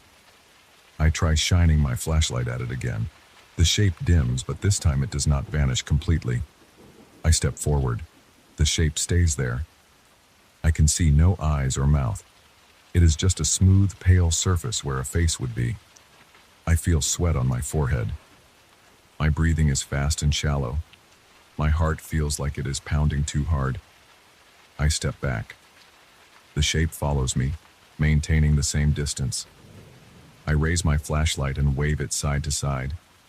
The shape moves around the statue to keep it between us. I walk left. The shape moves right. I walk right. The shape moves left. I feel like it is studying me, but I cannot be sure. My head hurts. My legs feel stiff. I decide to head toward the shed again. As I turn my back, I hear the chain sound behind me. I spin around. The shape is gone. The chain sound is gone. The pale lights still drift around, but now a few have moved toward the fence as if being drawn to something outside. I realize I have been clenching my jaw so hard that my teeth ache. I relax my face. I wipe my forehead with my sleeve. I walk at a steady pace toward the center of the cemetery. The whispering follows me. When I stand still, the whispers seem to circle around, moving from one cluster of headstones to another. I try stomping on the ground to see if it affects them. It does not. I kick a small rock. The sound of the rock rolling on the gravel is normal. The rest of the cemetery is not normal. I cannot explain any of it.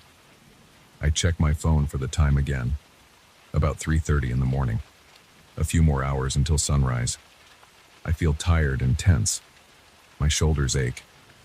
I consider calling the security office, but I realize I still have nothing concrete to tell them. Strange lights, whispering, shapes with no faces, chain sounds. They would not believe me. I would sound unstable. I decide to wait. Maybe when the sun rises, these things will leave. I spend the next hour walking in slow circles around the cemetery. I keep my flashlight moving, checking every corner, every row of graves. The shapes do not approach me again, but I see them drifting in the distance. The lights fade and return. The whispers do not stop. The chain sound appears and disappears. Occasionally, I feel something like a light touch on my back or neck. But when I turn around, I see nothing. The cold air makes my eyes water. My fingertips feel numb. By the time the sky starts to lighten, I feel exhausted. The pale lights begin to fade. The whispering grows quieter. The chain sound stops entirely. The shapes become harder to see as more light enters the cemetery. I walk to the fence and look outside. The street is still empty. I feel like the presence outside is gone. I cannot prove it, but I sense nothing there now. When the sun finally rises, I see nothing unusual. The graves are just stone markers. The wind is just a breeze. The ground is dry and quiet. I unlock the caretaker's shed, enter, and sit down. My shift ends soon. I will leave this place to whoever comes next. I do not know if I will talk about this. There were no trespassers, no damage, no actual confrontation. Just a long night full of things I cannot name. I will return tonight and see if it happens again. I cannot avoid it. This is my job. I just hope the next night will be quiet. I doubt it, though. After what I saw, I do not think these things are gone for good. They are just out of sight, waiting until it gets dark again. I can still feel the tension in my body, and I still remember the sound of those chains. It will be hard to relax now.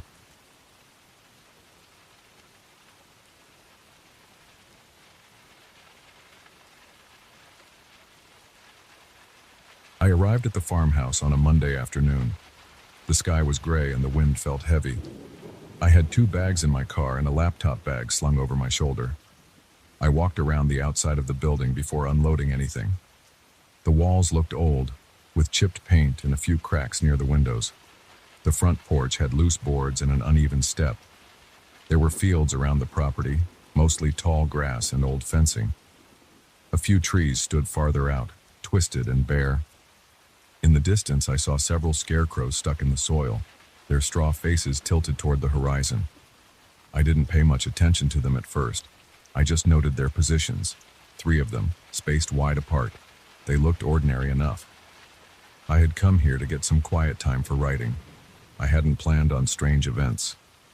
That first evening, I carried my bags inside. The interior was simple. There was a small living room with a couch, a chair, and a short table. The kitchen was to the right with an old refrigerator and a gas stove. There was one bedroom, small and cramped, with a single bed and a dresser. The bathroom had a shower and a sink that sputtered when I tested it. I walked through each room and flipped the light switches. Some bulbs flickered, others hummed. The floorboards creaked when I stepped on them. The door hinges squeaked. The entire house smelled a bit damp, like old wood after a rain. But I ignored it. I set my laptop on the kitchen table and arranged my notes. After unpacking, I went back outside as the light was fading. I leaned on the porch railing. The railing felt rough and splintered under my hand. I looked out at the fields. It was getting dark, and I wanted to see if anything looked strange. At first it was all quiet. The grass swayed a little. The scarecrows were still standing where I had seen them before. I didn't see any movement. I heard nothing besides a faint rustle of leaves. Later that night, while I was inside typing, I heard a creaking sound. I paused and listened. The sound came from the front porch. It sounded like someone stepping on a loose board. But when I looked out the window, I saw nothing. The porch was empty, the sky was clear, and there was no wind. I waited at the window for a few minutes. The wood outside creaked again, even though no one was there. I opened the door slowly and looked around. There were no footprints. There was no one on the porch. I shut the door and locked it. When I sat back down, I noticed a faint dripping sound in the kitchen. I stood up and followed it. I checked the sink. It wasn't dripping. I checked the bathroom sink and shower. Both were dry. There was no rain outside. I checked the ceiling for leaks. It was all dry. Still, I heard a steady drip, drip, drip somewhere. I opened cabinets, checked corners, bent down, and listened near the floor. The sound seemed to come from inside the walls. I couldn't find any source. After a while, I gave up. I tried to ignore it and went back to my laptop. I slept poorly that night. The bed was uncomfortable and I kept waking up. I heard footsteps outside more than once, but I never saw anyone. In the morning, I walked outside to get a better look. The 3 scarecrows were in different positions. The night before, I remembered them facing the fields. Now, one faced the farmhouse, another faced the road, and the last one stood with its head tilted down. I frowned and walked over to them. They looked ordinary, made of old clothes stuffed with straw, with hats pulled low over their straw heads. I touched one. It felt like old fabric and dry straw inside. I had no way to prove they had moved, but I was sure they had not stood in those positions before. I spent the afternoon writing. I kept the front door unlocked and a chair propped against it to make it easier to look outside if I heard anything strange. Around midday, I heard a low sound from the fields. It wasn't like a voice. It was a low humming or a heavy sigh. I opened the door and stepped onto the porch. The tall grass swayed even though there was no breeze strong enough to move it that much. The vegetation seemed to shift as if something large moved under it. I squinted but saw nothing. I only saw the grass bending and straightening. The scarecrows were still scattered around, but I thought I saw one of them now leaning at an odd angle. I walked out a bit and approached it. When I stood just a few feet away, I felt the air get colder. My arms got goosebumps. The scarecrow's head was turned slightly toward me. I couldn't say if it had been that way a moment before. I reached out and nudged it. It was firmly anchored to a stake. I stepped back and went inside. That evening, I tried to ignore everything and focus on my work. I managed a few pages before hearing strange sounds again. First, I heard the porch creak. Then I heard a faint tapping against the door. I looked through the window. The glass reflected my face. Outside, I could make out the silhouette of a figure near the fence line. It was too far to see any details. It looked larger than a man, with a hunched back and long arms. It moved between the trees and disappeared behind them. I stood there for a while, watching. I didn't see it again. Later that night, as I sat in the living room with the lights on, I noticed something outside the glass door at the back of the house. It was a face pressed against the glass. I jerked back and almost fell off my chair. The face was pale and slightly transparent. I could see the shape of eyes and a mouth, but it was blurry, like fog. It stayed there for maybe a second. Then it faded. It left a patch of mist on the glass like breath, but it vanished fast. I ran to the door and pulled it open. There was nothing there. I stepped onto the small back step and looked around. The grass was still. There were no footprints in the dirt. The night was quiet. I slammed the door shut and locked it. I tried to sleep, but the dripping sound inside the walls kept me awake. Around midnight, I got up and walked around the house with a flashlight. I checked every corner. I banged on the walls. I listened carefully. The dripping never got louder or softer. It stayed the same steady beat. I found no puddles, no damp spots. I gave up and returned to bed. I tossed and turned, hearing faint footsteps outside and the porch creaking again. I heard what sounded like cloth scraping against wood. Once I heard a low groan. Not human, more like a heavy object moving. When morning came, I checked the scarecrows again. This time, one of them had moved closer to the house. It stood near an old wooden post about 20 yards from my front porch. Its straw head seemed angled upward, looking at me. I felt my stomach twist. I stared at it for a minute and then walked right up to it. It felt the same as before. Dry straw, old clothes, a stick holding it upright. I grabbed its shoulder and tried to pull it out of the ground. It was stuck firm. I didn't have the strength to yank it free. Frustrated, I went back inside and paced around. I decided to set up a test. I brought out my phone and tried to record video at night, placing the phone in the window with a good view of the fields. I hoped to catch the scarecrows moving or something else. I also stacked chairs and a table against the doors. I didn't want anything slipping inside. I made sure all windows were locked. Then I sat down in the living room with the lights low. I waited. I tapped my foot and felt sweat on my palms. My breathing got shallow when I heard the porch creak again. I grabbed a flashlight and aimed it through the window. The boards were bending slightly, but there was nothing on them. I heard a scraping sound along the wall outside. It sounded like branches dragging, but I saw no branches touching the walls. When I went to check the back door, I saw the same pale face on the glass again. This time it lingered a bit longer. I saw hollow eyes and a thin nose. The mouth was closed. There were no features that stood out, just empty shapes. I felt the hair on my arms stand up. My heartbeat got fast. I aimed the flashlight at it. The face didn't react. It just stayed there, pressed against the glass. I yelled, "Who's there?" It didn't move. I pressed my hand against the door. The glass felt cold. Suddenly, the face was gone. I flung the door open. Nothing. Silence. I slammed it shut. I tried to call someone. My phone had no signal. I tried walking outside to get a signal. I stood by my car and raised my phone. Nothing. The fields were quiet. The scarecrows seemed farther away. The shape I had seen in the distance was gone. I didn't see any footprints. I tried to calm down. I decided to spend the rest of the night awake, waiting for sunrise. I sat in the living room, sipping water, listening. The dripping sound came and went. Sometimes it sounded as if it was right next to me. Other times it faded into the background.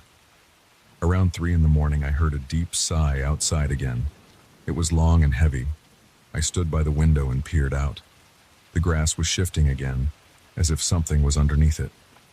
I couldn't see any shape, just the movement of the blades. They bent in waves that moved toward the house and then away from it. I checked the recording on my phone. It showed nothing. The scarecrows appeared in the same place, not moving. The fields looked empty. I watched the video several times and saw no movement. I felt frustrated and tired. My head hurt.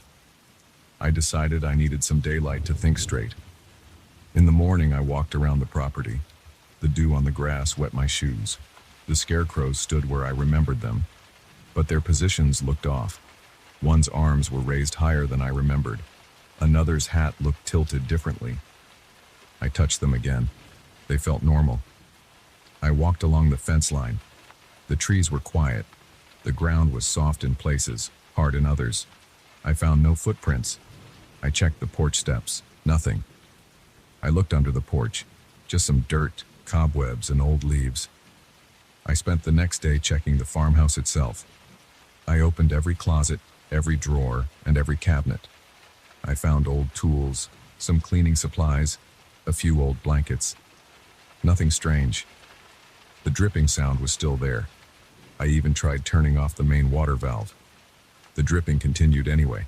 I banged on the walls. Dust fell, but no water. I tried looking in the attic. It was empty except for some old boxes. Dry floorboards, no leaks. On the 4th night, I slept for a few hours. Around midnight, I woke up sweating. I sat up and listened. The porch creaked again. This time it sounded like someone pacing. I got up quietly and moved to the window. The boards dipped and rose in a slow pattern. I couldn't see anyone. I shone the flashlight. The boards stopped moving. I turned the light off. After a moment, they started creaking again. It felt like a game I couldn't win. I felt a tightness in my chest. I clenched my jaw and stepped back. I stayed inside. Later, I saw movement near the fence line. I recognized the shape I had seen before, a hunched figure, large and awkward. It ran between 2 trees. Its legs looked long, its arms hung low. It moved fast with no sound. I swallowed hard. I stood behind the window, holding my breath. It ran back and forth a few times, then disappeared into the darkness. At some point, I dozed off on the couch. When I woke, the sun was rising. The air inside felt stale. I opened the front door and stepped out. The scarecrow that had been closest to the house was now gone. The stake was still there, but no scarecrow. I walked to the stake. There were no scraps of straw, no fabric on the ground, I turned around, scanning the fields. I spotted the missing scarecrow near the edge of the property, standing next to the other two. Now there were three again, together. All of them faced the farmhouse. All had hats pulled low, arms stiff at their sides. I realized I was shaking. My legs felt weak. I decided to pack my things. I didn't want to be here at night again. I didn't care about finishing my writing. I threw my clothes into my bags, grabbed my laptop, and locked the door. I walked to my car and put everything inside. Before leaving, I looked at the fields one last time. I saw nothing unusual. The scarecrows stood still. The grass barely moved. The porch was quiet. I heard no dripping. The windows reflected the morning light. I got into the car and started the engine. I drove off. I watched the house shrink in the rearview mirror. I stayed alert for anything moving among the trees. I saw nothing. I left the farmhouse behind, with its creaking boards, dripping sounds, shifting scarecrows, and silent faces. On the road, my phone regained signal. I didn't call anyone. I just kept driving. I kept my eyes forward, not looking back. I didn't want to remember the slow creaks, the cold glass, or the faint sighs in the fields. I kept my hands steady on the wheel and moved on.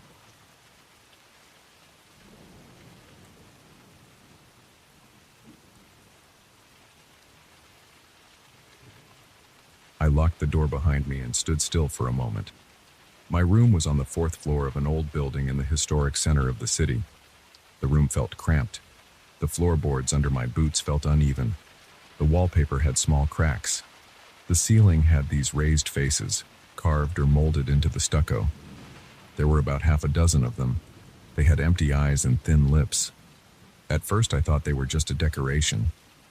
I had seen plasterwork like that before in old hotels or guest houses, but these faces seemed different.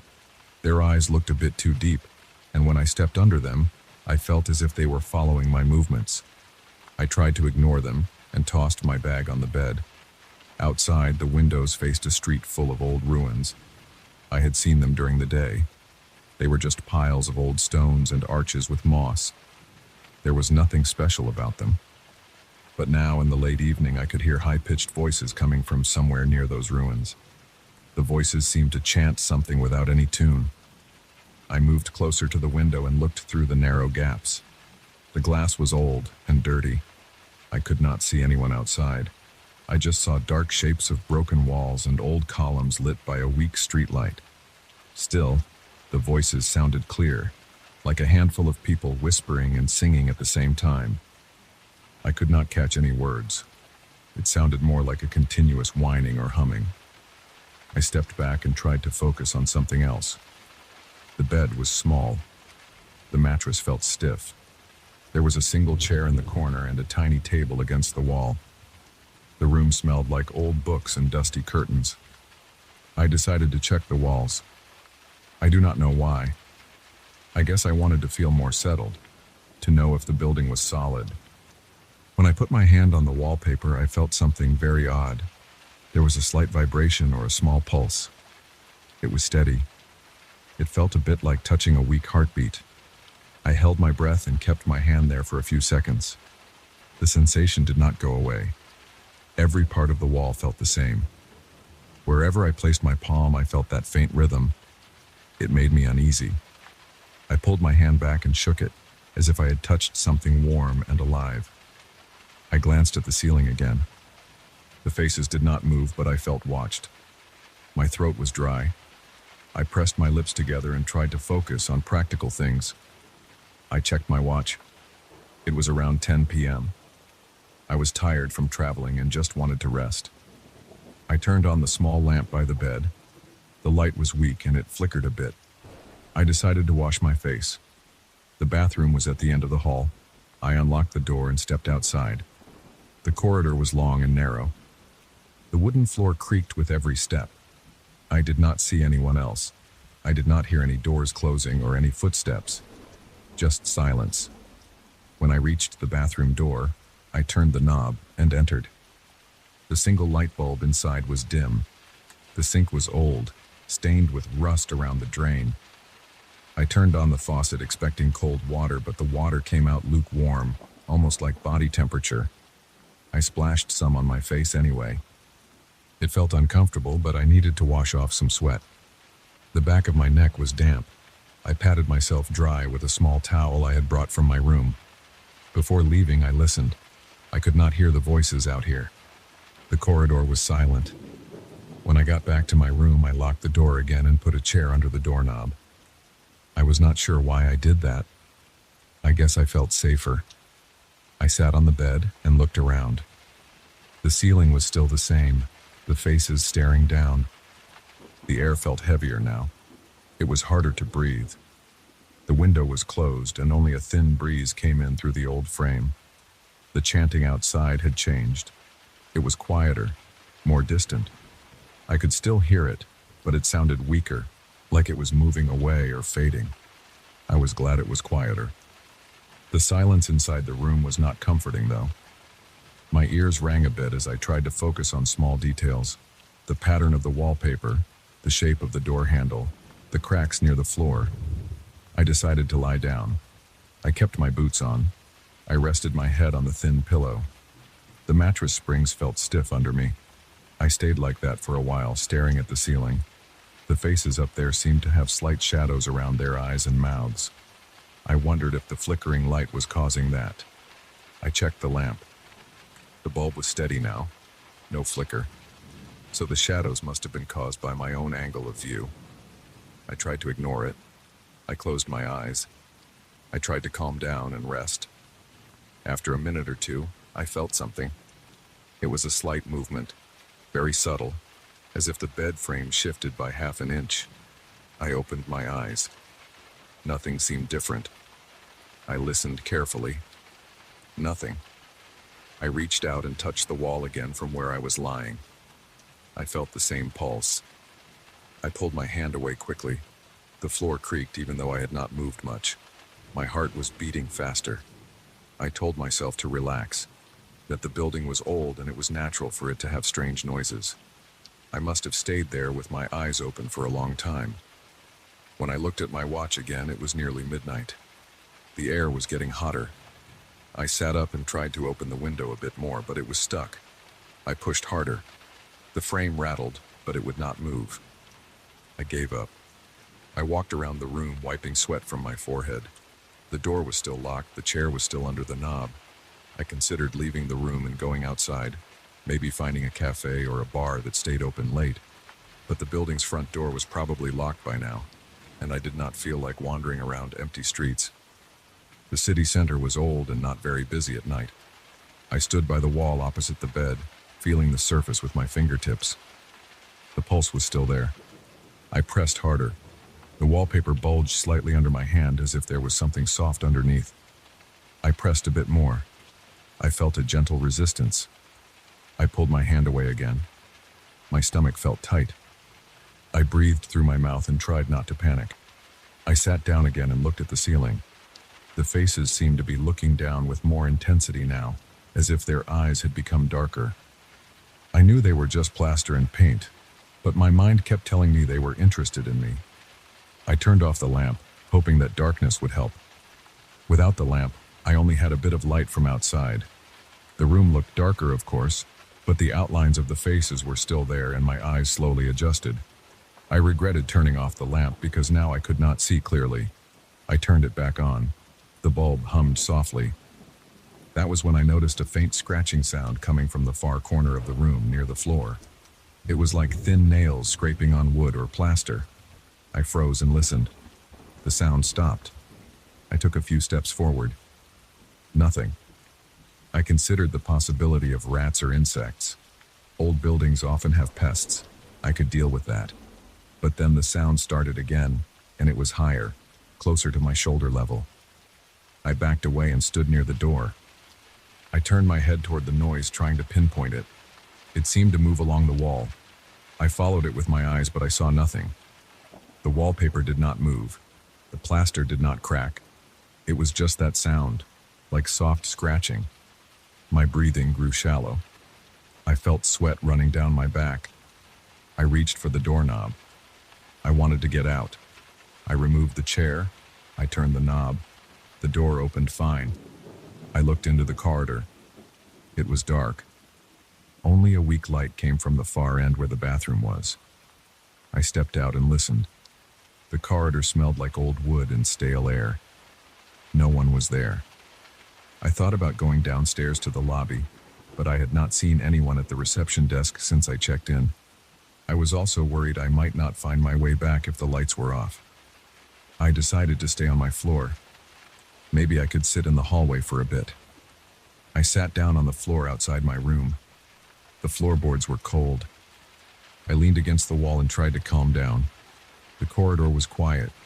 After a few minutes, I realized I felt exposed out here. I could not see all the way down the hall. There were corners and closed doors. Anyone could come out of a door at any time, and I would not know who they were. I got up and returned to my room, closing the door behind me. I locked it again and put the chair back under the knob. Inside, it was still hot and stuffy. The faint voices outside had started up again. They sounded like they were chanting something else now, but still tuneless and sharp. I looked through the window's cracks again. I saw nothing but the ruins and the dim light. I pressed my ear against the glass. The voices sounded closer like this, but still no words, just tones that rose and fell. Then I noticed the ceiling again. It was hard not to look. I could swear the faces had changed slightly. Their mouths looked a bit open now. I felt a wave of nausea. I did not want to stare, but I could not help it. I squinted, trying to see if maybe my mind was playing tricks. The plaster did have lines that suggested parted lips. The shadows made it look worse than it was. But I could not shake the feeling that these faces were focusing on me. I tried moving around the room, watching if the eyes seemed to follow. When I moved to one side, I thought I saw the angle of one face's eyes tilt slightly. But when I looked again, it was just the same carving. The scratching noise returned, this time behind me. I spun around and saw nothing. The wall was smooth, cracked wallpaper and old paint. I wanted to touch it again, to feel if it still pulsed, but I was afraid. Instead, I banged my fist lightly against it. The sound was dull. After a few seconds, I placed my palm flat against it. The pulsing was there. It felt a bit stronger now. My fingers tingled. I yanked my hand back. I stood in the center of the room, breathing through my mouth, trying not to think about anything except what to do next. The air felt thick in my throat. My shirt stuck to my skin. I wiped sweat from my forehead and decided to try to sleep. It was late, and I figured if I could just close my eyes and rest, the morning would come soon enough and I could leave this place. I turned off the lamp, lay down on the bed, and closed my eyes. I could not sleep. I kept opening my eyes every few seconds. My mind kept expecting something to move or make a noise. After a while, I heard a faint tapping near the window. I stayed in bed and listened. The tapping grew louder. It sounded like fingertips against the glass. I sat up and looked. There was nothing there, just the shape of the window and darkness outside. I crept toward the window and touched the glass. It felt warm. I pressed my ear against it. The chanting was still going on outside, distant and thin. Then I saw something move at the edge of my vision. I turned quickly toward the wall next to the door. I saw a faint shape pressing against the plaster. It was like a set of thin fingers poking through. I could see the plaster bulging outward in narrow lines. I heard a soft crackling sound. The surface did not break, but it stretched. I stepped back, my heart pounding. The shape disappeared as soon as I moved closer. I reached out and touched that spot. The wallpaper felt damp. I jerked my hand away. I backed up until I hit the opposite wall. My legs felt weak. The idea of sleeping now seemed impossible. I stayed up, pacing back and forth, occasionally checking the door. I tried to open it and leave again, but every time I looked at the hallway, it felt empty and unwelcoming. I did not feel safer outside than I did inside. At least here I could watch all four walls and the ceiling at once. As time passed, I heard more slight noises, scratching, tapping, soft knocking.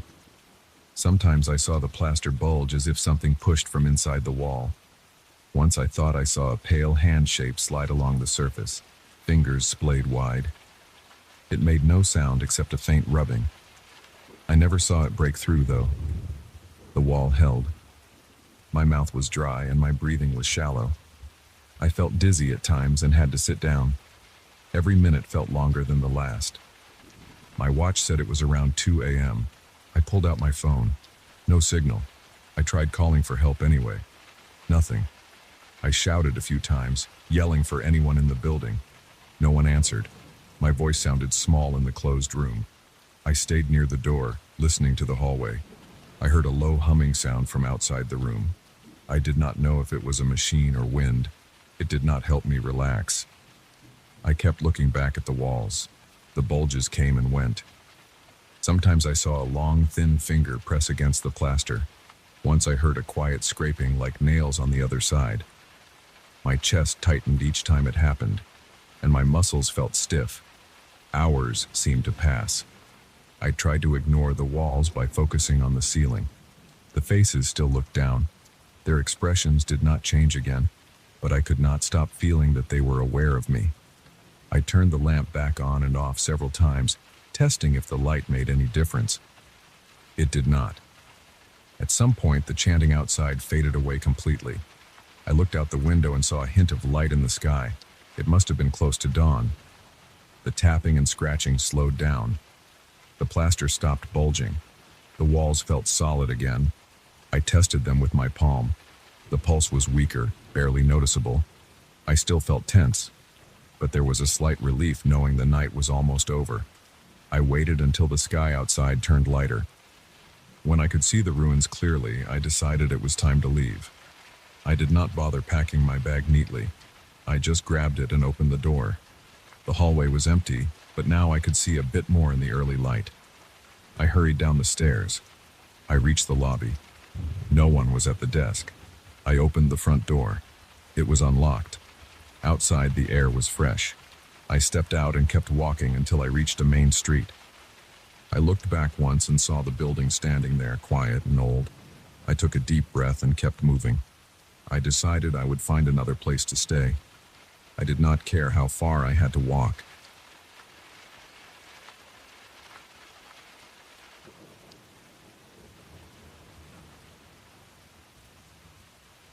I arrived at the old ballroom just before midnight. I had a small backpack with a flashlight, a pen, a notebook, a thermos of coffee, a sandwich wrapped in paper, and a folded blanket. I stood outside for a moment. The front doors were wooden and covered in dust and scratches. The handle felt cold. I turned it and the door opened without any resistance. Inside, the air was stale. I noticed a few candles in holders along the walls. They were already lit. I did not know who lit them, and I had not seen anyone else around. The candles produced a dim, flickering light. I saw an old gramophone in the corner. It played a slow piece of music. The sound was thin and hollow. There was no one near it. I closed the door behind me and took a few steps forward. I walked across the center of the ballroom. The floorboards creaked beneath my feet. They made a low, uneven sound that changed pitch as I moved.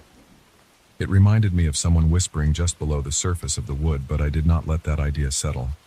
The air smelled like old fabric and furniture polish. There were mirrors along the walls.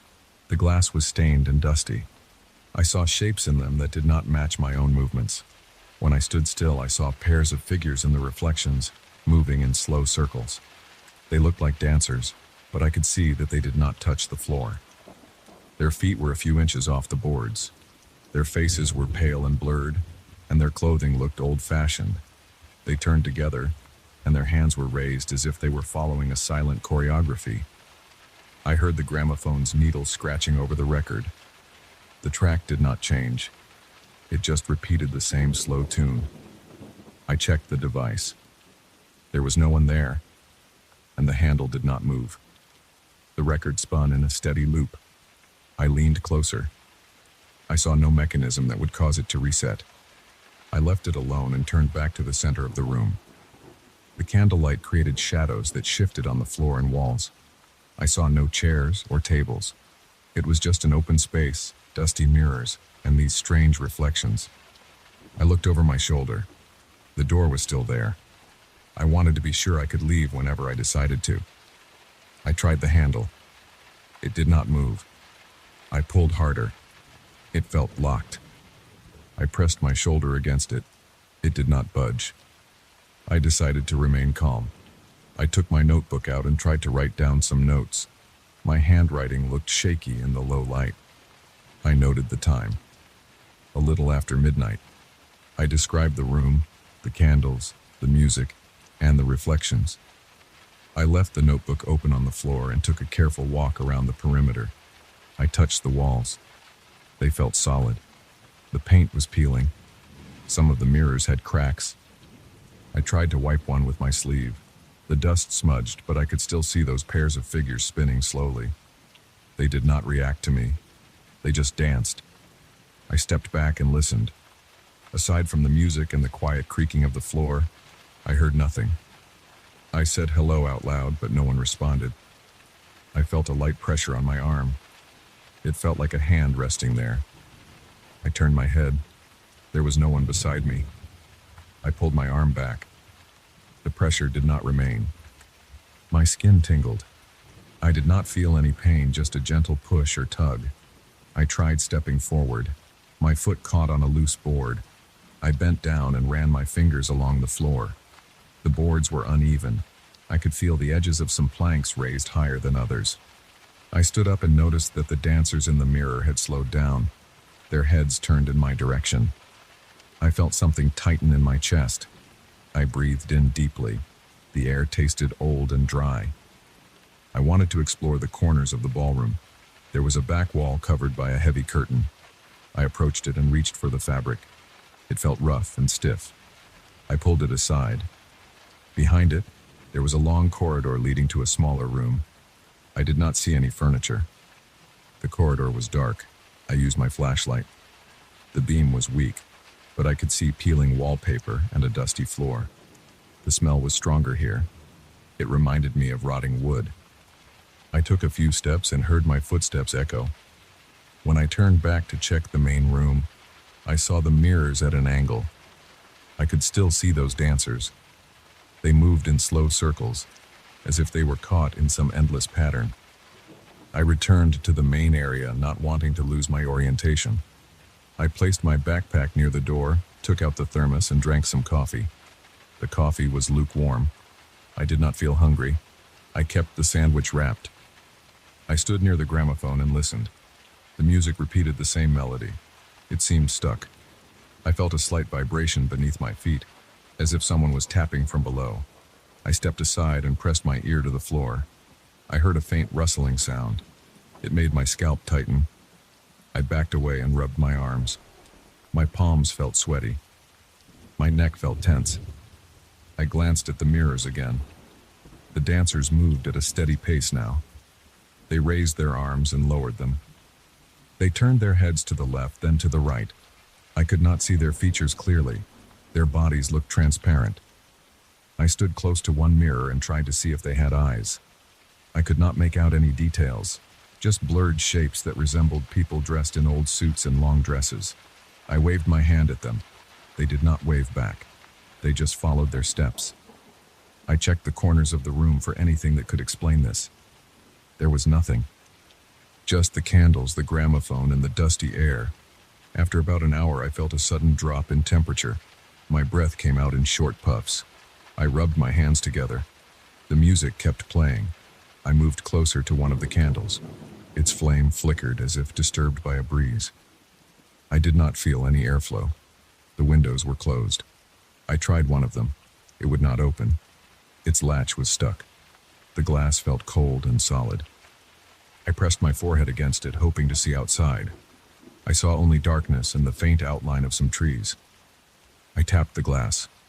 No echo, just a dull sound. I heard the floor creak behind me. I spun around. No one was there. I took a step forward and stopped. I smelled perfume. It was a scent that did not come from me or my belongings. It smelled like old flowers and something bitter. I coughed. I felt something near my face. I leaned back. There was no visible figure. Yet I sensed a presence. I reached out a hand. Nothing touched my palm, but I felt that subtle pressure again on my arm, as if guiding me toward the center of the room. I followed it slowly, my steps careful. The floor creaked each time I moved. When I reached the center of the ballroom, the music sounded a bit louder. I noticed that the dancers in the mirrors had stopped. They hovered, motionless, their arms raised. I stared at them, waiting for something to happen. After a few seconds, they started moving again, but this time their movements were faster and less graceful. I heard a scraping sound near the gramophone. I glanced over. The handle was turning on its own. The record wobbled. I stepped toward it. The music crackled and skipped. I tapped the side of the gramophone. The needle jumped. The music paused. Then it resumed the same melody. I knelt and tried to find a switch or lever. I saw none. The device seemed old and simple. Just a horn, a turntable, and a needle. I touched the horn. It was cold metal. I lifted my hand and felt no vibration. Yet the music played, and I could hear it clearly. I backed away. My heart felt heavy in my chest. My legs felt stiff. I noticed that when I breathed, my chest felt tight. The silence between the notes was thin. There were no outside sounds. No wind. No cars. No birds. Only that repeating melody. I decided to try the door again. I grabbed the handle and pulled. It did not move. I tried pushing. No luck. I kicked the door. The sound echoed. I searched my backpack for something to pry it open. I had a small pocket knife. I tried to wedge it into the frame. The blade slipped. I cursed under my breath and tried again. The door frame felt solid. The blade scratched some paint off, but nothing else. I wiped the sweat from my forehead with my sleeve. I returned to the center of the room. The dancers in the mirrors were now circling faster. Their feet never touched the floor. I watched them spin. Their movements were repetitive, but their timing was off. They would jerk or slow down at odd intervals. I heard the boards beneath me creak with each step I took, even when I stood still. I looked down at my feet. I lifted one foot. The wood creaked anyway. I felt my skin crawl. I crouched and pressed my hand to the floor. It felt solid, but I sensed a subtle vibration, like something shifting below. I stood up, took out my notebook again, and wrote down what I had observed. I noted the temperature changes, the strange reflections, and the smells. I wrote down the feeling of invisible pressure on my arm. I detailed the locked door. The pen's ink flowed smoothly. My handwriting looked shaky. My fingers felt cold. I flipped through the pages. I had written several lines already. I placed the notebook down, took the thermos, and drank more coffee. It tasted sour now. I took a small bite of the sandwich. The bread was dry. I swallowed and felt it scratch my throat. Time passed slowly. The gramophone continued the same tune. The candles burned low but did not go out. I pulled my blanket from the backpack and wrapped it around my shoulders. I paced around the room. I tried different windows. None opened. I tapped on the walls. They felt solid. I listened at the cracks in the panels. I only heard faint sounds, like distant footsteps. I shook my head, trying to stay alert. My eyes felt heavy. I forced myself to keep moving. I stretched my arms and legs. My back ached. After what felt like several hours, I noticed a slight change in the room's lighting. The candles seemed to fade, and I saw a thin line of light through the windows. The music sounded slower. The dancers in the mirrors moved less often. They seemed to drift apart. I walked to the door once more and tried the handle. This time it turned with a loud click. I pulled and the door opened. Outside, the air felt fresh. I stepped out and looked around. The sky was lighter. I could make out the shape of nearby trees. I turned back and looked at the ballroom. The candles were still burning, but dimly. The gramophone still played, but the sound was weaker. I could not see the dancers in the mirrors from this angle. I stepped forward again, reaching for my backpack. I wanted to leave nothing behind. I picked up the notebook, the thermos, and the blanket. I looked at the gramophone and decided to leave it. I walked out, and the door closed behind me. I tried the handle from the outside. It did not move. I stepped away, breathing the morning air. My chest relaxed. My legs felt steady again. I looked at the old building. The windows were dirty and still closed. The walls showed peeling paint. From outside, I heard nothing unusual. I saw no one around. I stood there holding my belongings, listening to the quiet morning. I swallowed hard and walked away. I did not see any figures following me. I did not smell the perfume anymore. The pressure on my arm was gone. I felt a stiffness in my neck and shoulders, but I kept walking. I thought about the locked door and the repeating melody. I thought about the dancers floating in the mirrors. I gripped my notebook tightly and kept going. I did not look back again. I just left.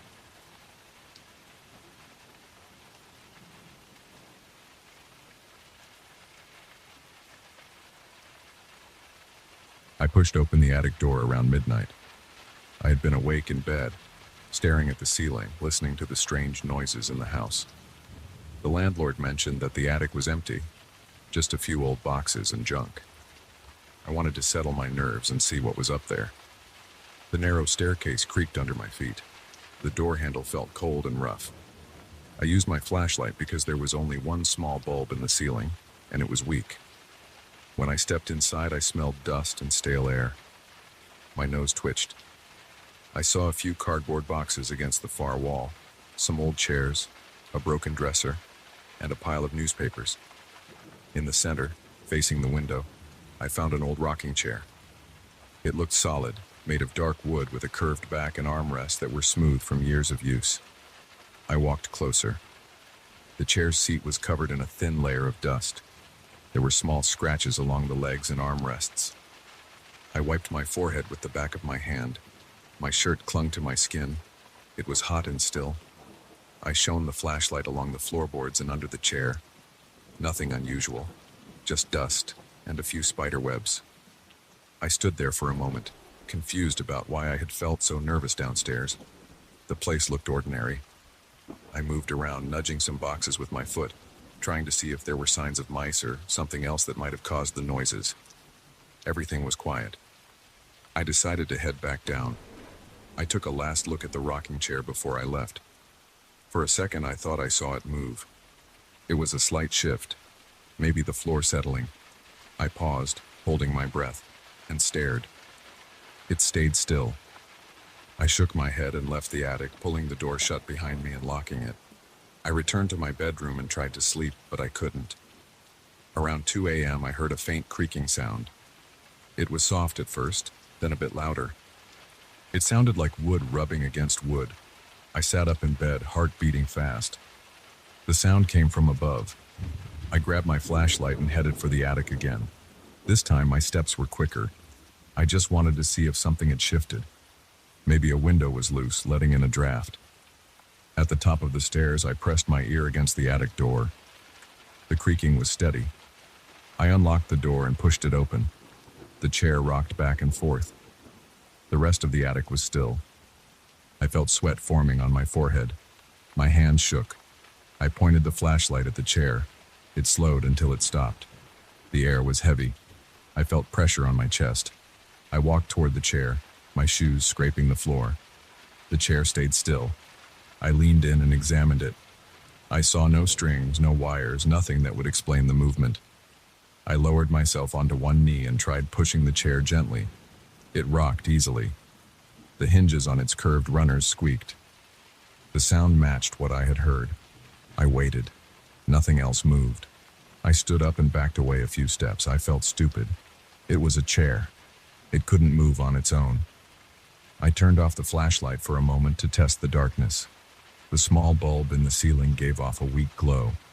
There were no open windows. The air was still. I turned the flashlight back on, took one more look, and went downstairs. I tried to sleep again. An hour later, I heard it again. The same creaking. I cursed under my breath and went back to the attic. This time I kept the light off as I opened the door. The sound was clearer now, a steady back and forth rhythm. I crept in quietly. The bulb above cast a dim light over the chair. It rocked by itself, slow and steady. I swallowed hard. My stomach tightened.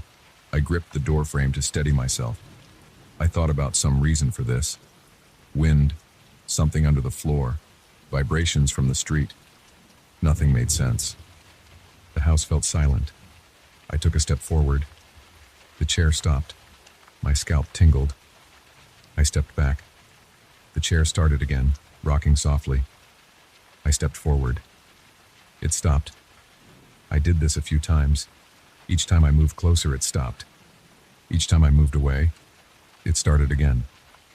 I stood in place, heart pounding. I thought, if this chair can move on its own, maybe it can sense me. I didn't speak. I only thought about it. I imagined myself asking, can you understand me? The moment I formed that thought, the chair rocked harder, the wood scraping against the floor. My chest tightened. I didn't want to say anything out loud. I didn't want to hear my own voice in that place. I tried thinking something else, something simpler, like stop. The chair slowed, then stopped. I felt my fingertips grow cold. I backed toward the door. My breathing was shallow. I thought, rock again. The chair tilted forward and backward, making a rough sound. I felt a wave of dizziness. I leaned against the wall and closed my eyes for a second. I opened them and stared at the chair. I asked in my head, who are you? The chair rocked violently, the squeaking louder and uneven. I felt sweat running down my face. My heart thumped in my ears. I didn't get words, I didn't get an answer, just that violent movement. I took a slow step forward and reached out my hand. My arm shook. I touched the chair's backrest. The wood felt cold, colder than the air. A sudden chill ran from my hand up my arm. I yanked my hand back. The chair stopped rocking. I heard something. It was a quiet sound, like a muffled chuckle. It was low and short, and I felt it in my gut. I looked around. The attic was empty. No one else was there. I took a step back, breathing through my mouth. My tongue felt dry. The chair was still again. I thought, what do you want? The chair rocked slowly. The movement was gentle, but the squeaking sounded rough. I felt the hair on my arms stand up. I waited. The chair kept moving. I tried another question, thinking it clearly. Why are you here? The chair rocked harder, and the squeaking turned into a louder creak. I clenched my jaw and held my breath. I wanted to leave. I turned and stepped toward the attic door. When my foot touched the top stair, the rocking stopped. I paused with one hand on the door frame. I didn't think anything, I just stood there. After a few seconds, I allowed myself a thought. I'm leaving. The chair didn't move. I hurried downstairs and locked the attic door behind me. The next night, I couldn't relax. I paced around my bedroom, checking the time. Near midnight, I went back up. I carried a small lamp with me and plugged it into an outlet in the attic, so I wouldn't rely on the ceiling bulb. The lamp cast a bright white light. I stood a few feet from the chair and looked at it closely. I could see small cracks in the wood, places where the finish had worn off. I saw old stains and marks. The chair was well built but old. I rubbed my eyes and listened. The attic was quiet. I thought, move. The chair responded, rocking once. I jumped a little. My heart rate spiked. I felt sweat on my lower back. I tried something else. I thought, move harder. The chair began to rock faster, making the same sound as before. I lifted my hands in front of me, fingers spread. I tried not to move closer. I wondered if it was reading my mind somehow. I tried asking something more complicated. Tell me what you are. The chair rocked so hard that it scraped across the floor. The noise was loud and ugly. I stepped back, covering my mouth.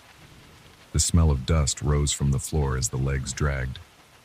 I coughed and backed up until I felt the wall against my shoulders. I swallowed. My stomach hurt. I pressed my hand against it.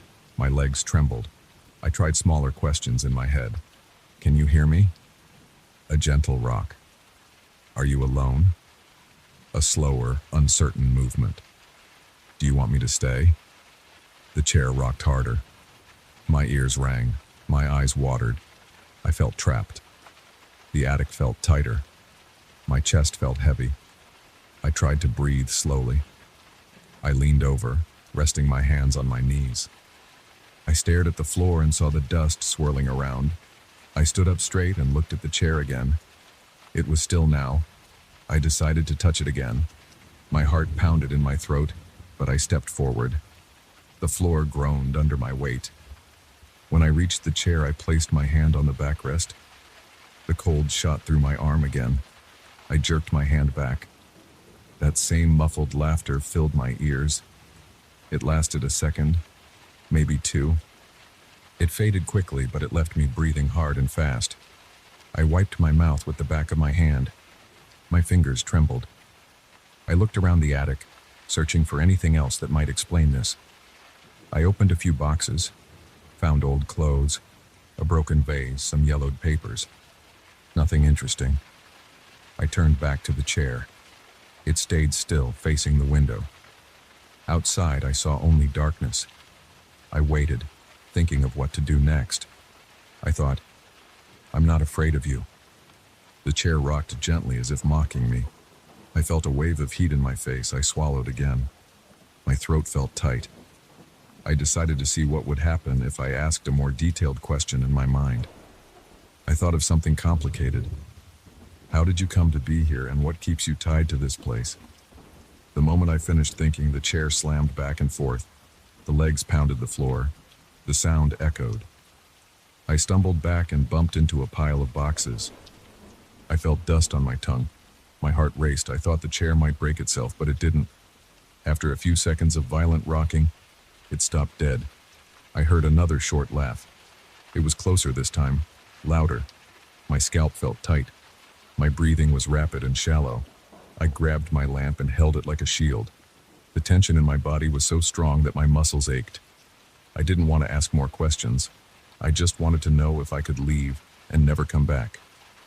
I thought, I'm going now. The chair remained still. I took a step toward the door. Nothing happened. I took another step. The chair didn't move. I let out a slow breath. I turned and left, locking the door behind me. I went to my bedroom, lay on the bed, and stared at the window until morning. During the day, I tried to forget about the chair. I stayed out of the attic. I opened all the windows in the house, aired out the rooms, wiped my forehead whenever I thought about it. That night, though, I couldn't resist. I needed to know if it would happen again. I returned to the attic holding a stronger flashlight. I didn't turn on the lamp this time. I just stood in the doorway, shining the beam at the chair. It sat there, silent, motionless. Dust motes drifted in the weak light. My ears rang in the silence. I swallowed and focused my thoughts. Are you going to move tonight? The chair rocked once. I felt sweat under my arms. My hands shook, making the flashlight beam tremble on the wall. I stood there, not moving closer. I tried another question. If I leave you alone, will you leave me alone? The chair rocked with a quick, sharp movement. I felt a chill crawl over my skin. I had no idea what that meant. I pressed my lips together and tried to slow my breathing. I waited a long time, just staring. The chair stayed still. I could feel something in the air, something cold and tense. I knew it would respond if I asked something else, but I didn't want to. I felt weak and tired. I took a slow step back. The floor squeaked. I kept my eyes on the chair. It didn't move. I stepped back again, out of the attic door, and closed it. I locked it and held the key in my hand. The metal felt warm. I went back downstairs. I sat on the couch in the living room, staring at the dark TV screen. I heard no sounds now, just silence. In the following nights, I tried to ignore it. I stayed away from the attic. I heard faint creaks sometimes, but I told myself it was my imagination. I focused on sleeping. I shut my eyes and tried not to think. When I caught myself thinking too much, I forced the thoughts out of my head. The chair didn't stop existing, but I refused to visit it.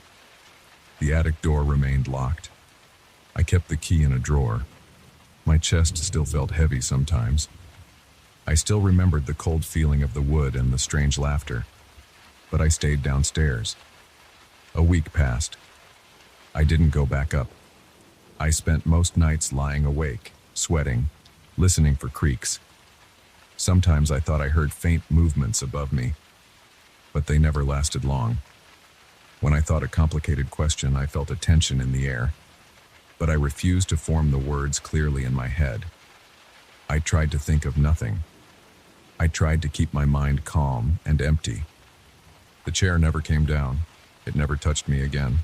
It stayed up there. I still feel uneasy in this house, but I haven't returned to the attic. The dust, the silence, the cold wood, and that muffled laugh remain in my memory. Sometimes I hear a creak in the night, but I don't go check. I close my eyes and hold my breath until it stops. I don't know if the chair is waiting. I don't know what it wants.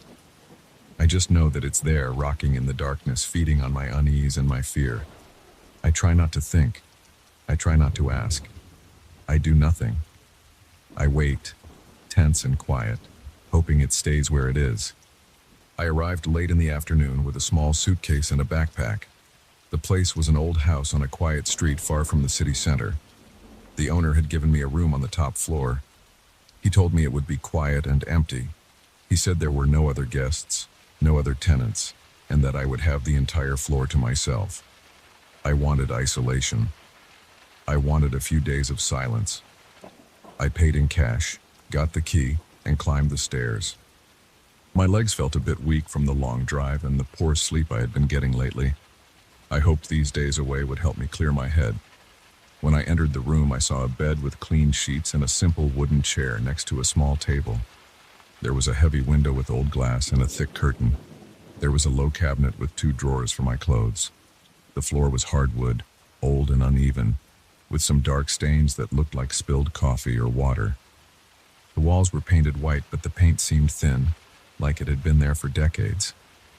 Under the door, I could see a bit of light coming from the corridor. The room smelled like dust and old wood.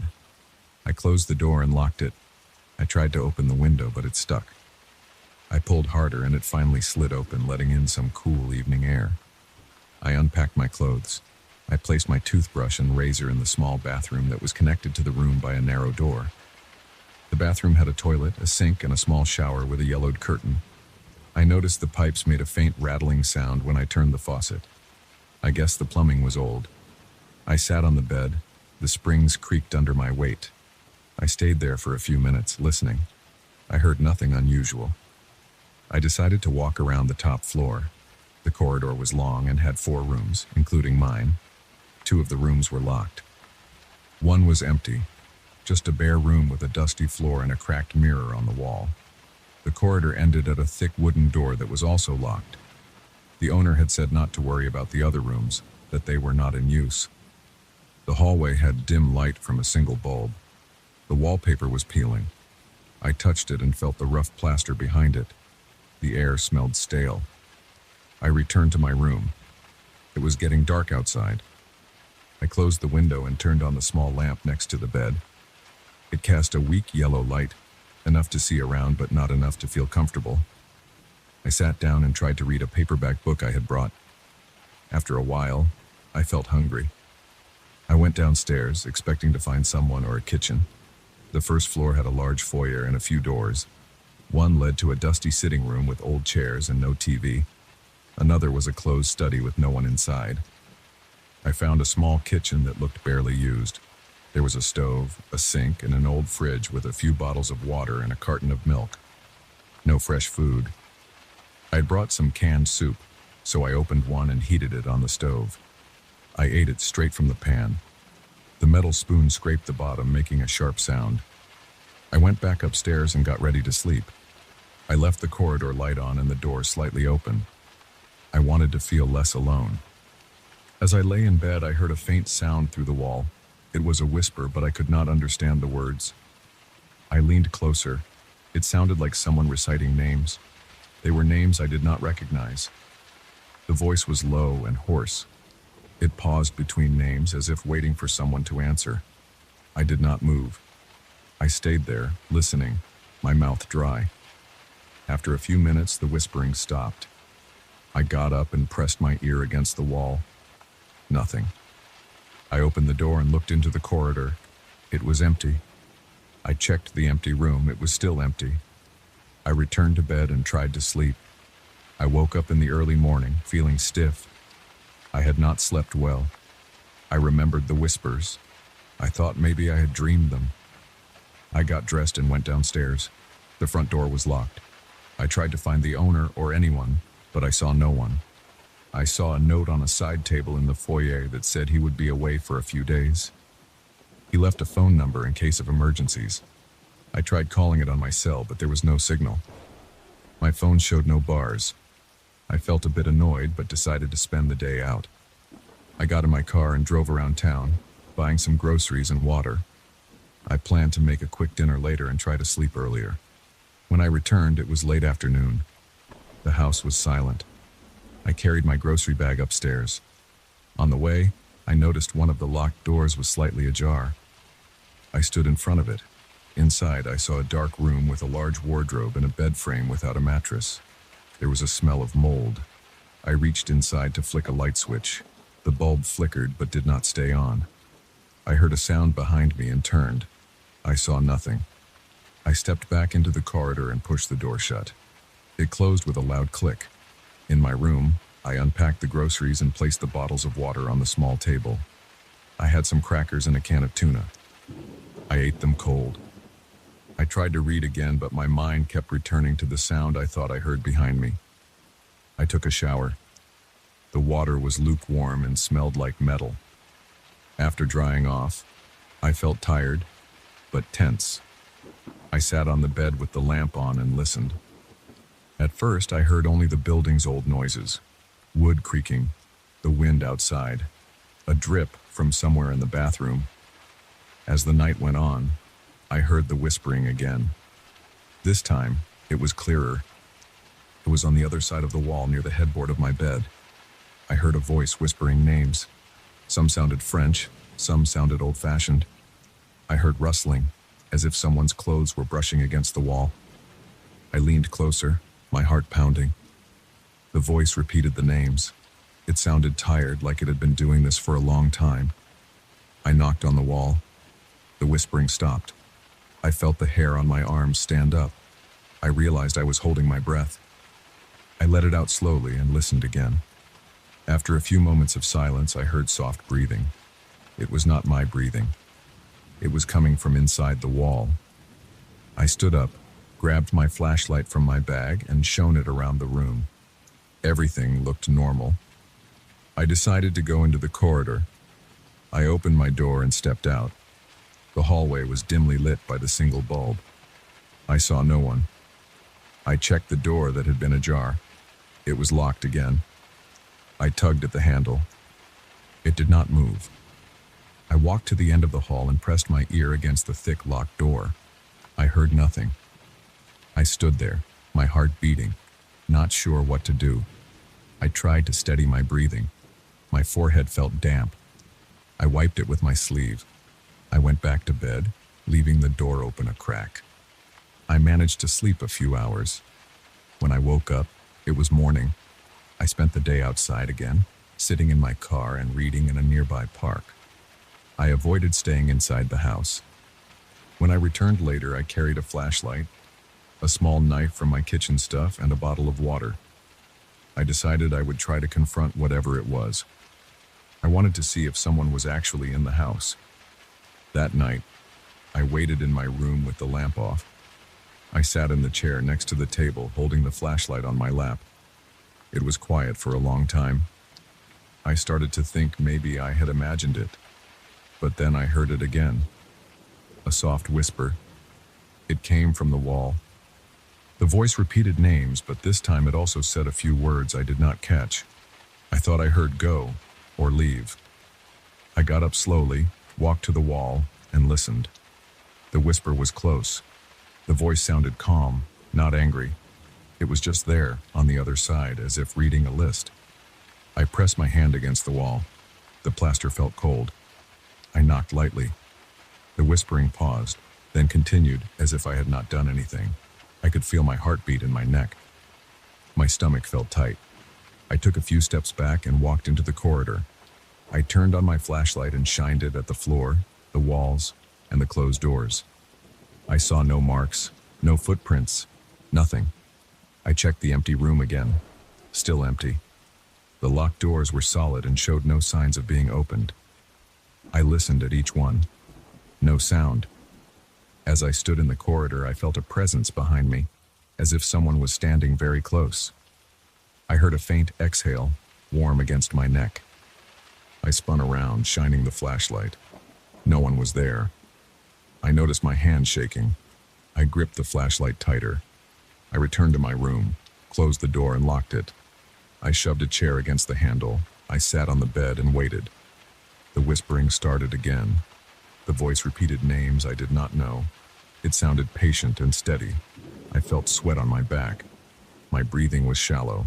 I wanted to shout at it to stop, but I was afraid of what might happen if I did. I could feel goosebumps on my arms and legs. My mouth felt dry.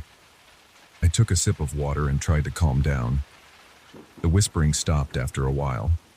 I tried to sleep, but every time I closed my eyes, I heard faint movement in the corridor.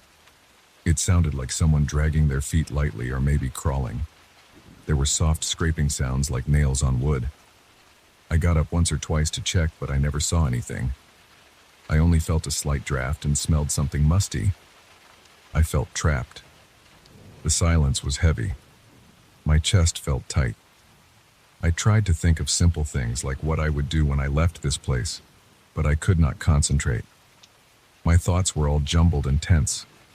By morning, I knew I could not spend another night here. I walked around the house looking for the owner, but he was not there. I tried the front door again, and it was unlocked this time. I stepped outside into the daylight and breathed the fresh air. I felt relieved. I drove to a nearby diner and ate a quick meal. I sat there for a while thinking about what to do. Part of me wanted to gather my things and leave immediately. Another part of me wanted to stay just one more night to see if I could figure this out. I forced myself to go back. I climbed the stairs, opened my room, and saw everything was as I left it. I checked the walls. They were solid. I tapped them and listened. No sound. I opened my suitcase and started to pack. I hesitated, then stopped. I decided to give it one last try. I would stay for a few more hours into the evening. If I heard the voice again, I would ask it something. I didn't know what, but I would try. That evening, I turned off the lights and stood in the center of the room. I waited. After a while, I heard the whispering. It was soft at first. I waited until it got a bit louder. Then I spoke in a low voice. I said, "Who are you?" I spoke clearly, but quietly. The whispering stopped. I waited. I repeated my question. I heard a faint inhale, as if the voice was surprised. Then I heard the floor creak outside in the corridor. I unlocked the door, yanked it open, and shone my flashlight. I saw nothing. The corridor was empty, but I heard something move near the locked room. I stepped closer and tried the handle. It turned this time. Inside, the wardrobe door was open. I walked in and shined my light inside the wardrobe. It was empty, just old wood. When I backed away, I heard a whisper right at my ear. It said something like, "Enough." I felt a burst of cold air on my neck and stumbled back. I hit my shoulder on the door frame. My heart was pounding. I rushed out and slammed the door shut. Back in my room, I realized I was done. My limbs felt weak and shaky. I packed my things quickly. I heard soft steps in the corridor. It sounded like someone pacing back and forth. I waited until the steps moved away from my door, then I slowly opened it. The corridor light was dim. I could feel the presence there. It made the air feel heavy. I walked quietly, holding my bag close, and went down the stairs. Every step on the old wood made a creak. I flinched at each sound. At the bottom of the stairs, I listened. I heard a whisper upstairs, faint but clear, repeating names. It sounded final. I gripped the doorknob, opened the front door, and stepped outside. I could still feel the tension in my shoulders and neck. I got into my car and drove away, leaving that house behind. I did not care about the few days I had paid for. I wanted distance. I wanted fresh air. I wanted to stop feeling that tightness in my chest. I never learned who was whispering behind the walls or what they wanted. I do not want to know. The memory of that voice and those sounds in the corridor are enough. The way it whispered those names, the way it seemed to crawl and hover in the darkness, the way it made every part of me feel tense and uncertain, that was enough. I never went back. I never called the number the owner left. I do not know what became of that place, and I do not care. I only know that I left before something made me lose my mind. That was enough for me.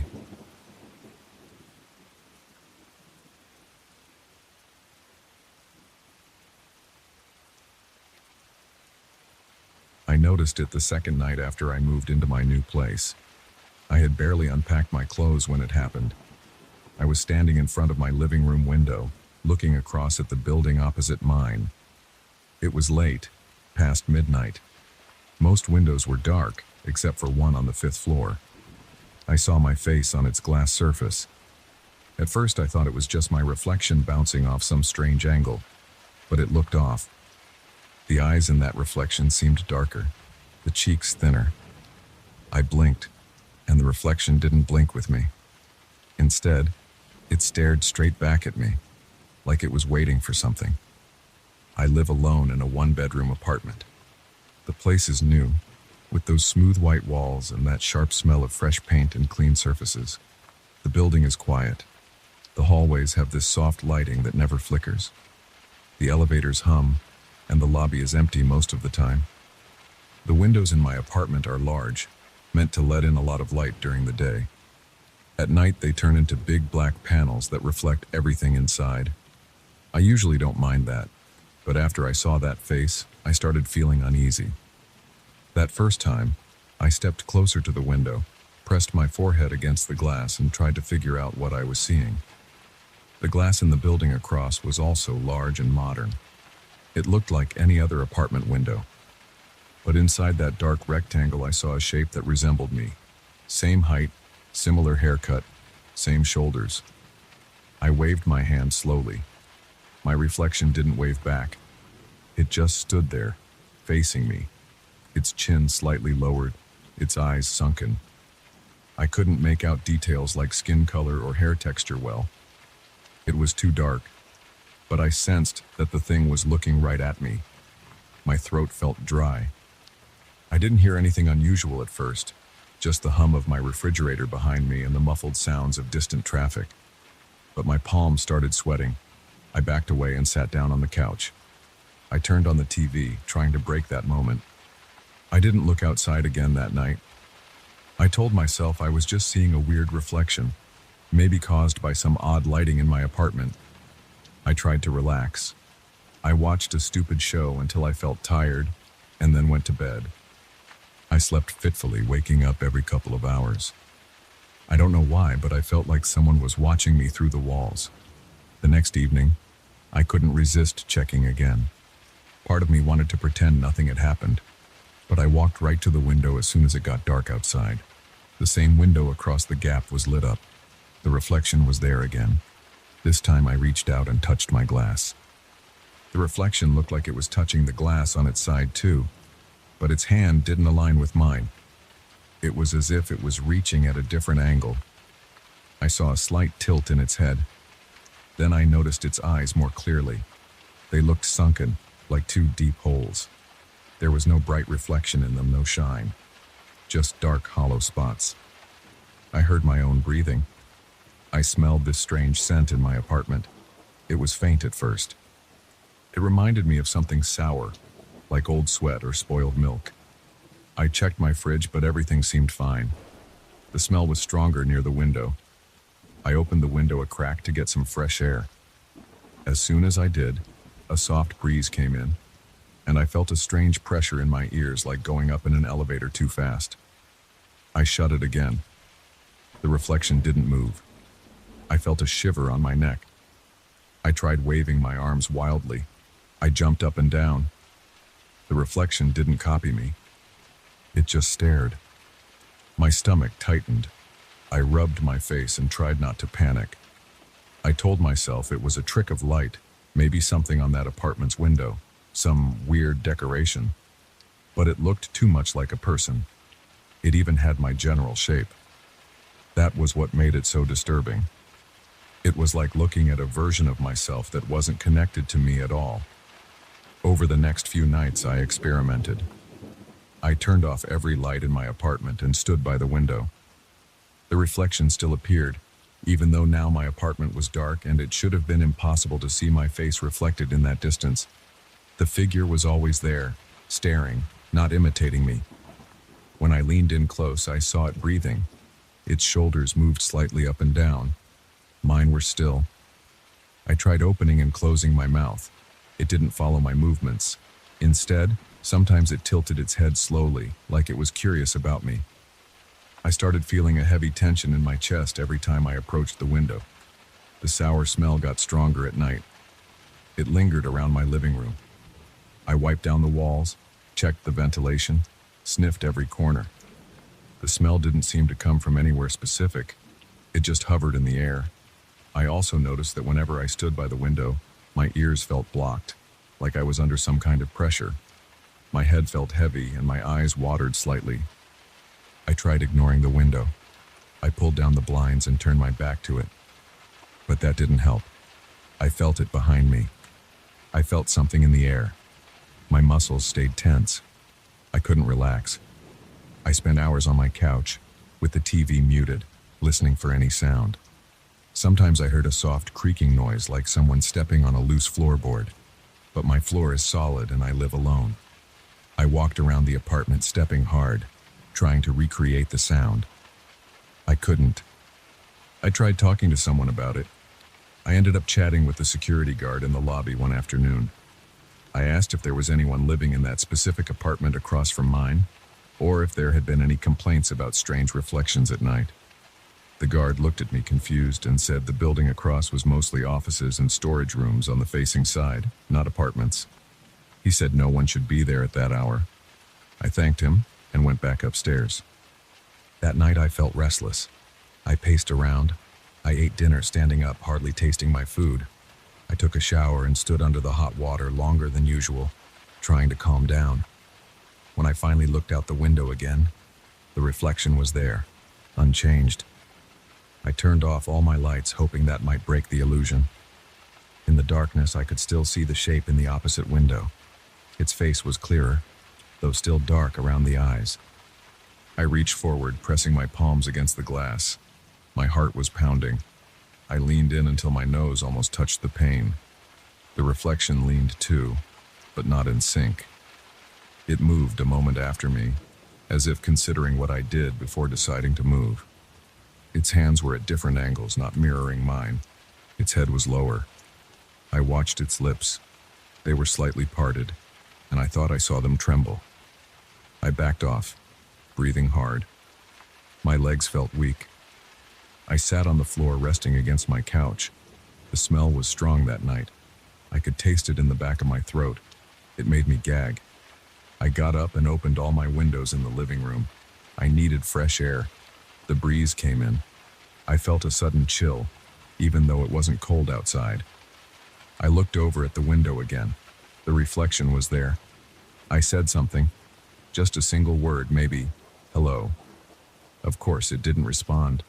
I don't know why I spoke. It felt wrong. I couldn't ignore the situation anymore. I decided to do something. I didn't know what, but I couldn't just sit there. The next day, I stayed out of my apartment as long as possible. I worked late, had dinner out, and came home close to midnight. When I stepped into my living room, the lights of the opposite building were off. I exhaled and felt a small relief.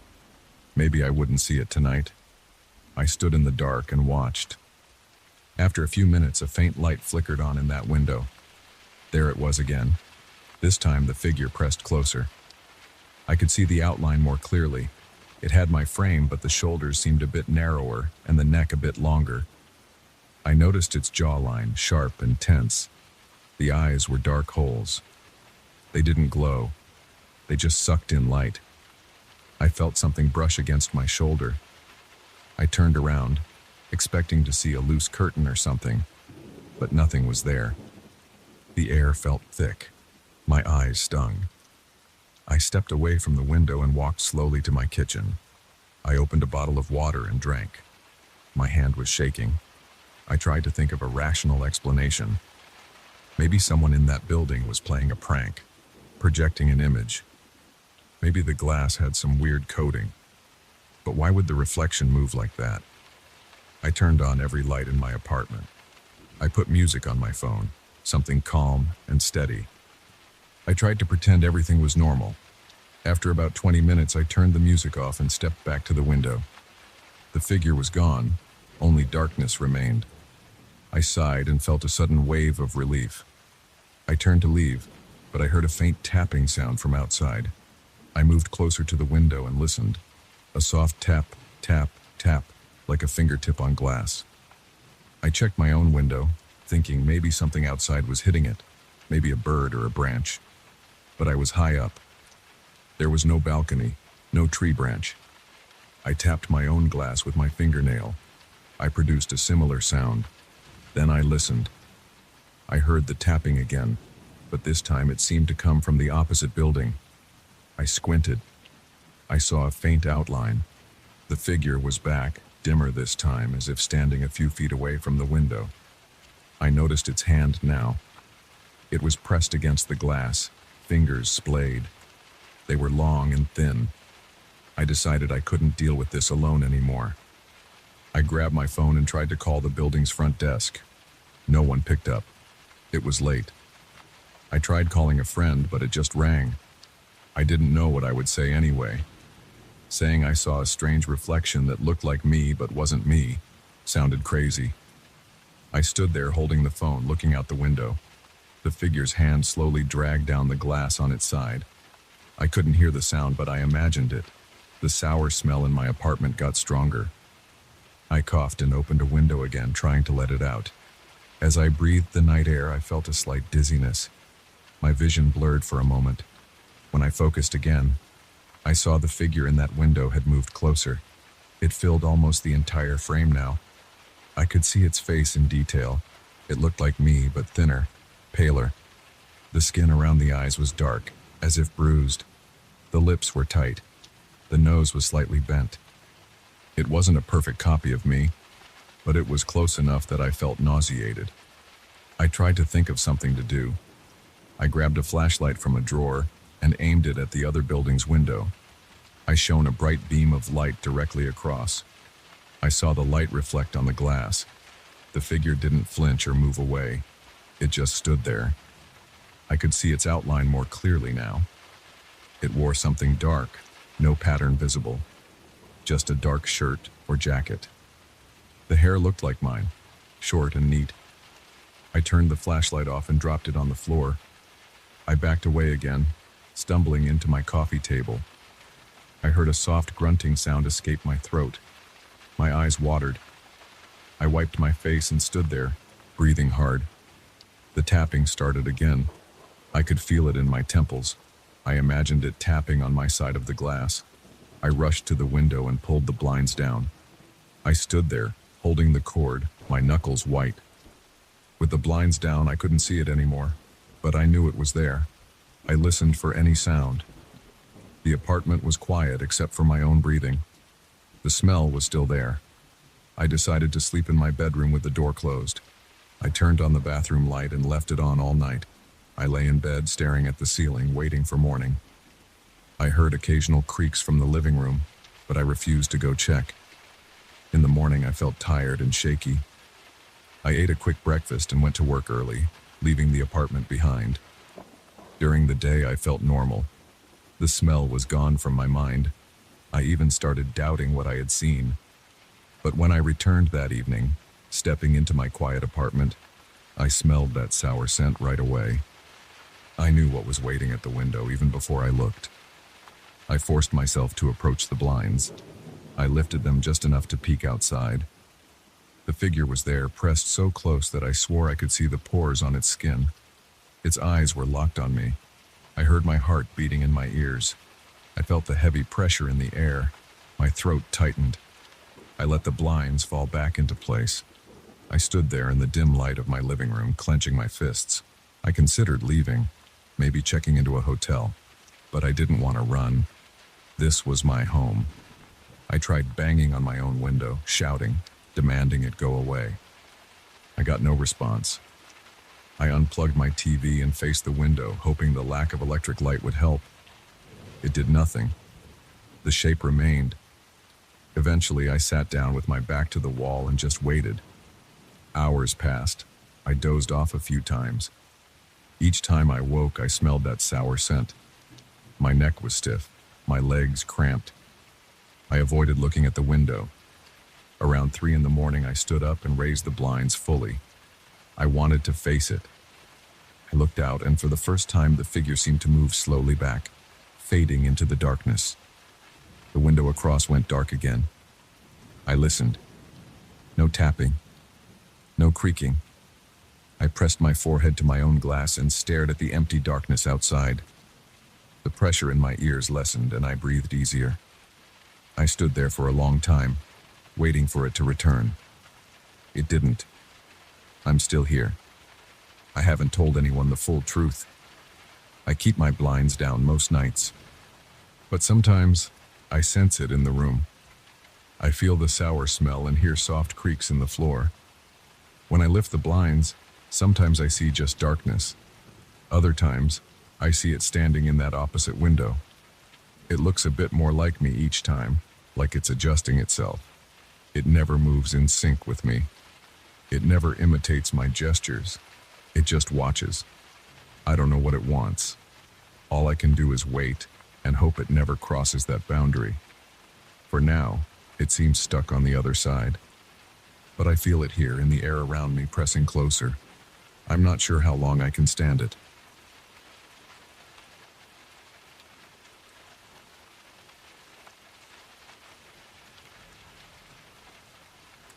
I moved in 2 days ago. I paid for a full month of quiet work far from the city. The house looked fine at first. It had enough rooms for me to spread out my notes and research materials. It had thick doors and what seemed like well-insulated walls. I expected silence. I expected privacy. I did not expect the sound from the attic. I noticed it the first night. It was late. I was setting up my laptop in the main study on the second floor. I heard a soft moaning sound coming from above. It was constant, low, and muffled. It never got louder and never stopped.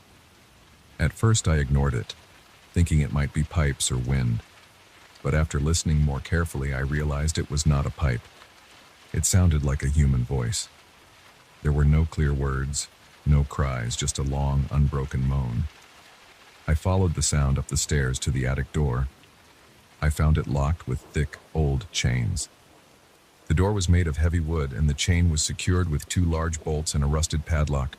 I pressed my ear against the wood. The moaning was right behind that door. I knocked. The sound did not change.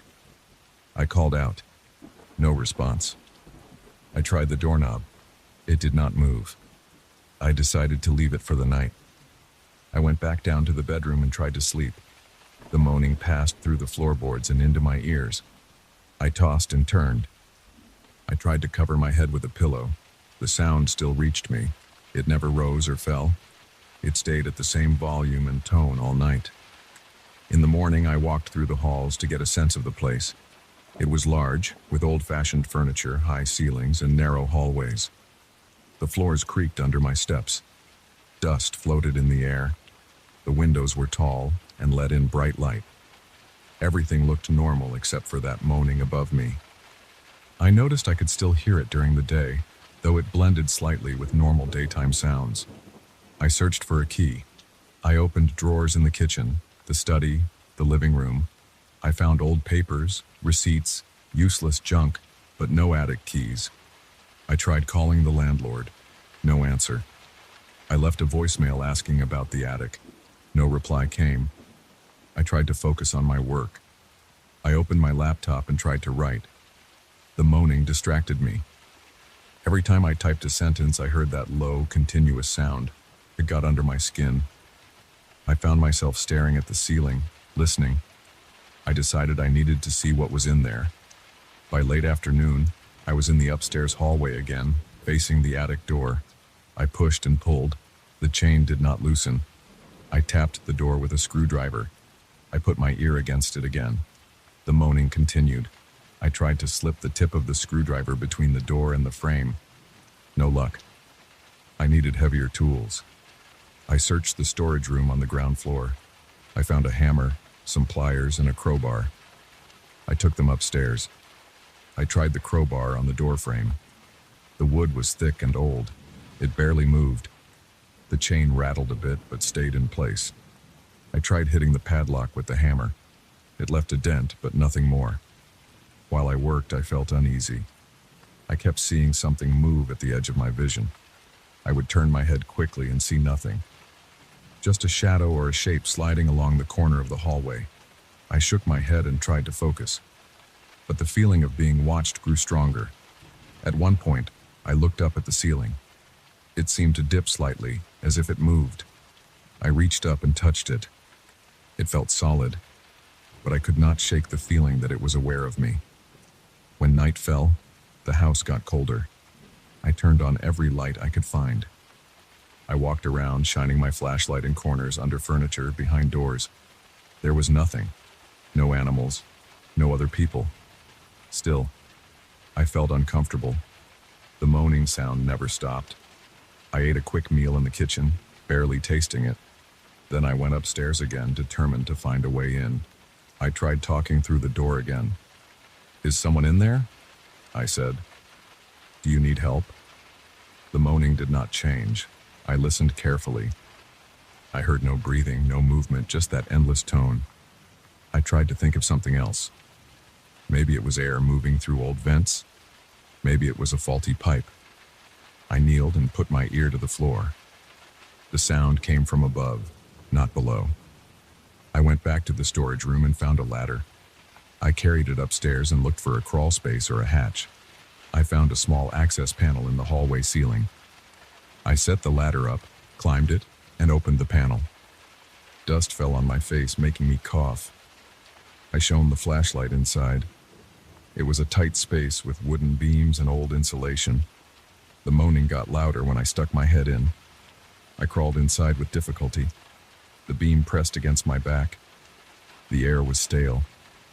My flashlight beam showed dust, wood, and some pipes. I moved slowly, trying not to make noise. The moaning surrounded me. I followed the sound and found a spot where I could see through a small gap in the wood. Below me should be the attic room. I could see something in the darkness below. I tried to shine the light through the gap, but the angle was bad. I saw only part of a floor and a lump in a corner. I heard a scraping sound behind me. I turned around quickly. Nothing was there. Just darkness and beams. I felt a slight vibration under my hand. The wood felt warm. It made me pull back my hand. I crawled backward, feeling uneasy. It was too cramped up there. The constant moaning got into my head. I felt my heart beating faster. I backed out of the crawl space and climbed down the ladder. Back in the hallway, I tried another tactic. I aimed my flashlight at the chain and examined the bolts. They were old and rusty. Maybe I could remove them with pliers. I gripped one bolt and twisted. It resisted at first, but then turned slightly. I kept working, my arms shaking with effort. The bolt screeched as I turned it. Eventually, it came loose. I moved to the second bolt and did the same. After several minutes, I got the second bolt loose. The chain hung slack. The door still would not open fully. The padlock kept the chain looped, even though it was loose. I tried slipping the chain off the door handle. It was tight, but after some pushing and pulling, the chain dropped to the floor. Now the door was free, except for the padlock still attached to a loose link. I pushed the door gently. It opened a few inches with a crackling sound from the old wood. I shone the flashlight inside. The moaning got louder. Dust swirled in the flashlight beam. The room was small, with bare wooden walls and a low ceiling. In one corner, I saw a large wooden crate covered by a heavy cloth. I stepped inside slowly. The floor creaked. The moaning seemed to come from near the crate. I approached it, breathing fast. I could feel sweat on my forehead. My throat was dry. I crouched and lifted the cloth. Underneath, I found an old vent cover set into the floorboards. The sound was coming from behind that vent. I tried to lift the vent cover. It was stuck. I pried it with my screwdriver and it popped off with a slight squeal. The moaning rushed up through the open vent. I shone my flashlight down. I saw darkness and what looked like old pipes. The sound echoed from below. I tried calling out. No reply. No change. I stuck the tip of a thin metal rod I had used as a tool through the vent. I felt something give way, then push back. I pulled the rod out. The tip was damp and smelled strange. I wiped it on my pants and looked again into the vent. It was just dark and deep. I saw no shapes, no movement, nothing else. The moaning never stopped. I realized I could not stop this sound. It came from somewhere deep below or inside the structure. I had no idea how to access it. I was already shaken by the strange feeling I got inside this house. The shadows in the corners, the uneasy warmth in the beams, the shifting ceiling. I decided I did not want to dig any deeper. If there was something down there, I could not reach it, and it did not seem interested in talking to me. I left the vent open. I left the cloth and the crate where they were. I stepped back into the hallway, my legs feeling weak. I closed the attic door behind me. I did not bother replacing the chain. I stood there for a moment listening. The moaning was now clearer, not muffled. It spread through the hallway. I could not escape it, but at least I knew what was in there. Just a vent in the floor. I went downstairs to the kitchen and drank another glass of water. I tried to calm down. My heart was still pounding. My arms were sore from prying bolts and hammering at the door. I could still hear the moaning, just quieter from down here. I decided to work in the living room, as far from the attic as possible. I sat at a small desk near a window and opened my laptop. I could still hear the sound. It never ended, never changed. I tried to type, focusing on the project I had come here to complete. I could feel my muscles tense. I expected to see shadows slide across the room again, but I kept my eyes on the screen. I expected the walls to creak and the ceiling to shift, but I ignored it.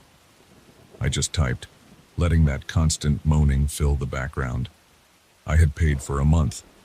I would stay and I would work. The sound would not stop, and I had no way to stop it. All I could do was keep writing and hope that somehow I would get used to it.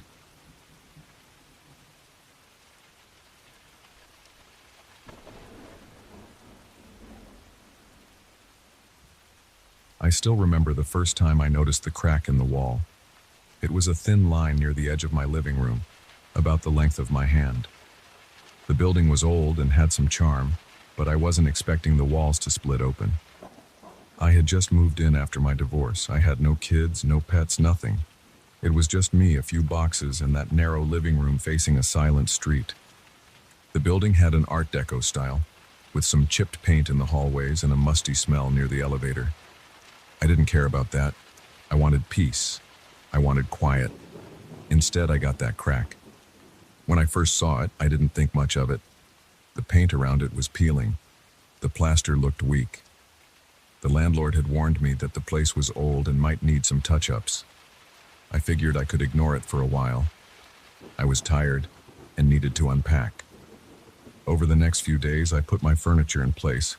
I arranged my couch in front of the TV, set up a small coffee table, placed a lamp in the corner. I tried to make the place feel like home. I didn't look at the crack much, but every time I did, I had this uneasy feeling. It looked a bit longer. Or maybe I was imagining things. I wasn't sure. I don't have great eyesight, and my head was full of other worries. Still, something about it bothered me. On my fourth night in the apartment, I was sitting on the couch eating takeout and watching some late-night show. It was quiet outside. The building made occasional creaks. Then I noticed a faint glow coming from the crack. It was a weak, dull light, like a small LED hidden deep inside the wall. I leaned forward, put my food down, and squinted at it. I could see the hairline of the crack shining. It wasn't bright. It didn't illuminate the room. It was just there, a thin thread of light. I turned off the TV and the lamp to see better. The crack was glowing. I pressed my ear against the wall. That's when I heard it. A soft scraping sound, almost like slow footsteps. I pulled back. My heart was beating faster. I felt sweat forming on my forehead. I didn't hear any voices, just that shifting noise, as if something paced back and forth inside the wall. I didn't sleep well that night. I lay in bed, staring at the ceiling. I tried not to think about it. Maybe there were old wires in the wall. Maybe it was the neighbor's TV.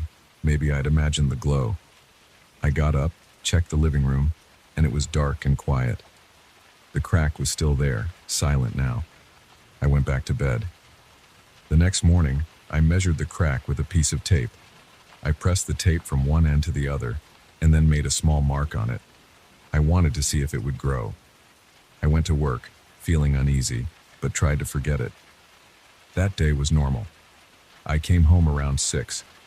The hall smelled like old carpet. The elevator made a grinding noise.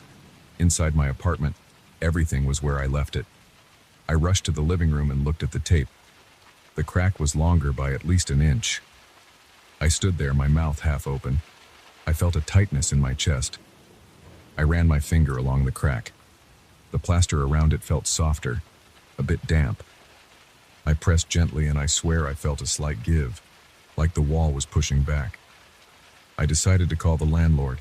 I explained that there was a crack growing in my wall. He said the building was old, that sometimes plaster expands or contracts, and that he'd send someone in a few days. I insisted it was getting bigger fast. He said he'd try to get someone earlier, but no promises. I hung up and paced the floor.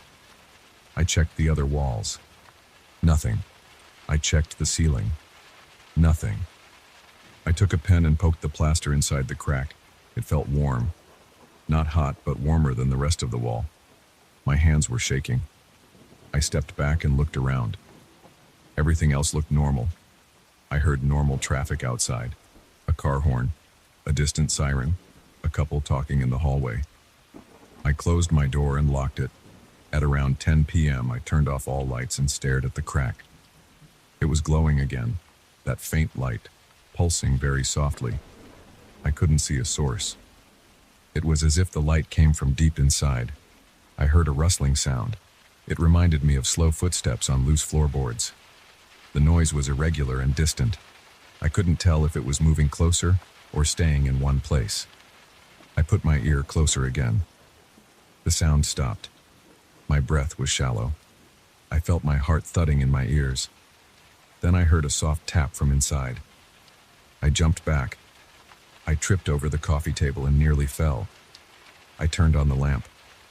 The crack looked the same as before, except for the glow. I tried to stay calm. I drank some water and sat on the couch, watching it from a distance. I went to bed late and slept poorly. I kept waking up, thinking I heard scraping. In the morning, the crack had grown another inch. The plaster flaked off easily now. The edges of the crack had spread into twisted shapes like uneven branches. I pressed my hand on the wall again, still warm. I tried to ignore it and went to work. At the office, I couldn't focus. I just kept picturing that glowing line. I left early and came home while it was still daylight. With the lights on, the crack looked ordinary, just a bit bigger. I tapped the wall with my knuckles. I felt a slight vibration. I didn't hear anything else, though. The landlord said a maintenance guy would come tomorrow. Before going to bed, I set up my phone to record video throughout the night. I turned off all the lights and let it record while I stayed in my bedroom. I couldn't sleep anyway. I kept thinking about the noises. At around midnight, I got out of bed and went back to the living room. The crack was glowing again. The glow was steady this time, not flickering. I walked closer, slowly. I held my breath and listened. The footsteps were back. Soft, irregular steps, as if someone was pacing inside a narrow corridor. I tried to speak. I said, "Hello?" I got no reply, just a pause in the steps, then they continued. I stepped back, turned on the lamp, and the sound stopped again. The glow dimmed when the light was on. but I could still see it if I looked closely. I couldn't take it anymore. I grabbed a small screwdriver and tried chipping away at the plaster. I wanted to see what was inside. I chipped off a piece near the edge. Beneath it was old, dark wood. I tried to make a hole big enough to peek inside. The moment I removed a chunk of plaster, the glow went out. I shined my flashlight inside the hole. I saw nothing but old wood and darkness. I felt a slight breeze. It smelled stale. I could not see any wiring or pipes. The footsteps were gone. I waited for a minute and heard nothing. I covered the hole with duct tape and went to bed. The next morning, the maintenance guy came. He was in his 40s, had a rough face, a dusty baseball cap, and carried a toolbox. I showed him the crack. He looked at it, shrugged, said something about old buildings settling. I insisted it had grown. He pulled off some plaster, exposing the wood beneath. He tapped on the wood. It sounded hollow. He said there might be a small space behind the wall. Maybe the building had old ventilation shafts. He didn't seem concerned. He said he'd come back tomorrow with some materials to fill and seal the crack. I asked him about the glowing. He looked at me like I was making it up. I showed him the spot I had taped. He said it was probably some strange reflection from outside lights. I mentioned the footsteps. He just shrugged and said, "Old buildings make weird noises." He left. All day I waited for night to come. I felt anxious and on edge. I went outside for a walk just to clear my head, but I ended up just circling the block. There were people sitting in a nearby cafe reading newspapers or chatting. Nobody looked nervous or strange. I stood in the lobby of my building for a moment, looking at the old receptionist's desk and the dusty chandelier. The hallway smelled of old wood polish. I felt a knot in my stomach, thinking about my apartment. I went back up. I ordered pizza and ate it in silence, staring at the wall. The crack was bigger now that some plaster was removed by the maintenance guy. The exposed wood looked dark and dry. The duct tape I had placed was still there on the hole I made. I removed the tape and checked inside again with my flashlight. Still nothing visible, just emptiness. I put my ear inside the hole. It was silent. I waited for hours, sitting on my couch, lights off. Around 11 p.m. I saw the glow again. This time it came not only from the thin crack lines that were left, but also faintly through the hole I made. I pointed my flashlight in again. The glow vanished. I turned the flashlight off. The glow reappeared. I said, "I know you're in there." I waited. I got no answer. Just the slow shuffling of those footsteps. They sounded like bare feet on a wooden floor. I felt sweat rolling down my neck. My stomach was tight. I tried to keep my voice steady. "I'm not going anywhere," I said. I heard a soft thump, then silence again. I leaned closer, holding my breath. I wanted to see something, but I couldn't. I grabbed the screwdriver again. I widened the hole a bit more, pushing aside more plaster and wood. I made a hole about the size of my palm. The glow flickered when I did this. I felt warm air hitting my face. The footsteps grew faster, then stopped. I stuck my flashlight inside. Nothing there, just darkness. But the space seemed deeper than I expected. I could push the flashlight a bit in and see old beams, some wiring, and empty space. No sign of anything living. I pulled the flashlight back out. When I turned it off, the glow returned. It seemed to come from the far end of the space. I couldn't reach it. I heard a clicking sound, like someone tapping their nails on wood. I stepped back and rubbed my arms. I felt goosebumps all over. I tried to call the landlord again, but he didn't pick up. I paced around the living room checking my phone. No signal issues. He just wasn't answering. I sat down and kept watching the hole. The glow was steady, and I could still hear that soft tapping. I tried to ignore it and think of something else, but I couldn't. My heart was racing, and my legs felt weak. Eventually, I got up and dragged my couch away from the wall. I placed a chair near the hole and sat there facing it. I had my phone ready to record again. I turned on the phone's video and aimed it at the hole. I hoped to catch something moving, some proof of what I was hearing. I waited, holding the phone steady, trying not to make noise. After a few minutes, I heard the footsteps again, this time moving slowly. The glow flickered, and I heard a faint rustling sound. Then the footsteps stopped right behind the wall. I felt my chest tighten. I leaned forward and whispered, "Who are you?" No answer. Just a slow, heavy exhale. It sounded like breathing. Something was breathing in there. I could hear it inhale and exhale through the hollow space. It was steady and calm, as if it knew I was listening. I recorded the sound with my phone. My hand was shaking, but I kept it pointed at the hole. The breathing continued for maybe a minute. Then it stopped. The glow faded a bit. I was sweating and my mouth felt dry. I decided to reach inside again, this time just my fingertips, feeling around the edges of the hole. The wood was rough, splintered. I got a small splinter in my index finger. I cursed under my breath and pulled my hand out. I looked at my finger. A tiny drop of blood formed. I wiped it on my jeans. Then I heard a light scraping sound inside. It made the hair on the back of my neck stand up. I shined the flashlight again. Nothing. I turned it off, glow again. It didn't make sense. I stayed up until dawn, watching the hole. The breathing never came back that night, but I kept hearing soft taps and occasional footsteps, moving back and forth. The glow stayed constant. It wasn't bright enough to light up the room, but it was there. When morning came, I turned on all the lights and checked the video on my phone. The sound was faint, but I could hear the breathing and some tapping. I felt relieved I had some proof. Later that day, the maintenance guy came back. I showed him the video. He said it was probably old pipes, or maybe wind in some hidden duct. He filled the crack with a sealing compound and patched up the plaster. He painted it over with a coat of primer. He said that should fix the problem. Before he left, I asked him if he knew what was behind that wall. He said he didn't. It was probably just a gap between apartments, something sealed off years ago. When he was gone, I pressed my ear against the freshly sealed wall. No sound. No glow. It looked solid. That night I turned off the lights and waited. The wall was quiet. No glow, no footsteps. I sat there in the dark for hours, staring. Nothing happened. I went to bed. I couldn't sleep well, but eventually I dozed off. Around 3 a.m. I woke up feeling thirsty. I walked to the living room. The wall was dark and silent. I checked it with my flashlight. The patch job looked fine. I pressed my ear against it. Nothing. I stared for a few more minutes, then went back to bed. The next morning I touched the wall again. It felt normal.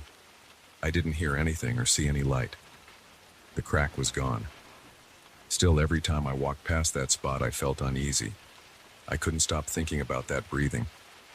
The sound of footsteps behind the wall stayed in my mind. I didn't tear it open again.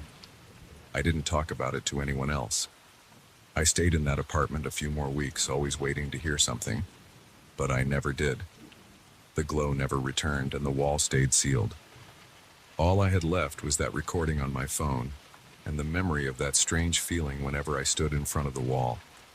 I never got an explanation for any of it, and I never tried to break through that wall again. It stayed quiet, and I kept my distance. That was enough.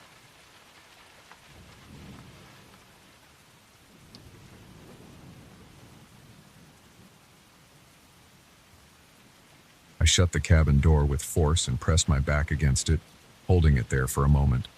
I felt my legs shaking a little. The day was almost over, but the light outside was still enough to see the tree line. Thick fog hung between the trunks, making the pines look taller and darker. I had chosen this place because I wanted quiet. I needed to step away from everything. Instead, I stood in a small wooden cabin with no electricity, just a weak flashlight and a few candles, feeling the air pressing in on me from all sides. The cabin had a single room, a narrow cot, a small wood table, and a few chairs. The floor was uneven. The walls smelled like old wood. There was a tiny window facing north.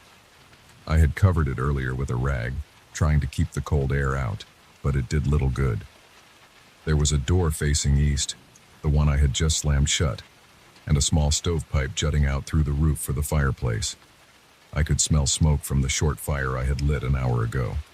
It was already dying down. I set my flashlight on the table, aiming its beam at the door. I had a few candles, but I saved them for when the flashlight batteries ran low. I stood there trying to listen. The air outside was quiet except for a distant rustling, probably branches and needles shifting in the wind. It was late afternoon, and the sun would set soon. The sky was already turning dull and gray through the trees. The fog crept closer. It felt like a damp blanket around everything. I walked to the window and moved the rag a bit. I saw the pines stretching out in all directions. The ground outside was uneven and covered with fallen needles. My truck was parked about 50 yards away down a rough path, but it was hidden behind a few large trees. I had planned to stay here for several days. I brought enough canned food, a few bottles of water, and a sleeping bag. I had no radio, no phone signal, nothing.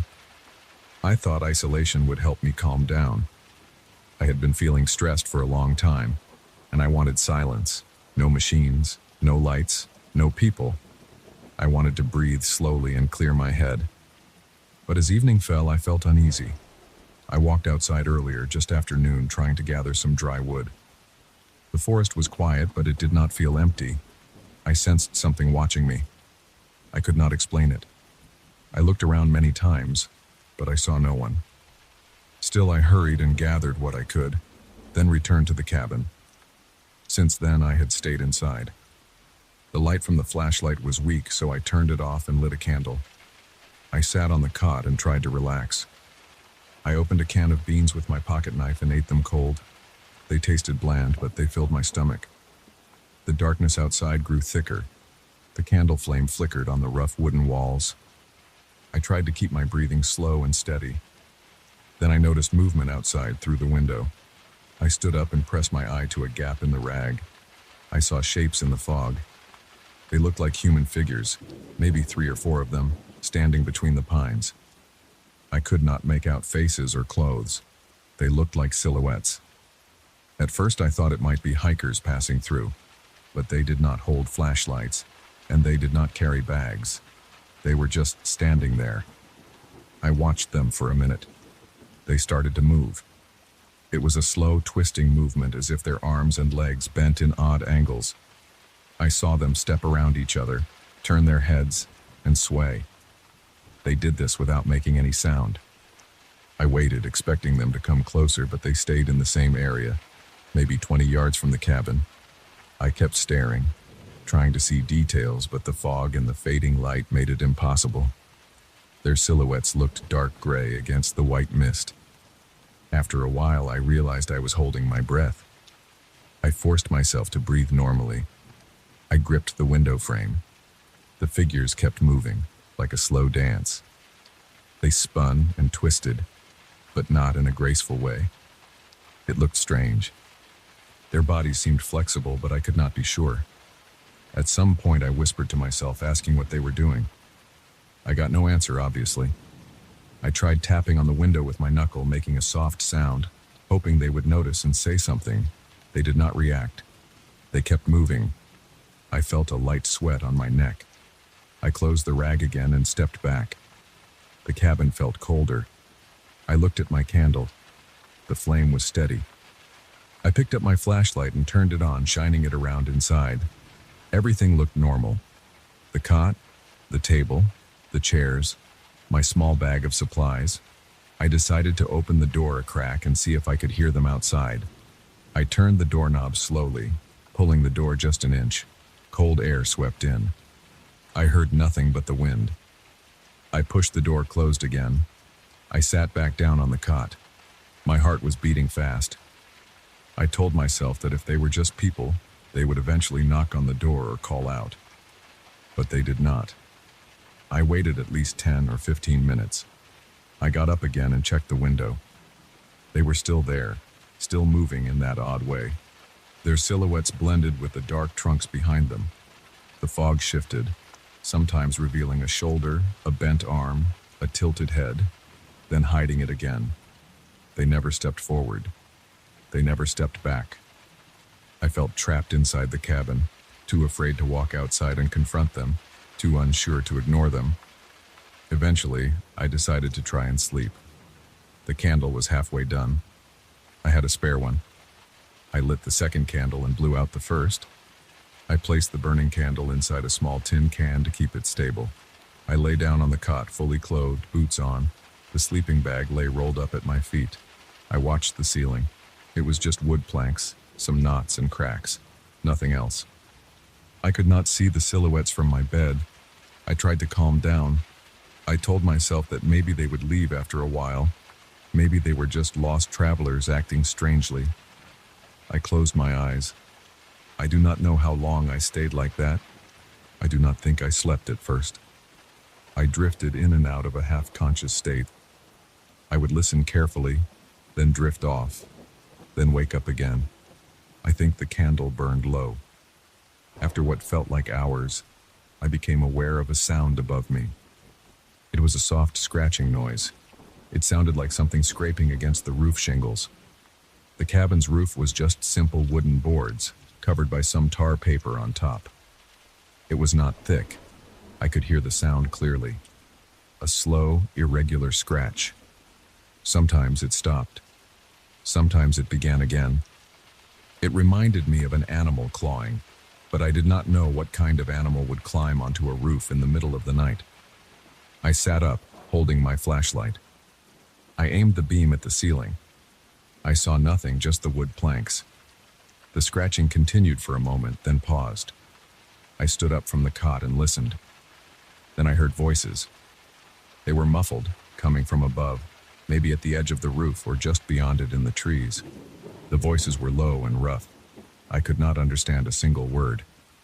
They spoke in some language I had never heard before, with harsh consonants and a guttural tone. It sounded like a conversation between at least 2 or 3 individuals. I felt the hair on my arm stand up. My throat tightened. I did not want to speak. I barely breathed. I pointed the flashlight at the door and waited. The voices continued, sometimes overlapping. They did not shout. They spoke softly, but with an intensity that made my heart pound. I considered stepping outside with the flashlight to see who it was, but I felt too weak to do that. I felt my legs shaking.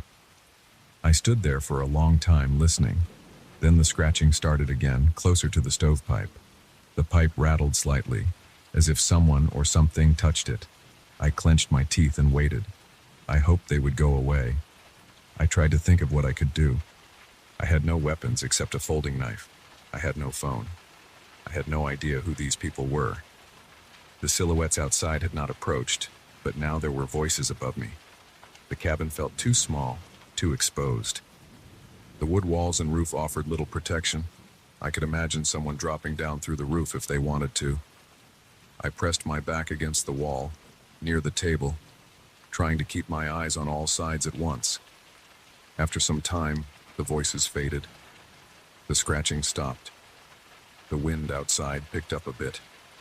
I could hear branches swaying. I waited, still silent, until I felt certain the sounds were gone. Then I slowly walked to the window and moved the rag. I shined the flashlight outside, sweeping the beam across the pines. I saw heavy fog swirling between the trunks. I did not see the silhouettes now. The area where they had been was empty, just damp ground and scattered needles. I heard no one. I aimed the flashlight upward, trying to see the roof edge. I saw nothing unusual, just darkness and mist. I moved back inside and sat on the cot, pulling out my sleeping bag. I considered leaving the cabin right then and there, walking back to my truck and driving away. But it was late, and the night was thick with fog. The forest floor was uneven. Without a proper light, I might stumble and hurt myself. My flashlight's beam was weak and I had no headlamp. Also, part of me did not want to step outside after what I had seen and heard. I felt safer inside the cabin, even if just barely. I tried to sleep.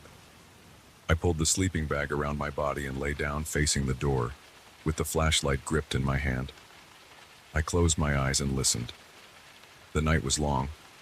I do not know if I slept. I must have drifted off because I remember waking suddenly at some point, heart pounding, certain I had heard footsteps outside. I listened carefully. There was nothing, just the wind and an occasional creak of branches. I breathed slowly and tried to relax. At some point, a faint light appeared behind the window rag. Dawn was coming. The gray light of early morning filtered through the cloth. I sat up stiffly, feeling my back ache. The candle had burned down completely. The inside of the cabin was cold. I stood up, stretched my legs, and moved to the window. I moved the rag and looked outside. The fog was still there, but thinner. I saw the pines clearly. I saw the ground. No footprints, no signs of anyone, no silhouettes. The forest looked empty. I pushed the door open and stepped outside. The air was cold and damp. I walked around the cabin, looking at the ground, the roof line. I saw no damage, just the usual needles and cones. I saw no tracks. The roof was about 8 feet high, and I could not climb it without effort. I stood there, scanning the trees, listening. Nothing.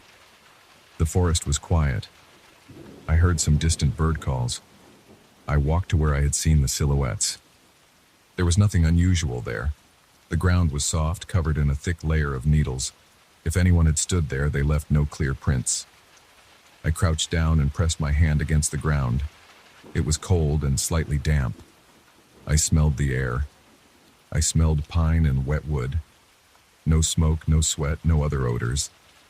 I walked back to the cabin and sat on the step. I felt tired. My stomach rumbled. I opened a can of tuna and ate it with my knife. The taste was salty and plain. I swallowed it quickly. I sipped some water.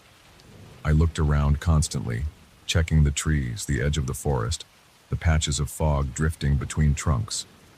Everything seemed normal now, but I could not shake the feeling from last night, the silhouettes and the voices. I decided I would stay one more night to see if it happened again. If it did, I would leave at first light the next day. If it did not, maybe I could still find some peace here. I did not want to leave too soon. I wanted to believe it was some strange dream or a passing group of strangers who meant no harm. I spent the day chopping a bit of wood with a small hatchet I had in the truck.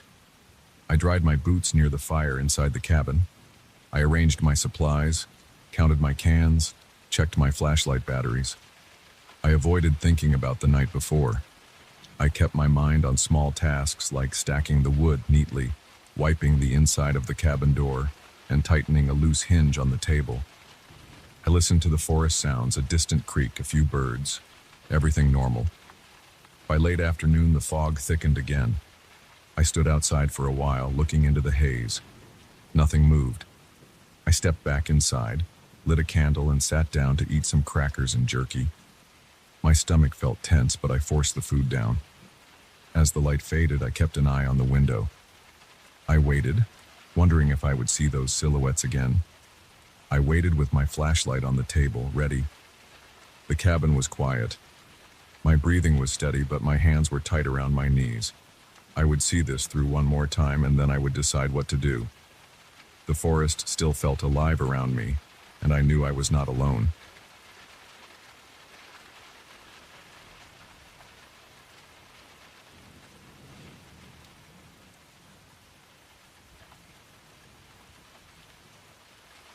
I stepped into the cave entrance with my headlamp on and my tripod bag resting against my shoulder. The entrance is damp and narrow, and I can feel cool air against my face. My boots grip the slick limestone floor as I move forward. Water drips somewhere far inside, and the sound echoes back. I'm here to photograph stalagmites and stalactites, and I want a quiet place without any distractions. There's no one else here. I parked my car about a mile away and hiked through thick brush just to reach this place. It's not a tourist spot. It's an old formation, known only to a few local climbers. I came for the silence and the undisturbed formations. I want to get the kind of shots that make my portfolio stand out. But as soon as I step deeper, I sense that I'm not alone. I push forward through a tight passage, ducking my head and shuffling sideways with my gear. My hands brush the cold stone. It's slippery, and I have to pause a few times to keep my balance. I try to focus on the task. I'm thinking about camera settings, low light adjustments, exposure times. The best angle to catch the mineral deposits. Nothing else should matter. I can't waste time imagining things. The only sound is my own breathing and the quiet drip of water. After a few minutes, the passage opens into a wide chamber with a low ceiling. I lean my tripod against a rock and run my hand over a smooth surface. My headlamp reveals mineral patterns. The formations are beautiful. Some stalactites look like they're inches from touching the stalagmites below. I crouch, adjust my camera, and take a few long exposure shots. The flash from my camera lights the room for a brief moment, then darkness again, except for my narrow headlamp beam. I stay still and listen. Nothing. Just silence. I move slowly around the chamber, looking for an interesting angle. I spot a group of stalagmites by a shallow pool of water. I walk over and set up my tripod. I'm steadying the camera when I hear something low and deep. It's like a hum or a chant. I freeze and turn my head. I stand still and listen. I can't place the sound. It's coming from somewhere in the darkness ahead, maybe through a smaller tunnel connected to this chamber. I lift my headlamp and shine it forward. I see nothing but wet limestone and a few small puddles. The sound stops. I keep listening. Nothing but the drip of water again. I try to shake it off. Caves can have strange acoustics. Maybe it's just the wind outside or water moving through cracks. I return to my camera and frame a shot of the stalagmites with the reflection in the pool. I hold my breath to avoid camera shake and press the shutter. The flash goes off, capturing the moment. I check the display. The photo is good. Sharp detail, nice reflections. I do a few more shots from different angles. I hear a faint rumbling sound. Not the flash. Something else. I stand up straight and grip my flashlight. I sweep the beam across the rocks. Still nothing unusual to see. I focus on the sounds. It's a low, vibrating tone. It's not constant. It rises and falls. A kind of deep chant with no clear pattern. It's unnerving. My heart starts to beat faster. I notice my breathing is louder now and I swallow hard. I don't want to panic. I came here alone and that was my choice. There's no cell signal, no quick exit. If I panic, I might slip or get lost. I tell myself to stay calm. I decide to move toward the source of the sound, just to see if I can understand what it is. I pack my camera and fold my tripod. I walk slowly, stepping carefully to avoid making noise. My boots press into the wet floor and I feel moisture creeping through the seams. The passage ahead is narrower and slopes downward. I try to keep the beam steady. The air feels heavier down here. The chanting grows slightly louder, but I can't pinpoint the location. It seems to echo off the walls. As I continue, I start to feel something else. It's a sensation of being watched. My skin tingles, and there's a tightness in my chest. My hands feel clammy. My legs feel stiff. I move slower now. The chanting continues.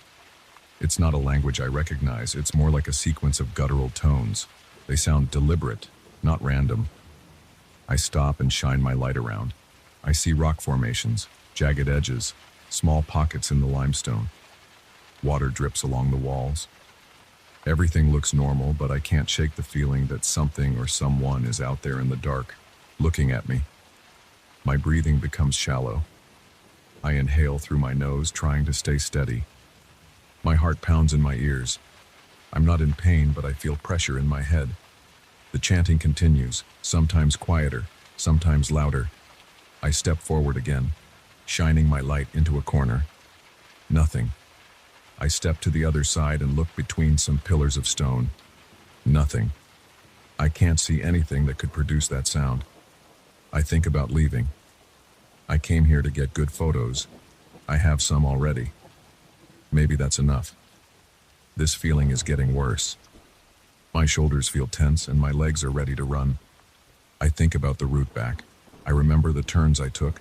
I can retrace my steps. I just need to stay focused. But I'm curious. Is there someone down here? Could it be an animal? A person? The chanting doesn't sound like an animal. It sounds too controlled. A person would show themselves, right? Unless they're hiding. Why would anyone hide in a cave like this? I take a few steps back toward the chamber where I started. The chanting changes pitch. It grows deeper, more intense, then fades again. I pause and look over my shoulder. My flashlight beam flickers a bit as I adjust the angle. I still see nothing but rocks and darkness. The presence feels stronger now. It's like a weight pressing on my back. I feel the hair on my arms stand up. My stomach feels hollow. I don't see a good reason to stay. My photos are fine. I got what I came for. I don't need more shots. The presence isn't friendly. It's not attacking me, but it doesn't feel welcoming. I realize that I've been standing still for too long. I turn toward the exit passage and walk. I move faster now, but I try not to rush. My boots make small splashes in the puddles. I see water dripping from the ceiling. I keep the flashlight aimed ahead, looking for the path I came through. The chanting doesn't stop. It follows me, staying at the same volume. I turn my head slightly and listen. It's as if the sound moves along the walls, circling me. My hands tremble a bit. I grip the flashlight with both hands to steady it. I can feel sweat under my helmet strap. My neck feels stiff. I try to stretch it slightly, but I don't want to lose my balance on the wet floor. I reach the chamber with the stalagmites I photographed. I remember the spot where I placed my tripod. I check the floor for my footprints. They're faint in the dampness, but I can guess the route back. I follow the way I came, heading toward the narrow passage that led me in. As I approach it, the chanting lowers in volume. It doesn't stop, but it becomes more distant. I feel like it's pulling back, letting me go. This confuses me. If the presence wanted to stop me, now would be the time. But nothing stops me. The tension is still there, though. My chest feels tight, and my heart is still pounding. I duck into the narrow passage. The walls press close on my shoulders. I have to turn sideways to get through. The stone is rough against my jacket. I move slowly, sliding my feet forward. I don't look back. I keep my light straight ahead. My breathing is louder in here. The passage magnifies my breathing and the small noises I make. I can hear my gear shifting in my bag. I'm aware of every detail. There's no chanting in this narrow space, just my own breathing and the scrape of my clothes on rock. When I reach the other side, I find myself in a smaller chamber that leads to the exit. The air feels lighter here. I know I'm closer to the surface. I stop and listen again. The chanting is faint, barely audible. Maybe it's deeper inside, away from me now. I can still feel that presence in my mind. It's like a memory that won't fade. My body is still tense. I clench my jaw and try to relax it. I blink a few times and flex my fingers around the flashlight. I need to get out. That's all that matters now. I follow the sloping floor upward. I see a faint glow ahead, natural light from the entrance. I move faster, stepping over small rocks and puddles. My boots squeak on the damp surface.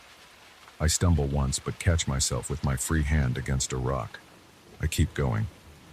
The chanting is gone now, replaced by the gentle sound of wind outside. I step over a fallen limestone chunk and see the mouth of the cave. It's just ahead, a gray opening to the outside world. When I reach the entrance, I turn off my flashlight and push out into the open air. It's late afternoon. The sun is lower in the sky, and the forest outside the cave is quiet. I stand there for a moment and catch my breath. I feel the tension releasing from my shoulders. My heart rate slows down. I wipe sweat from my forehead with the back of my hand. The sound of birds in the distance calms me. I think about what happened inside. I don't have any answers. I didn't see anyone. I didn't see anything unusual except the limestone formations. I only heard that strange chanting and felt that heavy presence. It's still fresh in my mind. My face feels flushed, and my legs feel weak. I'm glad I made it out without slipping or getting hurt. I walk away from the cave, pushing through the brush and heading toward the place I parked. I keep my eyes on the ground, making sure I don't trip over roots or stones. My gear feels heavier than before. My shoulders are sore from tensing up inside that cave. I'm thirsty, but I wait until I'm a safe distance away to take a drink from my water bottle. I just want to put some space between me and that place. As I move along the forest floor, I look back once. The cave entrance is small and dark. It looks harmless from here. Just another limestone formation in a remote area. But I know what I felt inside. I don't plan on going back. The photos I took will have to be enough. I keep walking. My boots crunch on fallen leaves outside the cave area. The tension in my body is fading, replaced by relief. I survived an encounter with something I don't understand. I have no proof of what I heard. Just my memory of that low, guttural sound and the feeling of being watched. I don't need to prove anything. I just want to get back to my car and leave this place behind. I climb over a small ridge and see the faint shape of the dirt road where I left my car. I'm breathing steady now. I'm tired and my legs ache. I reach the car and set my gear inside. Before I start the engine, I sit behind the wheel and take a long drink of water. The sound of the forest around me is normal and calm. No chanting, no heavy presence, just wind and distant birds. I start the car and drive away. The tension slowly disappears with each mile I put between myself and that cave.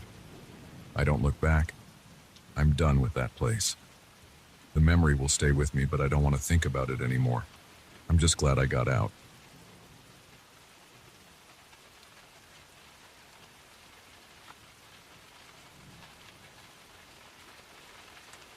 I started working late in the historical library because the regular hours never gave me enough time. I needed to examine a large collection of old documents that few people cared about. Nobody paid much attention to the top floor, where some of the oldest books were kept in dusty shelves. That floor had a window at the far end. No one opened it. It faced a quiet street. On the outside, there was nothing to stand on. There was no balcony, no ledge, and no fire escape. There was just empty space. I knew that window well. I passed by it many times without even looking. It was always locked from the inside. It had a thick frame and slightly warped glass. One night, I noticed something strange. I had been working on a stack of records and letters for hours. The lights in the library were dim. The night outside was quiet. I got up and stretched my neck. I walked around the top floor, feeling the ache in my shoulders. I approached the window for no particular reason. I did not expect to see anything there. When I looked through the glass, I saw a pale face staring back at me. It was a person, or at least it looked like a person. I saw a face with light skin. The eyes were empty. I do not mean they were closed or missing. They were open, but they did not look like they contained any life. The figure was pressed close to the glass, looking straight at me. The hair seemed thin and colorless. The cheeks had no color. The skin looked flat and dull. The figure just hung there outside the window with no support. I could not see any body below the shoulders. It looked like a head and part of a torso, suspended in midair. I could not tell if it was male or female. I could not see any movement. The figure did not blink. The eyes stayed locked on mine. I felt my legs stiffen. I did not understand what I was seeing. I knew there was no platform out there. This was the top floor. The figure should not have been able to stand there. I wanted to turn away, but I could not move for a few seconds. My breathing became shallow. My forehead felt cold. My hands were clenched. I backed up a step, and the figure remained there right behind the glass. I backed up another step and another until I was several feet away. Then I turned around. When I looked back, the figure was gone. I felt a chill in my stomach.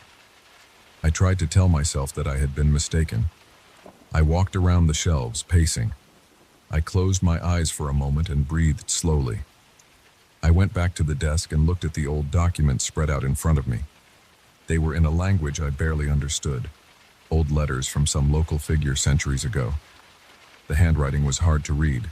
The ink had faded. The text included names of places that no longer existed. It mentioned rituals, ceremonies, and strange gatherings that did not match any official records. As I resumed my work, I kept glancing over my shoulder. I could not stop thinking about that face at the window. I tried to ignore it. I focused on deciphering a few words. I tried to understand a phrase. As I read, I began to sense something behind me. I thought I heard a soft sound. It was like a faint breath, but not exactly. I turned around, and the room was empty. There was no one there. I saw only bookshelves, chairs, desks, and dim lamps. The window looked empty now. I could see the dark night sky through it. No figure. I tried to laugh it off in my head, but my throat was dry. I decided to leave soon. It was late anyway. I locked up my notes and left the building. I walked home, looking over my shoulder at every corner. I could not sleep well that night. My dreams were full of blank eyes and pale skin. The next day I returned in the late afternoon. I tried to work during normal hours. The library was calm, as always. A few people came and went. Nobody bothered me. I spread the documents on the table and started reading again. I tried to translate some passages. They mentioned a certain object, a kind of artifact, but I could not grasp the details. My understanding felt unstable. Every time I thought I understood a word, it seemed to change in my head. The letters looked twisted. The shapes of the characters seemed off. I rubbed my eyes and tried again. The words were old and obscure, but I was trained for this kind of task. It should not have been that hard. I began to hear those soft sounds again. I looked around. The other people in the library did not seem to notice anything. They were busy with their own work. I walked upstairs to the top floor again. I told myself it was to check on a volume I needed. In truth, I wanted to see if the window was normal now. I approached it slowly, feeling my chest tighten. I looked through the glass. I saw only the quiet street below and the distant buildings. No figure. I tried the latch. It was locked. The glass felt cold under my fingertips. I returned to the documents. As I read, I noticed that my comprehension was slipping. Words I had translated before seemed to mean something else now. I felt confused. I double-checked my reference materials. My notes looked correct, but my mind felt cloudy. I heard that soft, steady sound again. It was like breathing, but not mine. It did not match my own breaths. It felt close to my ear. I looked around. Nobody was standing near me. The other researchers were on different floors or in distant sections. I tried to ignore it. Later that night, I had to stay late again. I had a deadline for my research, and I could not leave now. The library's staff allowed me to stay as long as I needed, as I had special permission. Around midnight, the building was empty except for me. I kept the lights on only in the area I was using. The rest of the place fell into darkness. I worked slowly, trying to piece together some coherent meaning from the old documents. My head hurt. I kept thinking about the figure at the window. I sensed that it was aware of what I read. It felt like it was trying to guide my eyes. Whenever I stumbled on a strange word, I felt a slight pressure in my ears. My vision blurred. Then I would see a faint shape at the edge of my vision. It would disappear if I looked directly at it. I tried to stay calm. I got up and walked around the top floor again, keeping my distance from the window. I did not want to see that face again. My stomach felt tense. My shoulders were stiff. My back hurt. I wiped sweat from my forehead. The library was not hot, but I felt warm and unsettled. I drank some water from a bottle I had with me. I listened carefully, hearing only my footsteps and the hum of the old lights. When I returned to my desk, I found that the documents were no longer in the order I had left them. I was sure I had placed them in a neat stack. Now they were spread out, slightly rearranged. I could not figure out if I had forgotten how I left them, or if something else had happened. I checked the doors. They were locked. I looked around the shelves. Nothing seemed out of place. I reminded myself that I was alone. I sat down and tried to continue. The words were difficult. Each time I looked at a line, I felt a strange tension in my neck. My eyes watered. The handwriting seemed to shift. I thought I heard a quiet whisper. The whisper did not form any words I knew. It sounded like broken syllables. The voice was soft and steady. It did not come from any particular direction. It felt like it was inside my head. My heart beat faster, my fingertips tingled. I stood up and moved away from the desk. I looked at the window. I wanted to know if the figure was there. I did not want to see it, but I had to check. I walked slowly to the far end of the floor. I stopped a few feet away from the glass and looked. The figure was there. It was pressed against the glass, staring at me. The eyes were still empty. I could see the pale skin more clearly now. There were no wrinkles, no blemishes, just a smooth, colorless surface. The figure's mouth was closed, the lips were thin. I could not detect any movement. There was no sign of breathing. Yet I heard the whisper again. It was steady and low, as if spoken through a wall. I stepped back. I breathed through my nose, trying not to panic. I felt a pressure behind my eyes. I reached for the nearest shelf to steady myself. I looked away from the window. The whispering stopped. I turned around and looked at the window again. The figure remained unmoving. I felt my stomach tighten. I could not understand what it wanted. I felt like it was waiting for me to continue reading. It was as if it needed me to look at those documents, to process those words. I did not know why. I only knew that my understanding of the text was not clear. Every time I tried, my mind locked up. I returned to the desk. I forced myself to read another line. The whispering returned. It was slow and steady, matching the pace of my reading. I focused on a single sentence. My head felt heavy. My arms were weak. I tried to write down my translation, but my hand trembled. The pencil slipped. I managed to write a few words, but they did not make sense to me. I wanted to stop, but a strong curiosity pushed me forward. I needed to know what these documents said. I needed to finish my research. I flipped through the pages. Some sections were unreadable. The ink had faded. In other sections, I thought I understood a phrase, but then the letters seemed to rearrange themselves in my mind. I tried covering part of the page with my hand. I tried reading the words one by one. The whispering continued, making me doubt my own memory. I tried speaking out loud. My voice echoed in the empty room. I said a few words slowly, and the whispering paused. Then it started again with a slight change in tone. It felt like the presence outside the window was reacting to what I said. I got up and walked over to the window once more.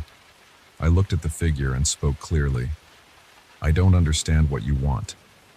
The figure did not move. Its eyes remained locked on me. I pressed my hand against the glass. It felt cold. I felt a slight vibration, as if something was pushing back. The whispering faded into a soft hiss. I waited. Nothing changed. I stepped away and returned to the desk. I stayed in that library for several more hours. I kept trying to read, and each time I did, the whispering guided my eyes to certain lines, certain words. I noticed that the figure appeared only when I focused on certain sections. When I moved to a different set of documents, the whispering was softer. When I tried to skip pages, I felt a painful pressure in my forehead.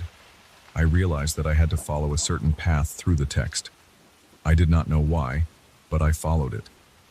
As dawn approached, I was exhausted. I had made some progress. I understood a set of instructions in the document. I understood certain references.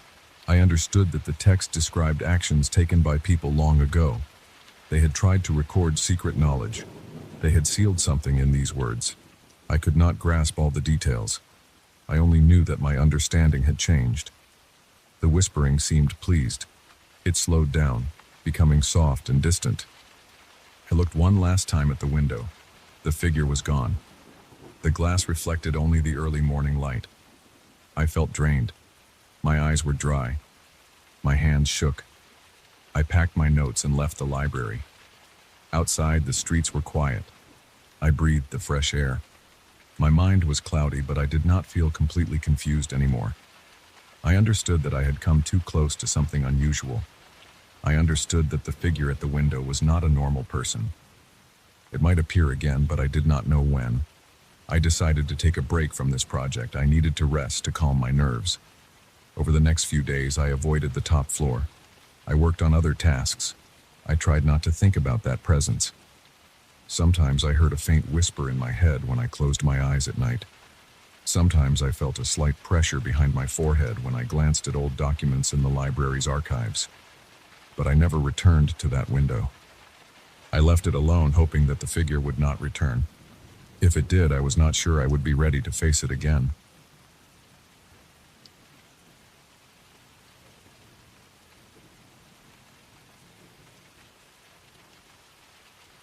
I start work every night at midnight, alone inside my family's small bakery. The street outside is quiet at that hour. Everything inside is still. The ovens sit cold and the display cases are empty. But in the basement storage room where we keep the flour, something moves. Every night I hear it. Uneven footsteps, soft scraping sounds, a faint shuffle that stops as soon as I open the door. I go down those old wooden steps into the dark, flick on the lights, and find nothing. But the signs are there. Shelves pushed into different positions, flour sacks torn open. Not a single grain of flour is missing, yet the cuts on the sacks are deep and jagged. I see strange patterns on the floor, streaks of loose flour, small marks as if something brushed against the surface. No matter how slowly I move, how quietly I descend, I never catch whoever or whatever is there. Something tries to get my attention and lure me deeper. Every time I step on that first creaking stair, my stomach tightens. My muscles get stiff, my heartbeat pounds in my ears. I want to leave. I don't. I keep going back down, night after night, because I need to know what's down there. I stand at the top of the basement steps. It's after midnight. The oven timers are set for early morning batches of bread and pastries. The main floor of the bakery is lit by a single lamp on the far counter. I keep the lights low to save energy and to relax. I prefer the quiet hours when no one comes to buy anything.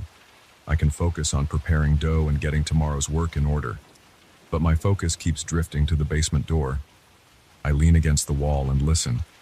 There are no voices, just light footsteps that come and go. I can't guess the size of the intruder. The steps are not heavy, but they are not soft enough to be a small animal. They move too slowly to be a random creature. They stop and start, pause, then shift direction. I imagine someone down there moving around my shelves of flour and sugar. I don't hear the door opening. I don't hear anyone breathing. I grip the doorknob and turn it slowly. My shoulder feels tight. The hinge squeaks. I close the door behind me and flick on the basement light. I step down the stairs. Each one creaks. The wood is old and dry. My shoes make a dull thud on each step. I hold the railing and keep my eyes on the storage area below. The light is yellow and dim. I installed it to save on costs, but now I regret not putting in brighter bulbs. The concrete floor comes into view. I see the wooden shelves arranged in rows. They are normally aligned straight, but now the first shelf is at an angle. I approach it. The top shelf holds several large sacks of flour, each one labeled and dated. One sack has a long cut across its side. Flour dusts the shelf and the floor. Nothing else seems changed. I run my hand over the torn sack. The cut is clean. It looks like it was done with a blade. I check the floor for footprints. I see a few faint shapes in the flour dust. I place my foot next to one mark. My shoe is bigger, but not by much. The intruder might have a shoe size close to mine. I stand still and hold my breath. The air smells stale and cool. I hear nothing but the hum of a distant refrigerator upstairs. I walk through each row, checking the shelves, touching the sacks, the boxes, the supplies. Everything is in place except for the rearranged shelf and the torn sack. I kneel down and look underneath one shelf. Dusty floor, a few stray pieces of twine, nothing else. I check behind the shelves. They stand about a foot from the wall. Sometimes I see tiny cracks in the plaster, but no holes large enough for a person to slip through. I tap on the wall. Solid. I consider setting up some kind of camera. I tried once before with my phone, but the footage showed nothing. The shelf moved, but no one appeared. I thought maybe I missed something, but I watched the video 3 times. The shelf slid a few inches as if pushed by invisible hands. I climbed back upstairs, locked the basement door, and returned to my work. I shape dough into loaves, measure out ingredients for the morning pastries, and wipe down the counters. My neck feels tense. My hands tremble slightly. I keep picturing that cut in the flour sack. I can't figure out what the intruder wants. They don't steal anything. They don't damage anything beyond a few tears in the sacks. They change the positions of shelves and leave these subtle marks. It's like they want to be noticed. I glance at the basement door again. I feel a chill in my spine. I turn on some music to distract myself, but I keep the volume low so I can hear if something moves downstairs. An hour passes. I have trays of dough ready. I check the ovens. Everything is normal on the main floor. Eventually, I convince myself to try again. I turn off the music, stand next to the basement door, and listen. There is a faint scraping sound. It stops as soon as I press my ear to the wood. I open the door without warning and flip on the light. I descend quickly this time, trying to catch whoever is down there. The steps creak louder under my sudden weight. The basement looks the same as before, but now a second shelf is slightly off angle. I approach it and see that one of the lower sacks is cut. The floor has a thin line of flour trailing toward the far corner. I follow the flour trail. It leads me near the corner where the walls meet. There's a stack of old boxes there, stuff we rarely use. I move one box aside and see a narrow gap behind it. It's just a small space where two walls don't align perfectly. The gap is a few inches wide. I shine a flashlight into it. I see nothing but darkness. The beam of light hits a rough surface. There might be a recess in the wall. I push another box aside. The dust irritates my nose. I sneeze and wipe my face. My heart pounds. I feel sweat on my forehead. If someone is hiding in here, they must be thin and flexible. That makes no sense. Maybe it's not a person. Could it be an animal? But animals don't use blades. Could it be someone playing tricks on me? One of my relatives messing with me? I doubt it. They have no reason to sneak around at night, and the bakery is locked. I decide to block the gap. I move the heaviest box in front of it. If something is crawling in and out, it will have trouble now. I spend the next few hours working upstairs. I keep quiet. I stop the music. I listen for any sound, but I hear nothing. By the time the dough is ready for the ovens, I feel calmer. I think I found the intruder's path. I wonder if they will try something new tomorrow night. When I finish my shift and the sun starts to rise, I feel tired and uneasy. I lock up and leave. The next night I return at midnight. I start my routine. I mix dough, measure flour, preheat ovens. The basement door remains closed. After about an hour, I hear a single creak from below. I grab a heavy flashlight and quietly open the basement door. I take slow steps down. The light is already on this time. I left it on. I see that the heavy box I placed before is moved an inch to the side. Just an inch. Not enough to get through, but it's shifted. I touch it. It feels solid and heavy. I put my shoulder into it and try to push it back. While I'm leaning against it, I hear a faint click behind me. I spin around and see a shelf wobbling. The shelf stands in the middle of the floor. Nothing touches it, yet it tilts slightly. I rush over and hold it steady. The moment I hold it, I feel a quick rush of air on my face like something passing by. I shine my flashlight around. Nobody is there. I pull the shelf away from the wall to inspect it. On the back, I notice a scratch, a fresh mark on the wood. It's not a letter or a symbol, just a short vertical line about 2 inches long. I check other shelves. I find another mark. This time it's on a different shelf, a similar scratch. It's like someone is leaving signs. I run my finger along the scratch. It's rough and shallow. I can't guess the purpose. I consider calling someone, but who would believe me? I think about calling the police, but I have no crime here. Nothing is stolen or destroyed in a serious way. Just strange marks and rearranged shelves. They would think I'm losing my mind. I set my flashlight down and try to focus on the task at hand. I need to find proof. I need to catch this intruder in the act. I decide to stay in the basement for a while. I pull a stool from the corner and sit near the stairs. I turn off the overhead light and rely on my flashlight. The darkness makes my pulse quicken. I feel vulnerable. My skin tingles. The air is colder down here. The smell of flour and old wood surrounds me. I sit in silence, listening. After several minutes, I hear a gentle tap. It's soft, like a knuckle against wood. I shine the flashlight toward the shelves. They are still. I stand up and walk slowly, step by step, around the basement perimeter. The walls are plain, the floor is concrete. I check the gap behind the boxes again. The heavy box is still there, barely moved. I push it tight against the wall. My shoulder aches from the effort. Then I hear another tap, this time on the far side of the room. I walk over. Nothing is out of place. I stand still, waiting. A sudden rustling sound comes from behind me. I spin around and the beam of my flashlight catches a dust cloud in the air. I see flour drifting down as if stirred up by movement. I rush over and run my hand through the air. I feel nothing. My breathing is quick and shallow. I rub my eyes. The basement seems dead still. The dust settles on my clothes and on the floor. I step back and think. Something wants me to find something down here. The rearranging of shelves, the cuts in the sacks, the shifting boxes, the scratched marks, they must be signals. I start searching more thoroughly. I run my hands along the lower parts of the walls. Eventually, I find a loose board near the floor, hidden behind a stack of crates. It's a wooden plank covering a small hole in the wall.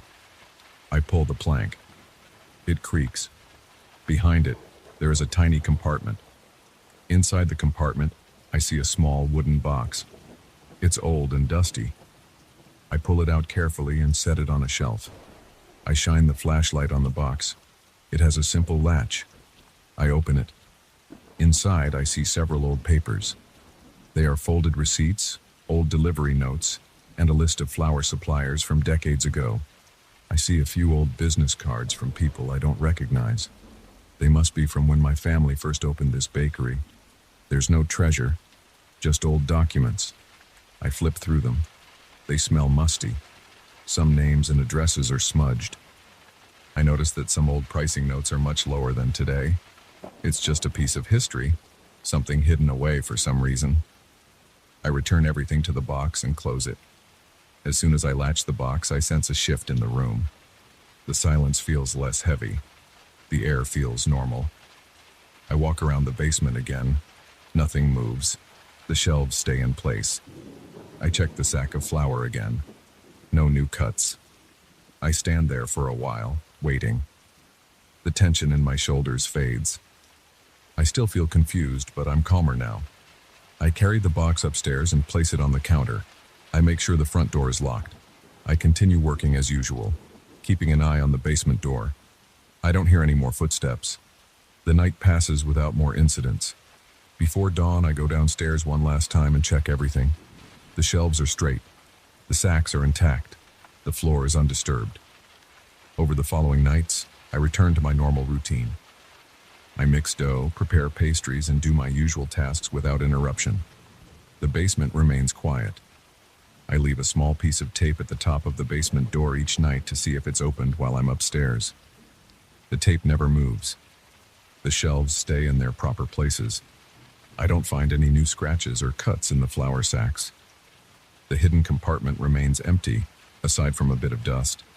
I keep the old box of documents in a safe place upstairs. Sometimes I open it and look at the old receipts. I wonder why someone hid them. I don't discover anything special. No secrets. They're just old papers. I never find out who or what caused all that commotion in the basement. Whatever it was, it stopped once I found the box. I still work here every night. When I look toward the basement door now, I feel a slight tension, but not the fear I felt before. Sometimes I stand at the top of those stairs and listen for any movement. I hear nothing. The presence is gone, or maybe it's still there but choosing not to show itself. Either way, my nights are quiet again. I get my work done. I focus on preparing bread and pastries for the morning customers. I still keep the door locked and the lights on downstairs just in case. That's all there is to it. I don't have an explanation. I just know what I saw. Shelves moved, sacks cut, footsteps in the dark. I know I found that hidden box and took it upstairs. After that, nothing happened again. Maybe that's what it wanted. Maybe it just wanted me to find those old papers. I can't explain how or why.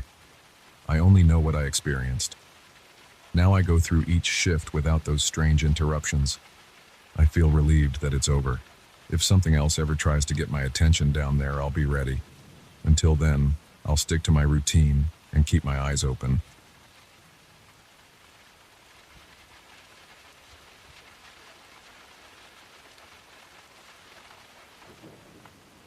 I never expected to find something like this in a cheap rented studio. I came here just to write my book in peace. I saw the place listed online, a small studio with a desk, a chair, a bed, and a shelf of old books. The price was low. The owner said it had no internet and poor phone reception, but I didn't care. I wanted quiet. I wanted focus. I wanted to finish my damn novel. When I arrived, the first thing I did was drop my backpack by the door. I looked around.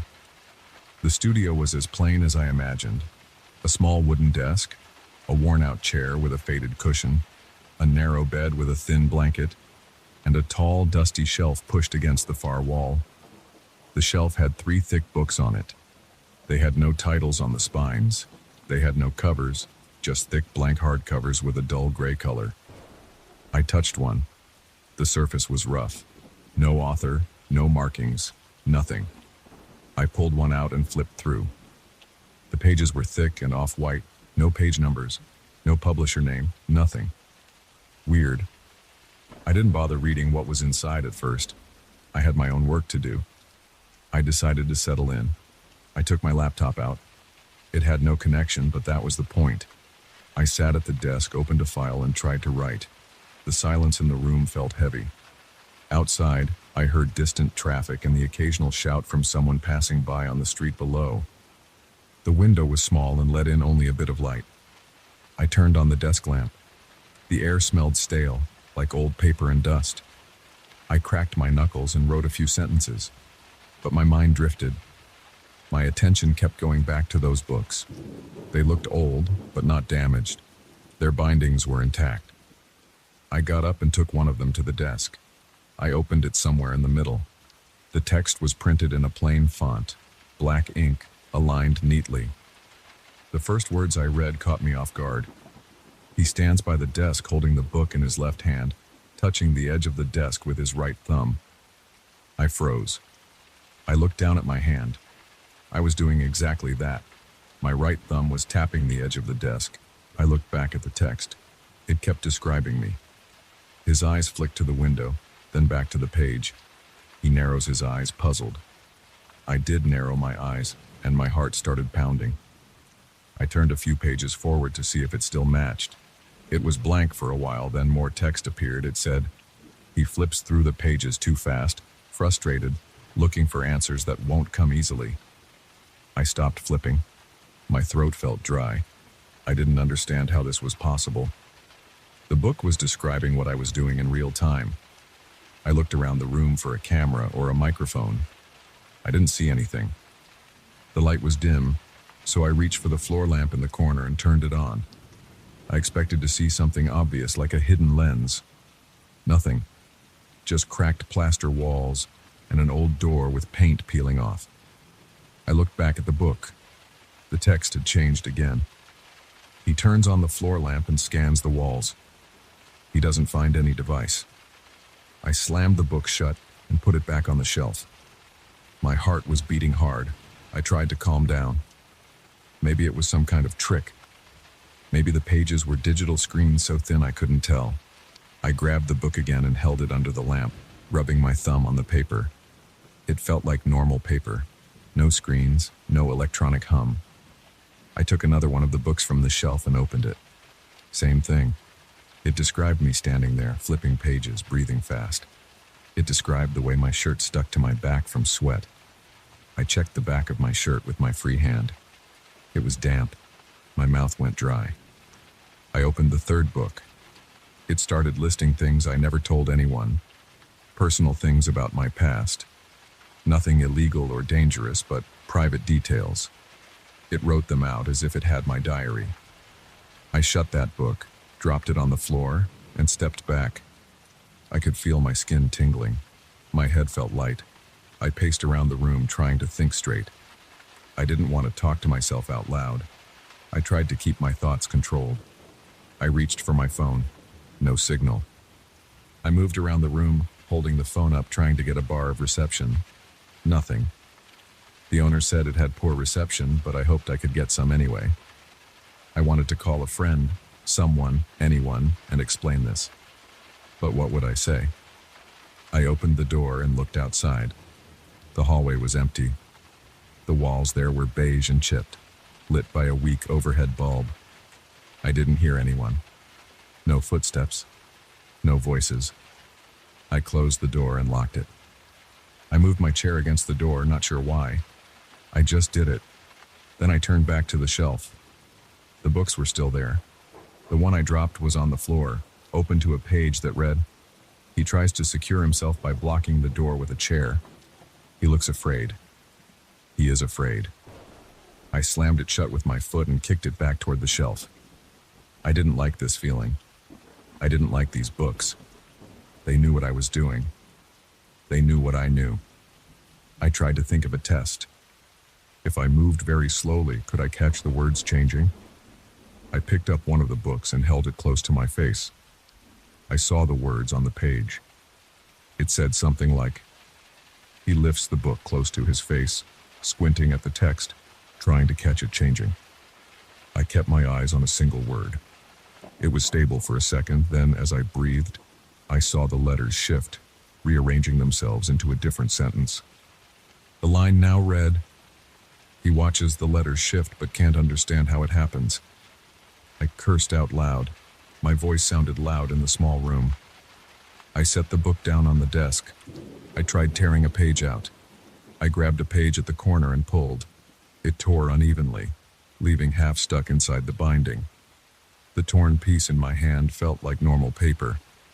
I looked at it under the lamp. Just paper. I crumpled it and threw it on the floor. I looked back at the book.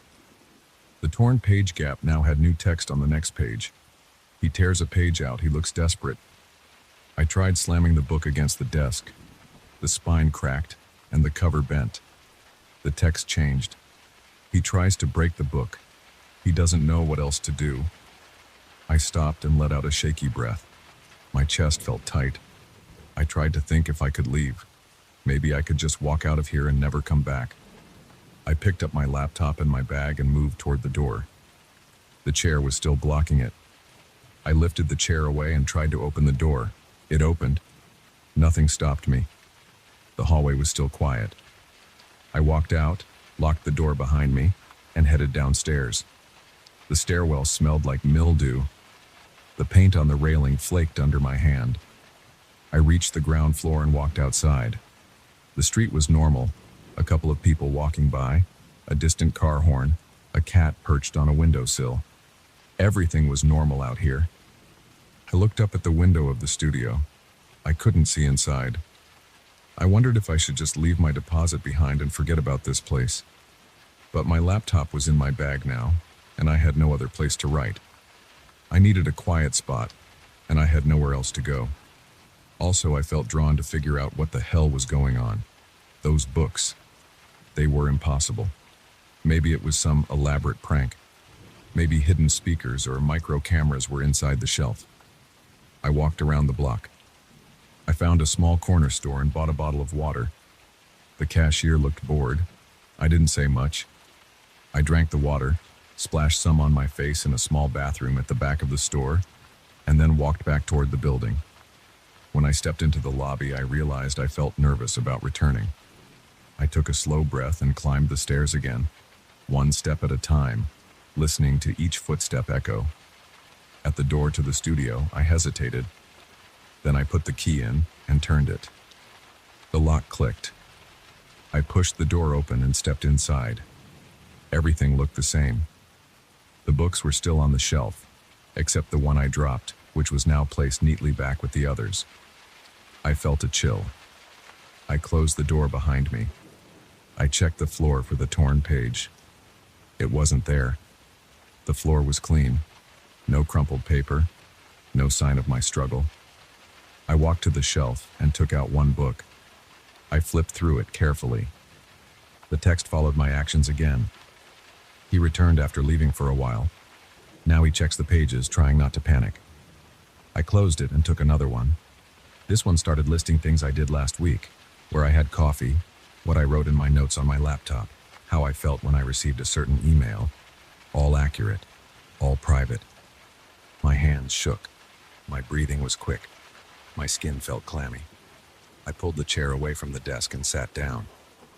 I decided to talk directly to the books. I said, "Who's writing this? How can you see me?" I waited. I heard nothing except my own breathing. I opened one book and stared at it. The text said, "He tries talking to the books. He gets no reply. He feels alone." I cursed again. My head hurt. I touched my forehead and felt a slight throb. I got up and examined the shelf itself, looking for any device. I ran my hand along the back panel. Smooth wood, no wires, no seams. I checked under the desk, under the bed, behind the lamp. Nothing. The walls were solid, no cracks large enough to hide a camera. The ceiling had a single bulb, covered by a frosted glass fixture. I stood on the chair and took it off. Just a bulb and some dust. No camera. I sat on the bed and thought about my next move. The text in one of the books started describing what I considered doing next. It said I was thinking about leaving again, maybe staying in a hotel somewhere else. It said I wanted to call someone I trusted. The problem, I had no signal, and I didn't know the neighborhood well enough to find a place with Wi-Fi without wandering around at night. The sun was going down. The room got darker. I turned on the lamp and checked the window. The streetlights were on. A few people walked by. I saw a guy in a hooded jacket smoking a cigarette. I smelled nothing but stale air and dust inside. I closed the window's curtain. I wanted privacy, even if it made no difference. The books knew what I was doing anyway. I placed them all on the desk and opened them side by side. Each one described something different. One described my immediate actions in the room. Another described my past actions and secrets. The third described future actions, predicting what I might do next. I tested it by thinking about picking up my laptop. The book predicted I would stand up and pick up the laptop. I delayed it. I waited a full minute, standing still. Then I decided to do it anyway. The book's text changed to admit my hesitation, then described me picking up the laptop anyway. No matter what I did, the books adapted. I felt my stomach twist. My chest was tight. My hands were sweaty. I felt a constant pressure inside my head.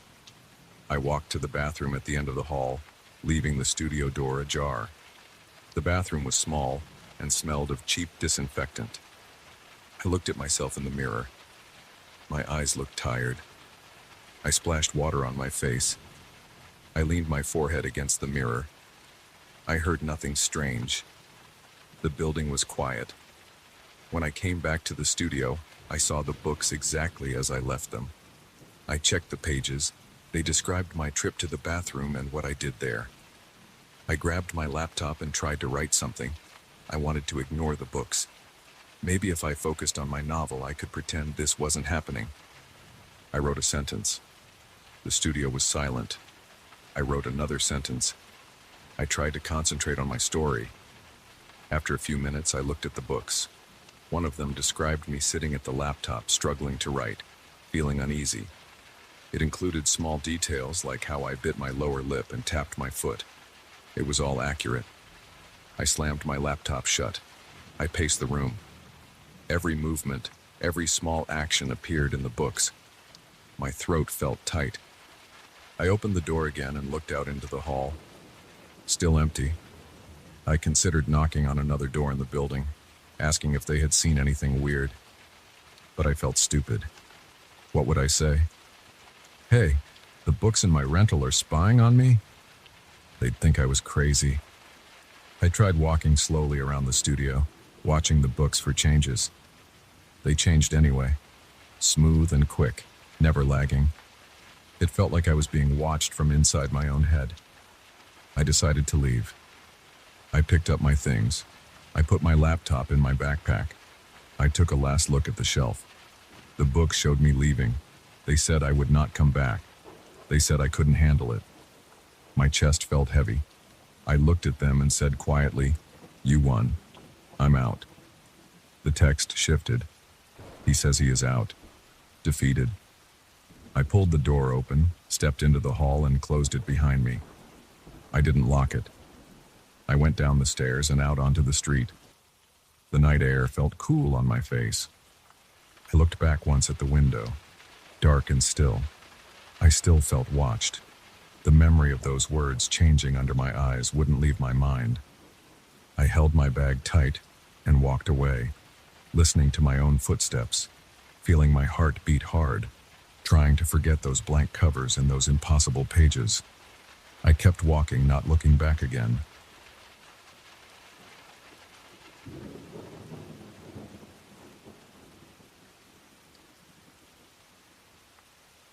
I moved in yesterday morning. The house felt empty. There were boxes all over the floors, dust on the window frames, and a heavy smell of paint lingering in the hallway. The previous owner had left behind a few old chairs, a table with chipped edges, and a pile of junk in the backyard. I had been too tired to check it all out before sunset, so I waited until the next day. After breakfast, I stepped outside and noticed the yard. It looked bad. The grass was gone, replaced by thick weeds and tangled roots that stuck out of the soil. My boots got stuck in the soft ground as I walked, and I had to pull hard to lift my feet. In the back corner near the fence, I saw a large metal cage. It looked old. The bars were bent and covered in rust. It looked heavier than anything I could lift, and the door was twisted to one side. I had no idea why it was there or who had put it there. I approached it and tapped one of the bars. The sound was dull and some flakes of rust fell to the ground. I tried to move it. It didn't budge. I pushed harder.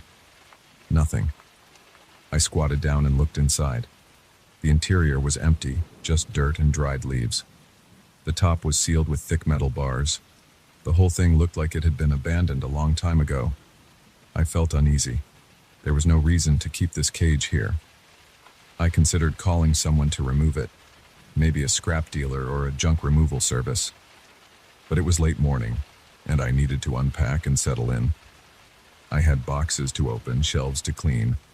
I left the cage alone and went back inside. That evening I felt tired after carrying boxes and organizing the kitchen. I sat on the old couch and had a soda. The backyard door was open, letting in some fresh air. I had installed a cheap light fixture outside, but it wasn't very bright. I couldn't see the cage from inside unless I angled my head just right. While I sat there, I thought I heard something. It sounded like metal scraping against metal. I got up and walked to the door. I listened. I heard a faint sound, like chains rattling. It came from the area near the cage. I leaned forward, trying to see. It was too dark. I grabbed my flashlight, stepped outside, and moved slowly toward the cage. As I approached, the air felt different. It felt thick and heavy, and I noticed a strong smell. It smelled like rust and sweat.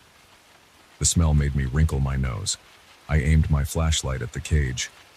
Nothing moved. The chain's rattling sound had stopped. I looked around carefully. The weeds were still there. I saw no footprints or any signs that someone had been there. The cage looked the same, bent and rusted. I walked a few steps closer and leaned toward the bars. I couldn't see anything inside. Just darkness. I waited and listened. I felt my pulse in my neck. My breathing got tight. I whispered a soft hello, but no one answered. I stepped back and decided to head inside. As I turned, I heard the chain sound again. I spun around with the flashlight. I saw the bars trembling a bit, as if something had brushed against them from inside. But I still saw nothing. I took another step toward the cage. The air got thicker. My heart beat faster. I wiped my forehead. I wanted to see if there was a chain inside, but I couldn't see anything. The cage was empty. I looked at the ground for any chains lying around. There were none. I stepped back again and aimed the flashlight straight into the cage. Still nothing. No movement, no shape, no person. I turned off the flashlight for a second and listened. Silence. I turned it back on. Right at that moment, I heard a quiet sound like a soft grunt or a low breath. I felt my jaw tighten. I backed away and returned to the house, locking the door behind me. Inside, I felt stupid. I tried to shake it off, telling myself I was just tired. The house was new to me, and old places often have strange noises. I unpacked more boxes and tried to ignore the backyard. But before going to bed, I turned off the lights and stood near the back door looking out. It was quiet. I didn't see any movement. I went to bed and slept poorly, waking up a few times when I thought I heard distant rattling, but it might have been in my head. The next morning I decided to check the cage again. It was bright outside. The yard was the same. The weeds looked thick and wet. The cage stood where it had always stood. I approached it looking for any clues. I tapped the bars again. Rust fell off. I grabbed one of the thicker bars and pulled. It didn't move. The door looked locked in place by its own bent shape. I leaned down and looked under the cage. The ground was uneven, with some roots curling up against the metal. There were no fresh marks, no broken branches, nothing that suggested anyone had been there. I listened. Nothing. I smelled the air. It smelled like damp earth, but no sweat or rust. That seemed odd. The smell had been strong at night. I tried to move on with my day. I set up my bedroom furniture and started to organize my desk. Around noon, I called a junk removal service. They said they could come next week. I said that was fine. I wanted that cage gone. The day passed quietly. Around sunset, I started to feel uneasy again. I kept thinking about the cage. I got a stronger flashlight and tested it inside the house.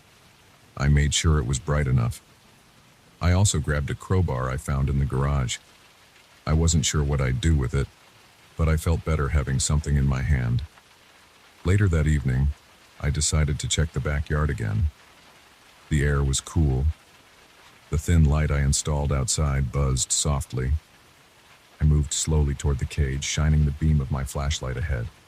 This time, as I approached, I smelled that same odor. It was stronger. My eyes watered a bit. I coughed once. The odor reminded me of old metal and stale sweat, like someone who hadn't washed in days. I held the crowbar in my left hand, the flashlight in my right. I reached the cage and circled around it. I shone the light at every angle. The bars cast long shadows on the ground. I saw no one. I leaned forward and poked one of the bars with the crowbar. It made a dull ringing sound. Then I heard the chains again. It sounded like they were inside the cage, but I couldn't see them. The sound was clear, metal links rubbing and shaking. My hand holding the crowbar started to sweat. I tightened my grip. I stepped closer, almost pressing my face to the bars. My flashlight beam lit the inside. I saw dirt, leaves, and some old twigs. Nothing else. But I could still hear the chains. I spoke quietly. "Who's there?" No answer. I asked again, louder. Nothing. The chain sound stopped. Then I heard what sounded like a low breathing again, like someone straining. The odor got stronger. My eyes burned. I had to step back to catch my breath. I felt a knot in my stomach. Something was off. Maybe some animal was trapped in the ground beneath it. But that wouldn't explain the chains. I decided to try something else. I took a small rock from the ground and tossed it inside the cage through the bars. It hit the dirt and bounced once. I saw no reaction. I knelt down and reached in with the crowbar. I tapped the inside floor. Just dirt. As I pulled the crowbar out, something jerked it. It wasn't strong, but I felt resistance, like someone grabbed it for a split second. I yanked it back. My heart thumped hard in my chest. I stumbled back a few steps and raised the flashlight. There was nothing inside. Empty. I knew what I felt, though. That wasn't my imagination. Something had pulled the crowbar. I backed away slowly, never turning my back. As I reached the door, I heard the chains again, louder this time. They rattled for a few seconds, then stopped. I went inside and locked the door. I locked every door and window on the first floor.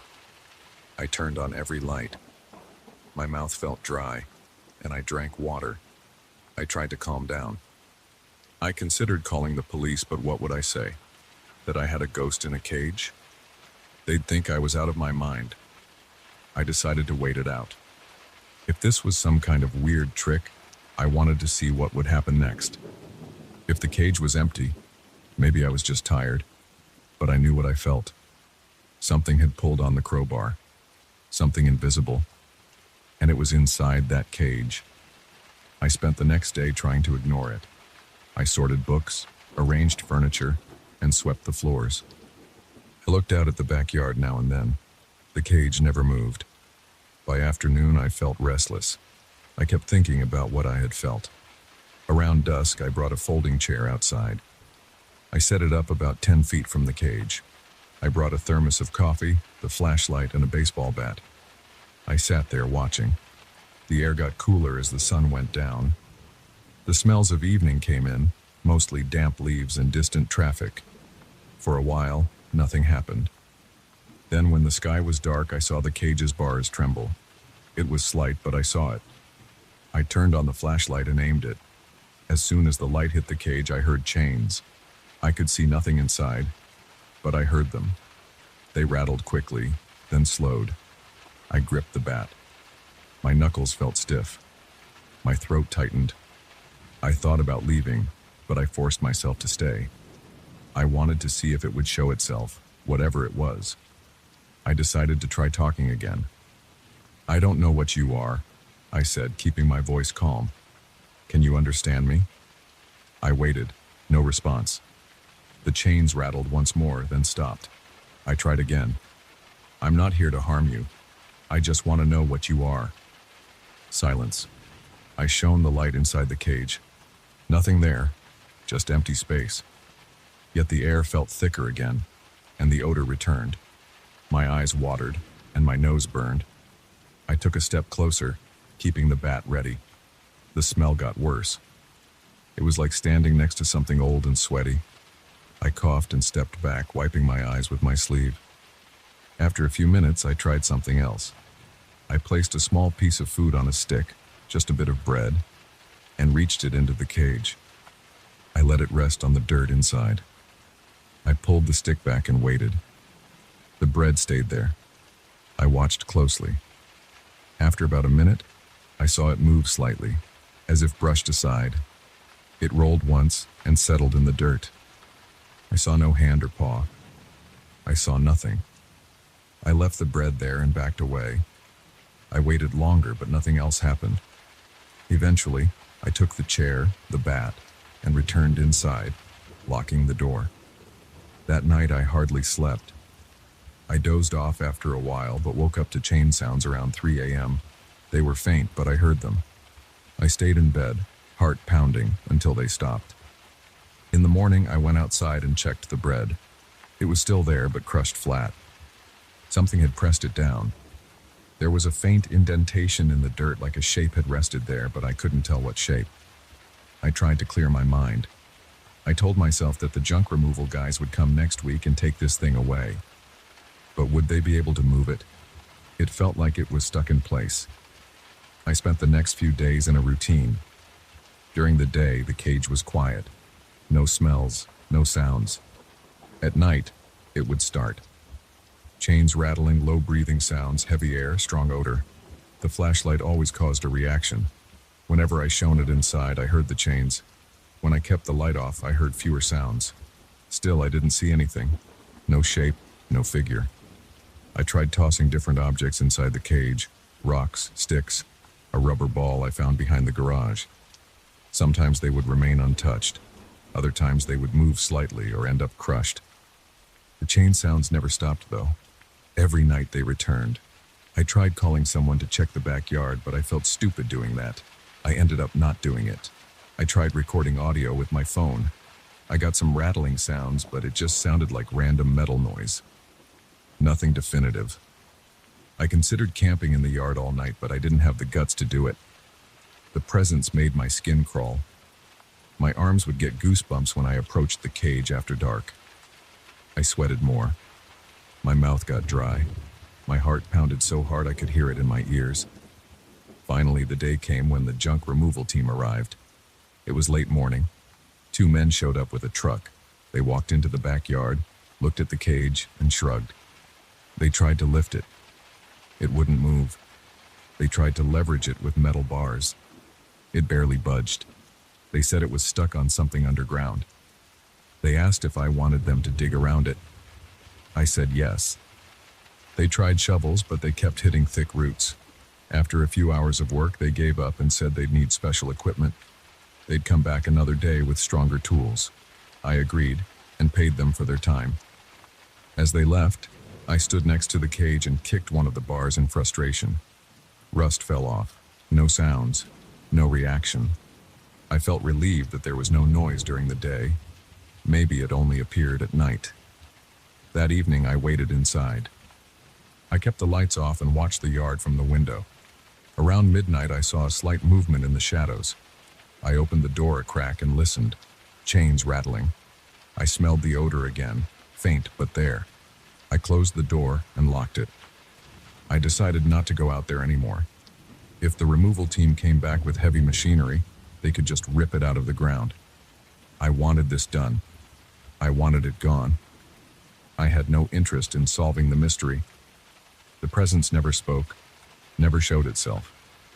It just rattled chains and made me feel like I was choking on thick air. I slept on the couch, listening to distant rattling until I drifted off. In the morning, I checked the yard again. Quiet, calm, empty. The cage sat there, a rusted hulk, bent and useless. I didn't know what to think. I had no explanation. The presence was real to me. It pulled at tools, crushed bread, rattled chains, and filled the air with foul smells. But I never saw it. I never understood what it wanted. The only thing I knew was that it reacted to the flashlight at night and never came out during the day. I made up my mind. I would wait until the junk guys came back and tore it out. I would not go out there at night again. I would not listen to those chains or smell that sweat and rust. I would stay inside, door locked, windows closed, lights on. I would pretend it wasn't there. I wanted to live a normal life in my new home. If that meant ignoring the strange invisible occupant of that cage until it was gone, so be it. I waited. I never found out what it was. I only know that at night, when the air was still, I could hear it breathing, rattling chains, and shifting inside that old metal cage in my backyard. And I never went back out there in the dark again.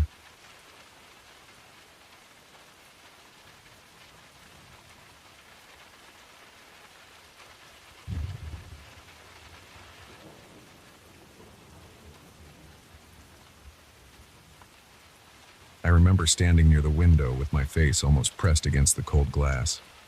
There was no power in the cabin. I had tried the light switch several times out of habit, but nothing had changed since I first arrived.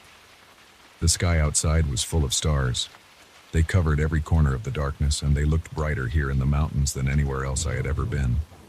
But that night, I noticed something off about them. They were flickering in a strange sequence. It wasn't just a natural twinkle. The pattern reminded me of some kind of coded signal, like short and long flashes. It made me feel uneasy because it didn't look random. It felt intentional. I was alone in that one-room cabin. There was a simple bed, a wooden table, and a single chair. The door was shut and locked from the inside, and the windows were closed except for the one I stood by. The cabin's walls were rough, and I could still smell old wood and dust. The air was cold. I wore a thick jacket and a knitted hat. I had a flashlight in my pocket, but I tried not to use it much because I wasn't sure how long the batteries would last. Outside, the night was completely silent. No wind, no distant animals, no creaking trees. Just that quiet stillness that made my ears ring. The stars kept flashing. I tried to see if there was a pattern I could understand. I focused on one bright star near the top of the window's frame. I watched it blink. A short flash, a longer flash, a pause, two short flashes. My eyes strained as I tracked this pattern. My heart was beating faster than normal. I wasn't sure why. I guess it felt like something was trying to communicate, and I didn't know what it wanted. I stepped away from the window and moved to the center of the room. My boots made a dull thud on the wooden floor. I rubbed my hands together to keep them warm. I tried not to think too hard about it. But I couldn't ignore the feeling that I wasn't completely alone. The hairs on my neck stood up, and I realized I was holding my breath. I let it out slowly. I looked around the room. Everything seemed normal at first glance. The table was bare. My backpack rested on the chair. The bed was unmade with a thick blanket piled at the foot. But then I felt a slight movement of the air near the door. It was subtle, like a small draft. I turned my head quickly, shining my flashlight toward that corner. I saw nothing, but I couldn't shake the feeling. The air felt heavier on that side of the room. I turned the flashlight off to save power. I stood still and listened. My breathing sounded too loud. My heartbeat echoed in my ears. The darkness inside the cabin was deep. The only light came from the stars through the window. I tried to see with my peripheral vision. Sometimes that helps in low light. Then I heard a faint scraping sound on the floor behind me. It was so soft I thought I might have imagined it, but I heard it again. Something was sliding across the floor, slowly, without any clear pattern. I didn't hear footsteps or anything heavy, just a gentle shift, like fabric against wood. My chest tightened. I took a step backward, closer to the window. The glass felt cold against my shoulder. I ran my tongue over my dry lips. My palms were sweating inside my gloves. I raised my flashlight slowly and aimed it toward the opposite corner of the room. I pressed the button. The beam was weak, but enough to see the floor and the bottom parts of the wall. For a moment, I saw nothing. Then I noticed a shape near the floor, low and dark.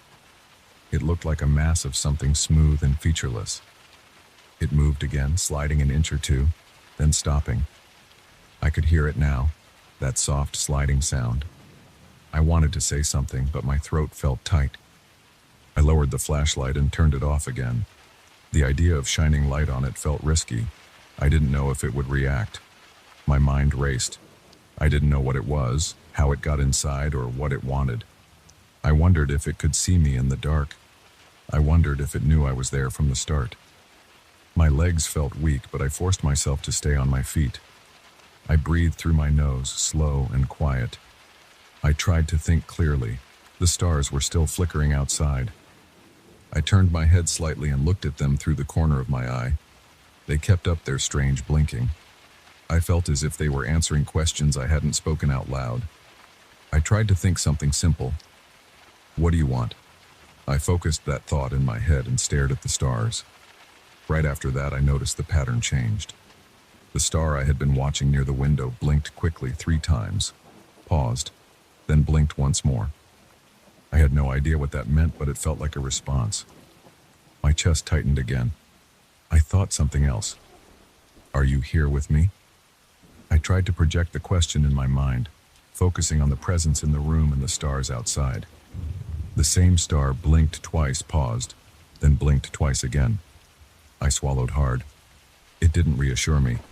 It just confirmed that something understood me. I felt my legs start to shake. I leaned against the window frame for support. My back brushed against the cold glass. I could see my own breath now. I wondered if the temperature dropped or if it was just my nerves. The shape on the floor still made no sound except for that faint sliding noise. It hadn't come closer. It stayed near the corner as if waiting. I decided to try something else. I raised my left hand slowly and reached for my backpack. I kept my eyes on the dark shape while my fingers searched the chair. I grabbed the backpack strap and pulled it closer. My movements were slow and careful. I managed to unzip a side pocket. Inside, I had a small notepad and a pen. I took them out. I pressed the pen tip against the paper and waited. My plan was to try writing down the blinking patterns of the stars. Maybe I could decode them. but my hand was shaking so much I could barely write a straight line. I turned slightly and looked back at the window. The stars were bright and steady, except for the blinking ones I focused on. I watched a sequence and tried to write down something like dots and dashes, but without a reference, it was almost impossible. I ended up scribbling nonsense. My throat felt dry. I slid the notepad back into the backpack. The silence inside the cabin weighed on me. I tried to think of what to do next.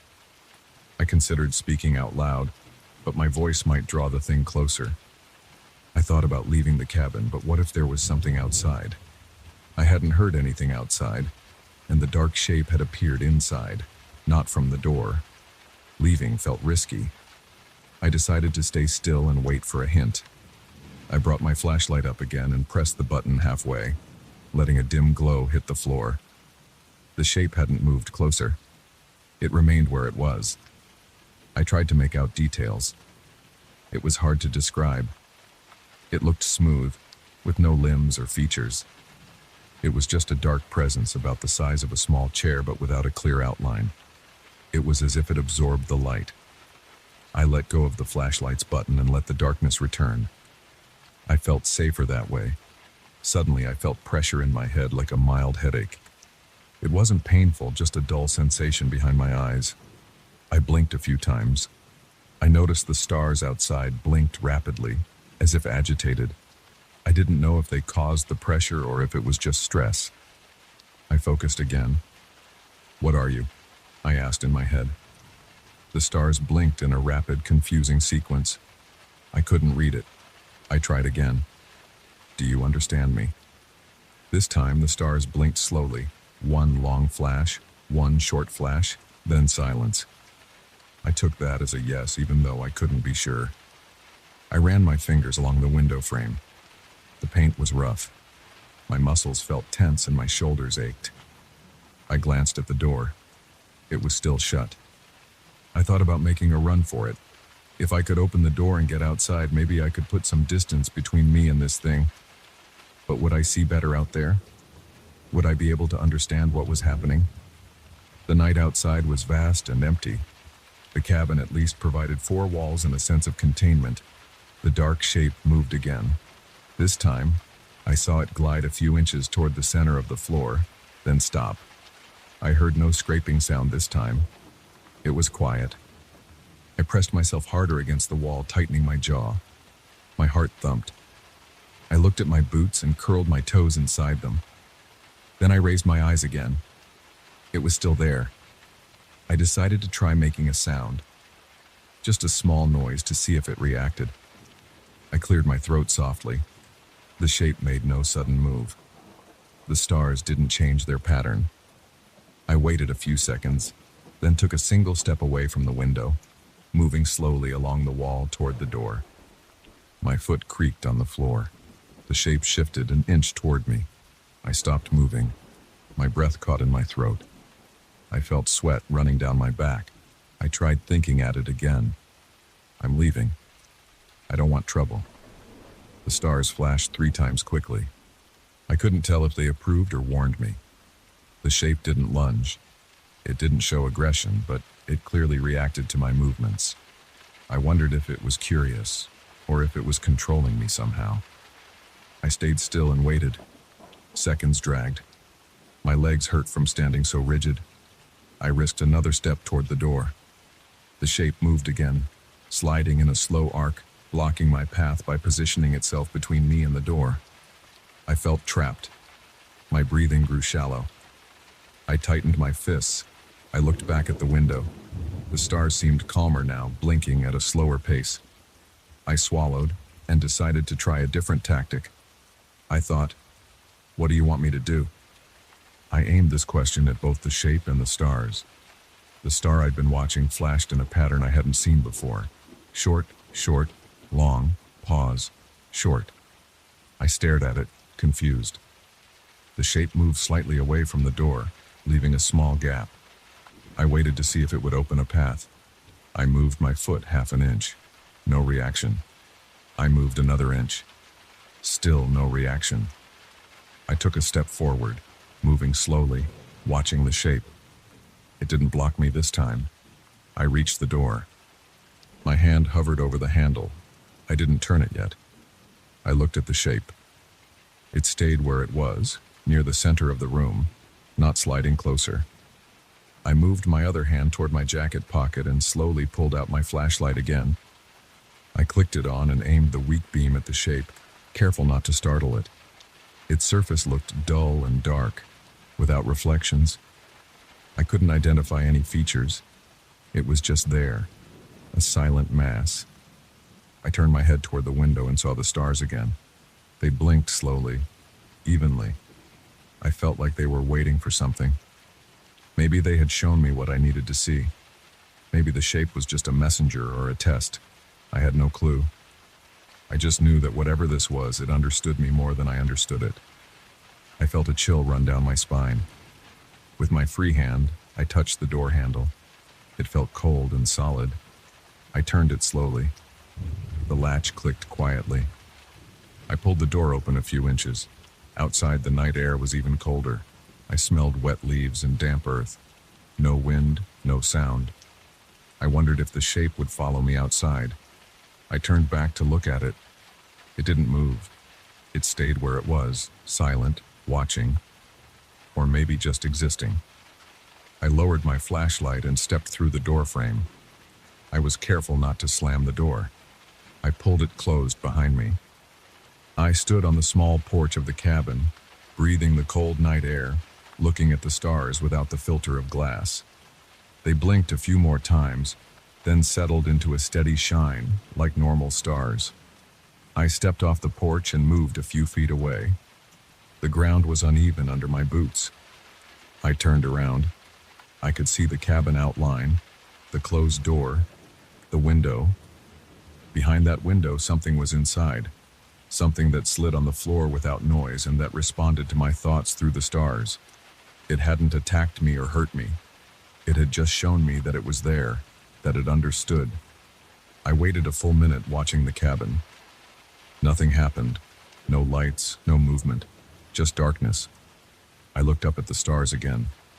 They were normal now, just bright points of light in the sky. I felt a bit of relief.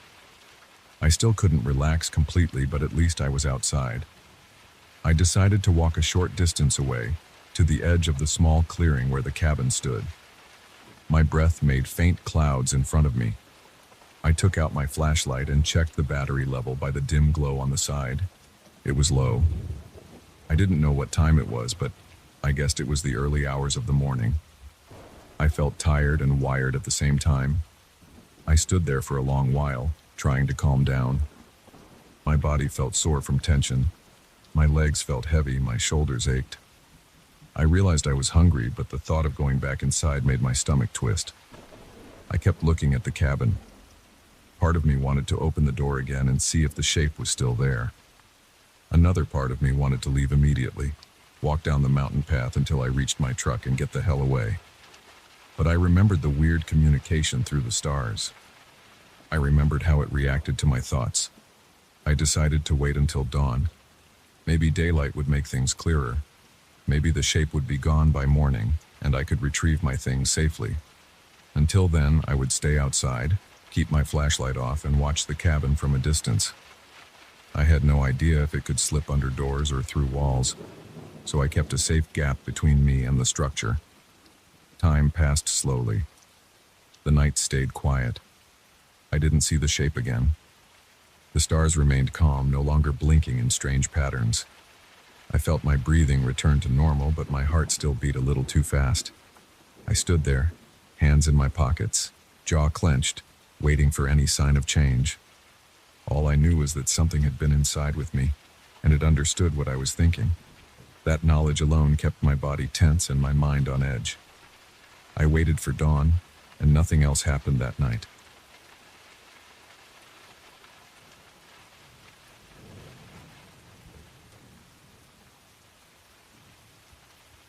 I remember the day I stepped into the old abandoned hospital.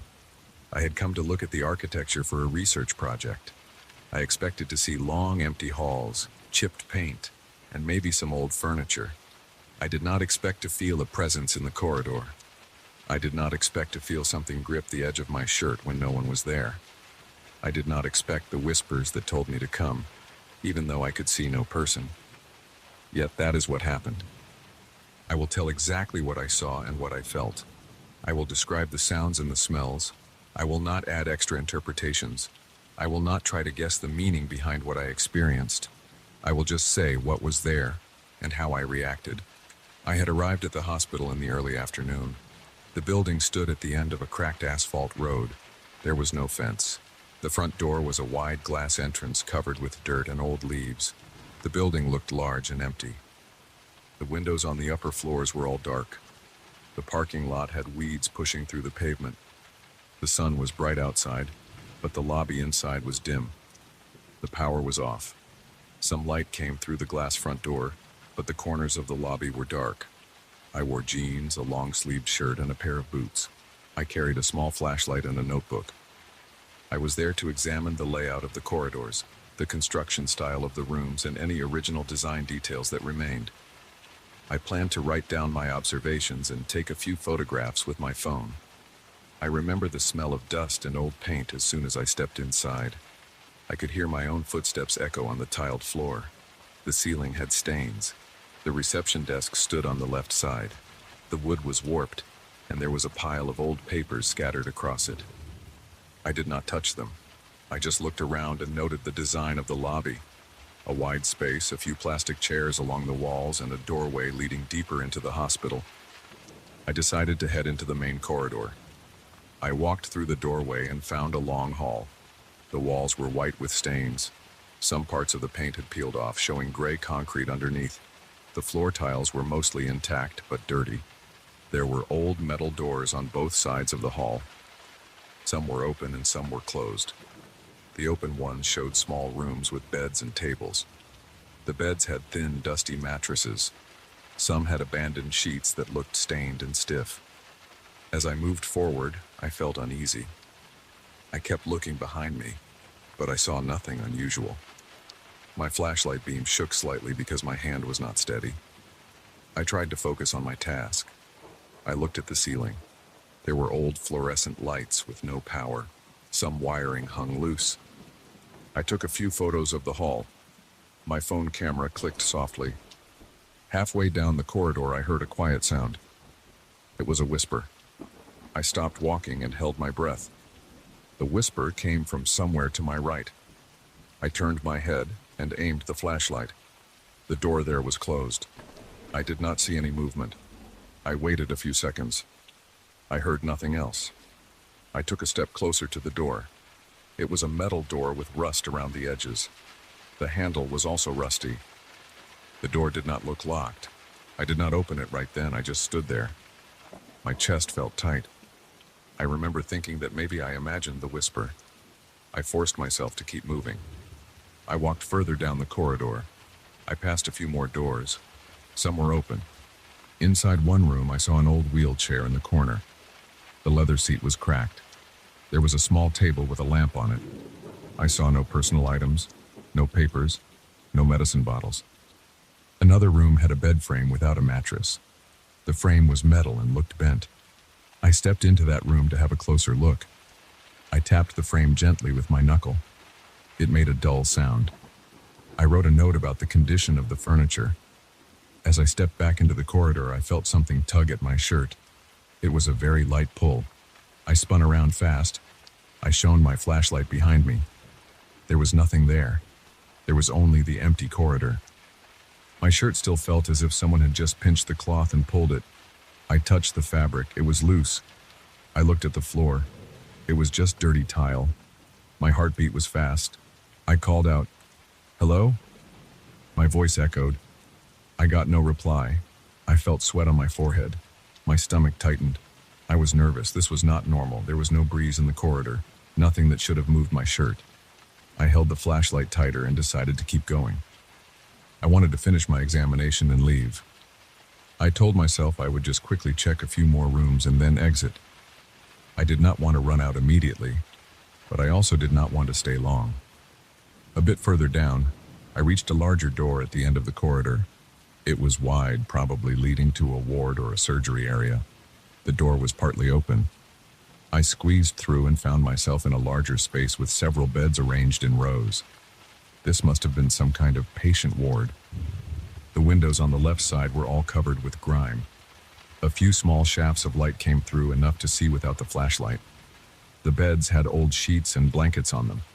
Some looked clean, but most looked dusty and crumpled. I noticed something strange. The sheets on the bed closest to me looked as if someone had just pulled them back. They were not flat, and even like the others. They were bunched up near the foot of the bed. I did not remember touching them. I walked over and leaned forward. I could smell old fabric and stale air. I touched the sheet. It felt soft, not stiff like the others. It was strange. The bed frame was metal, with peeling paint. There were no personal items on the bed, no pillow, no tags, just the sheet and a blanket. I moved the sheet a little to see if anything was under it. There was nothing. As I stood there, I heard another whisper. This time it was clearer. It sounded like a single word. Come. It was not loud, but it was distinct. I turned around quickly. I saw no one. The ward was empty. I tried to locate the source of the sound. It seemed to come from somewhere near the entrance I had just used. I took a step in that direction. I heard no footsteps, no breathing other than my own. I said, "Who's there?" My voice was shaky. I waited. No answer. I felt cold sweat on my back. My shoulders were tense. I wanted to leave the ward. I wanted to walk back the way I came and head out of the building. But I also wanted to know what was causing these whispers and these strange touches. I walked slowly toward the door. I kept my flashlight aimed ahead. As I reached the door, I heard a soft scrape behind me. I turned. One of the beds, far at the end of the ward, seemed to have shifted slightly. It was a faint movement, like something had bumped it. I walked closer to check. The legs of the bed were rusty and uneven. Perhaps the floor was not level. I pressed down on the foot of the bed. It wobbled a bit. I convinced myself it might have settled under its own weight. I felt a tightness in my throat. My mouth was dry. I turned and left the ward. I stepped back into the corridor. I decided to return to the lobby and leave. My research could wait. I had some notes and a few photographs. That was enough for now. I headed back the way I came, shining the flashlight at the doors along the hall. Everything looked the same as before. When I reached the halfway point, I stopped. The door where I had first heard the whisper was now open. It had been closed when I passed earlier. Now it stood open a few inches. The gap was narrow, but I could see into the room. It looked like an examination room with a single bed, a metal cabinet, and a stool. My hands felt shaky, but I walked closer. I wanted to see if someone was inside. I stepped up to the door and pushed it open with my foot. The hinges squeaked. The room smelled musty. The bed was bare, no sheets, just a mattress with stains. The cabinet doors were slightly ajar. I shone the flashlight inside the cabinet. It was empty except for some dust. The stool was metal with a torn cushion on top. I listened. The room was silent. I waved my hand through the air, trying to see if something was dangling from the ceiling. Maybe a loose wire that could have tugged my shirt. There was nothing. The ceiling was cracked but bare. I noticed a faint sound again. Come. It was closer now, as if spoken right in my ear. I jumped and turned around. No one was there. I could feel my heart pounding. My chest felt tight. I left the room and pulled the door closed behind me. The handle felt cold and rough. I hurried down the corridor. I did not run, but my steps were quick and uneven. I wanted to reach the lobby and get out of the building. As I approached the lobby area, I could see the light from the front door. It was still early enough outside, so the sunlight filtered in. The contrast felt comforting. The corridor behind me was darker. I glanced over my shoulder. I saw nothing following me. I stepped into the lobby.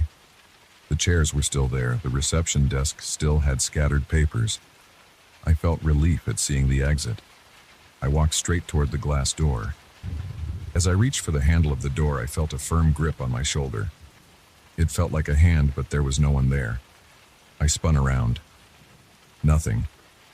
The air felt stale. My heartbeat hammered in my ears. I gripped the door handle, pulled, and stepped outside. The sound of my boots on the cracked asphalt felt reassuring. I turned to look at the building. Through the glass, the lobby was empty. No signs of movement. The parking lot was quiet. The sunlight felt warm on my face. I stood there for a minute, breathing heavily. I walked to my car. It was parked a short distance away. I pulled open the driver's door and sat inside. I took a few moments to calm myself. My clothes felt damp with sweat. My hands were shaking. I checked my phone. The photos were there. A few shots of the corridor, the ward, the empty rooms. Nothing looked unusual in the images. Just old hospital interiors. Before I left, I looked at the building again. The windows were dark. The entrance was still open. I did not see anyone. I heard no whispers outside. There was just the quiet afternoon air. I started the car and drove away. The road was empty. My shoulders still felt tense. My mind replayed the touches, the whispers, and the tug on my shirt. I could still feel the sensation of that invisible hand on my shoulder. I arrived home later and backed up the photos onto my computer. I scanned them carefully, trying to find any sign of a person or something out of place. I saw only old rooms, dusty beds, and chipped paint. The doors looked the same in the photos as they had in person. The sheets in the ward looked like normal old sheets, except for the one that seemed pulled back. There was nothing that explained the voice or the feeling of someone pulling my shirt. I considered going back another day. I did not like how I left things. I did not finish my research. I wanted to confirm the building's layout and note more details, but the idea of returning made my stomach turn. I did not know how to prepare for what I could not see. The whispers had sounded human, but there was no one there. The touch had felt like a hand, but I saw no hand. The doors had moved. The sheets had shifted. Something seemed to be trying to guide me deeper inside, trying to get me to follow. But follow what? I stayed home that night. I sat in my living room with the lights on and the windows closed. I tried to focus on my notes. The hospital was built decades ago. The main corridor was long and straightforward. The ward had about a dozen beds. The examination rooms were small and plain. I had all the facts, but facts did not help me understand the things I felt. I decided not to return. I would find another source for my research. The risk was not worth it. I told myself that I had enough information. In the days that followed, I tried to forget the experience. I went on with my normal tasks. I did other research, visited other buildings, but I never forgot the feeling of those invisible fingers on my shirt. I never forgot the whispers telling me to come. I never forgot that I stood face to face with an empty corridor and still felt a presence as clear as any person. I do not have an explanation. I will just say what happened. I walked into an abandoned hospital. I felt things that made no sense. I left without answers, that is all.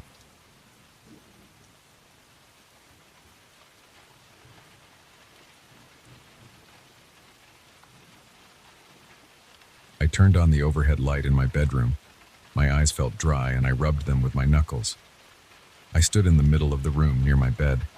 The sheets were messy. The pillows were crooked. The wooden nightstand was in its usual place. My phone charger cable hung off the edge. Everything looked normal except for one thing. On the wall opposite my bed next to the window I saw a shadow. It looked like a shape projected by a human figure, but it was shorter than me and thinner. It did not line up with any furniture. I stared at it. I stepped to the left. I checked the position of the lamp. I moved my own arms. My shadow appeared normally on the floor, faint and predictable. But the shape on the wall did not match my body. It stayed in place.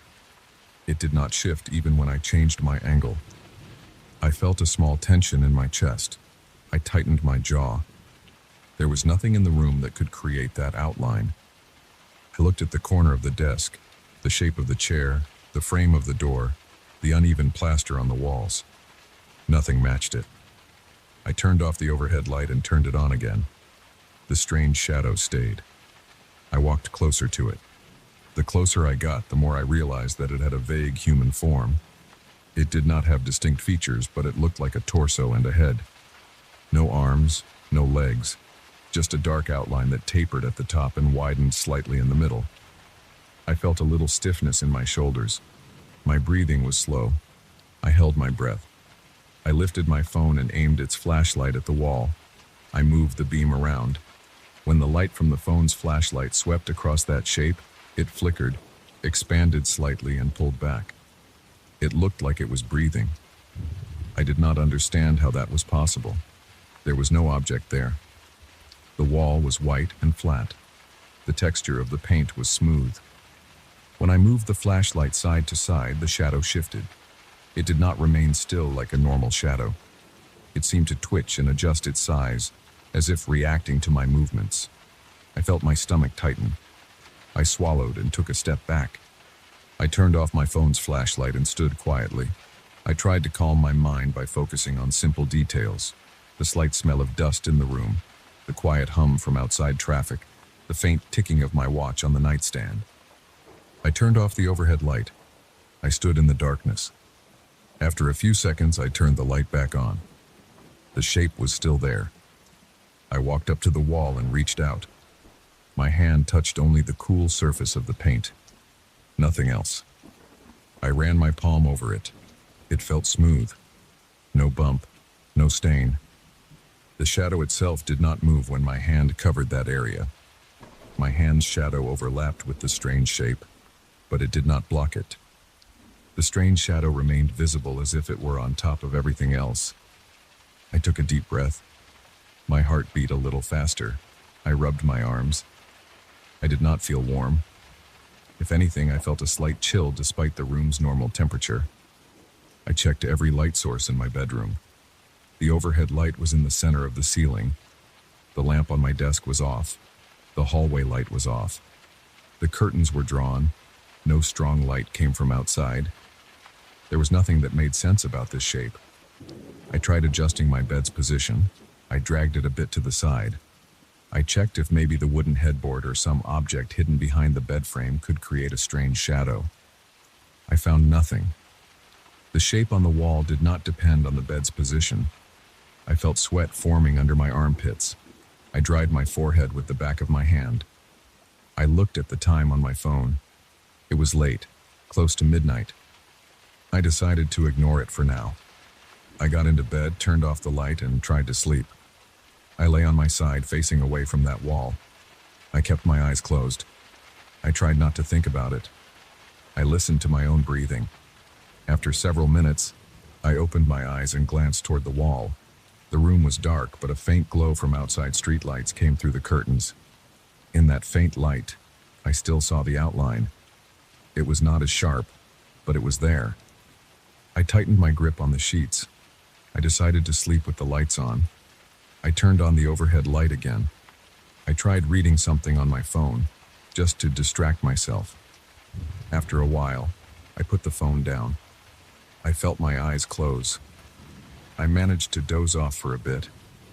I woke up suddenly when I felt a strange sensation on my shoulder. It felt like a fingertip made of ice. I jerked my body and sat up. The room was bright. The overhead light was still on. I looked around. No one was there. My bedroom door was closed. I heard nothing but a distant car horn outside. I rubbed my shoulder. My skin was a bit cold there. I did not see any mark.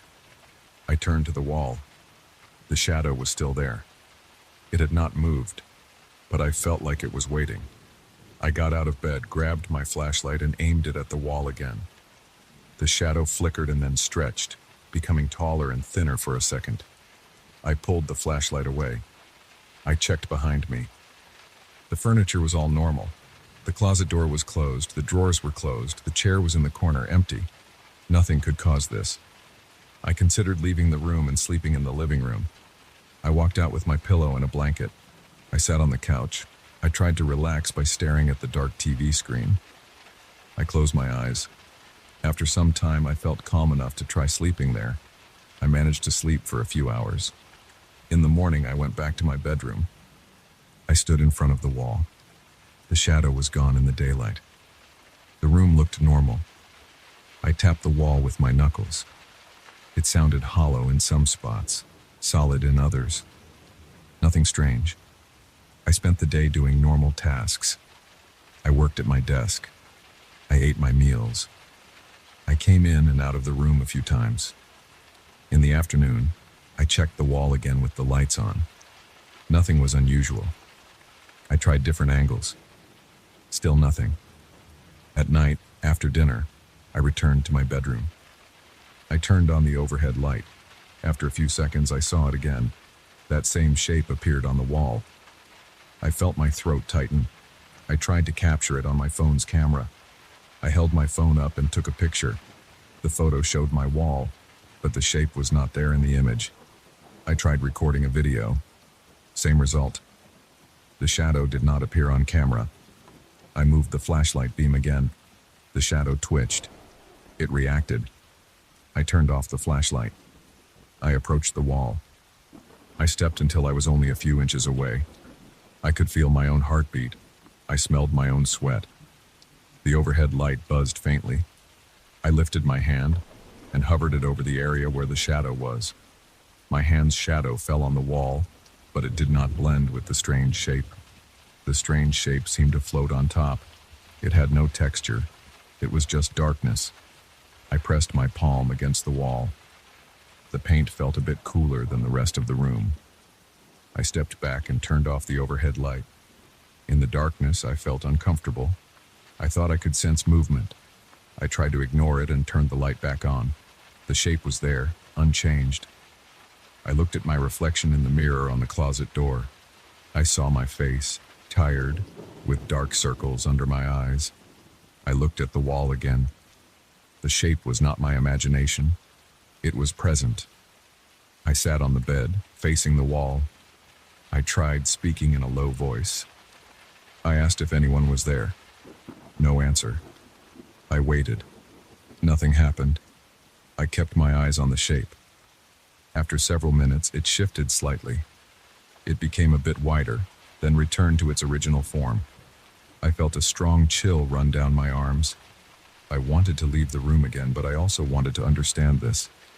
I stood up and walked around, shining the flashlight in different spots. Each time the flashlight beam swept over it, the shadow seemed to expand and then pull back as if disturbed by the light.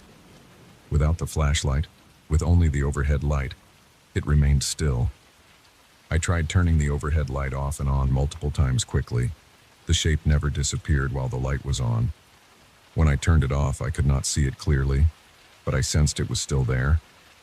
I knew I needed to sleep eventually, but the memory of that cold touch on my shoulder would not leave my mind. I checked the room's temperature. It was normal. I checked the window. It was closed. No drafts. Eventually, I felt too tired to stand around. I lay on the bed with the lights on again. I kept my eyes open. My legs felt tight. My arms felt heavy. I looked at the shape. I tried not to think about what it could be. I just knew it did not belong there. It had no source. It was not a trick of the mind. It felt real, like an uninvited guest. After a long time of staring, I fell asleep. I woke up in the early hours. My eyes were half open, and I felt a presence near me. Before I could focus, I felt that cold touch on my shoulder again, this time firmer. I jumped up and switched on my phone's flashlight, aiming it in all directions. Nothing. No one was in the room with me. The overhead light was already on. The door was locked. The windows were closed. I felt my heart pounding. My breathing was fast. I gripped my phone tight. My hand was shaking. I looked at the wall. The shape looked the same, but for a moment I thought I saw it ripple slightly. I got out of bed and stepped closer to the wall again. I touched my shoulder. My skin was warm now, but I remembered how cold it felt. I moved my hand toward the wall, holding the flashlight beam steady. The shape reacted, twitching and then contracting. I pulled the flashlight away. I decided not to provoke it. I had no idea what I was dealing with. I felt a heavy pressure in my stomach. I felt weak in my knees. I sat down on the floor, leaning my back against the opposite wall, watching that shape. Time passed slowly. I heard a siren outside. The building creaked. My clock on the nightstand showed almost 4 in the morning. The shape did not leave. I considered leaving the apartment altogether, but I had nowhere else to go at that hour. I also considered turning off all the lights and trying to ignore it, but I knew it would not help. I tried to rationalize what I saw, but nothing made sense. I stood up and opened the closet door, checking behind clothes and boxes. I found nothing unusual. I went to the desk, turned on the small lamp and turned off the overhead light. In the desk lamp's warm light, the shape on the wall was weaker, but still visible. It did not match any object. I shined the flashlight again. Same reaction. I turned the overhead light back on and left the lamp off. The shape returned to its clearer form. I decided to spend the rest of the night awake, observing. Every so often my eyes got heavy, and I jerked my head up to avoid sleeping. I rubbed my face, my skin felt clammy, I was sweating under my shirt, my legs were stiff, my throat felt dry. I got up to drink some water from the kitchen. I stepped out of the bedroom, closing the door behind me, and walked to the kitchen sink. I drank cold water straight from a glass. I tried to steady my breathing. A few minutes later, I returned to the bedroom. The shape was still there, unchanged. It did not depend on my presence. It remained as if anchored to that spot. I approached it again, this time holding a small hand mirror. I tilted the mirror to see if the shape would appear differently. In the mirror's reflection, I saw the wall, but the shape appeared faint. It was more visible to my direct eyes than in the reflection. I found that odd. I tried covering the overhead light bulb with my hand, creating different angles of light. Nothing explained the shape. I thought about painting over that area. I opened a drawer and took out a piece of tape. I placed a long strip of tape over the wall where the shape was. The shape showed through the tape as if the tape was transparent. I peeled the tape off. I pressed my fingernail into the paint. The paint chipped slightly. Beneath it was just plaster. The shape remained. I sat back down on the bed, leaning forward, resting my elbows on my knees. My head felt heavy. I felt my heart beating faster again as I remembered that cold sensation on my shoulder. The shape had touched me. It had some kind of presence, but it did not speak or move like a person. It never made a sound. It just existed there, reacting to my flashlight, refusing to disappear. The night dragged on. I tried to sleep again, turning the overhead light off and leaving the desk lamp on. The shape was still there, faint but present. I rolled onto my side, facing the opposite direction. I closed my eyes. My arms were tense. I tried to relax my muscles, letting them rest against the mattress. After a while, I drifted off. I woke up when the first hints of daylight entered through the curtains. I opened my eyes. My heart skipped a beat. I checked the wall. With daylight, I saw nothing strange. The shape was gone. The room was normal. I stood up, my legs wobbling slightly. I checked my phone. It was morning. I looked closely at the wall, then checked every inch of furniture. Nothing gave me any clue. I knew that when night came, the shape would return. It had come 2 nights in a row. It touched me twice. I had no reason to believe it would leave on its own. I spent that entire day feeling a knot in my stomach. I felt tired and anxious. I tried to keep busy. I organized my desk drawers. I vacuumed the floor. I took a shower. I stepped out of the apartment for a short walk around the block. I came back and made dinner. All day I avoided turning on bright lights in the bedroom. I kept the room lit softly. In that soft light I did not see the shape, but I knew it would appear again if I turned on the overhead light at night. After dinner, I stood at the doorway of the bedroom and reached for the switch. I hesitated. I flicked the switch. The overhead light lit up. After a few seconds, I saw it again, exactly in the same spot. I backed out of the room and closed the door. The shape was a visitor that refused to leave. It was silent and calm. It did not vanish no matter what I did, and I had to live with it, waiting and watching.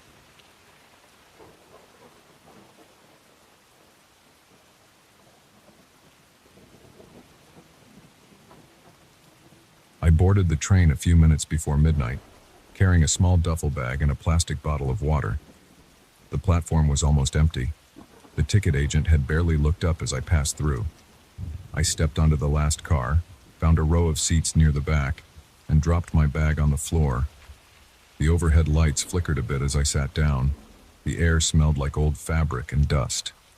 The fabric on the seats was worn and rough under my palms. The windows were streaked with grime, and the corridor at the far end of the car seemed dim and narrow.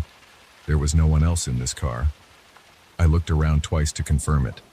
Nothing but empty seats and silence, except for the low hum of the train's engine and the gentle rattling of the wheels. I tried to settle in. I leaned back and listened to the quiet clicking sounds coming from the tracks underneath. I was tired, but I didn't feel like sleeping yet. The train moved slowly out of the station, and the darkness outside pressed against the windows. I checked my phone, but there was no signal. I didn't expect any. Night trains often had poor reception. I slipped my phone back in my jacket pocket and took a sip of water. The car's lights were weak and yellowish. A single overhead bulb near my seat made everything look slightly pale. After a few minutes, the train picked up speed. The ride was steady and smooth, just a slight sway. The seats around me stayed empty. No conductor passed by, and no announcement came over the speakers. I rubbed my face, feeling a slight roughness on my chin. I closed my eyes for a moment, thinking I might rest, but after a few seconds, a sensation crept over me. I felt like I wasn't alone. I opened my eyes and looked around again. Empty seats, no movement, no sound except the train. I took another sip of water and swallowed hard. I noticed the dryness in my throat. I shifted in my seat and tried to ignore it. We passed through a short tunnel. The interior of the car dimmed as the outside lights disappeared for a few seconds. I held my breath without meaning to. When we emerged, I exhaled and glanced to my left.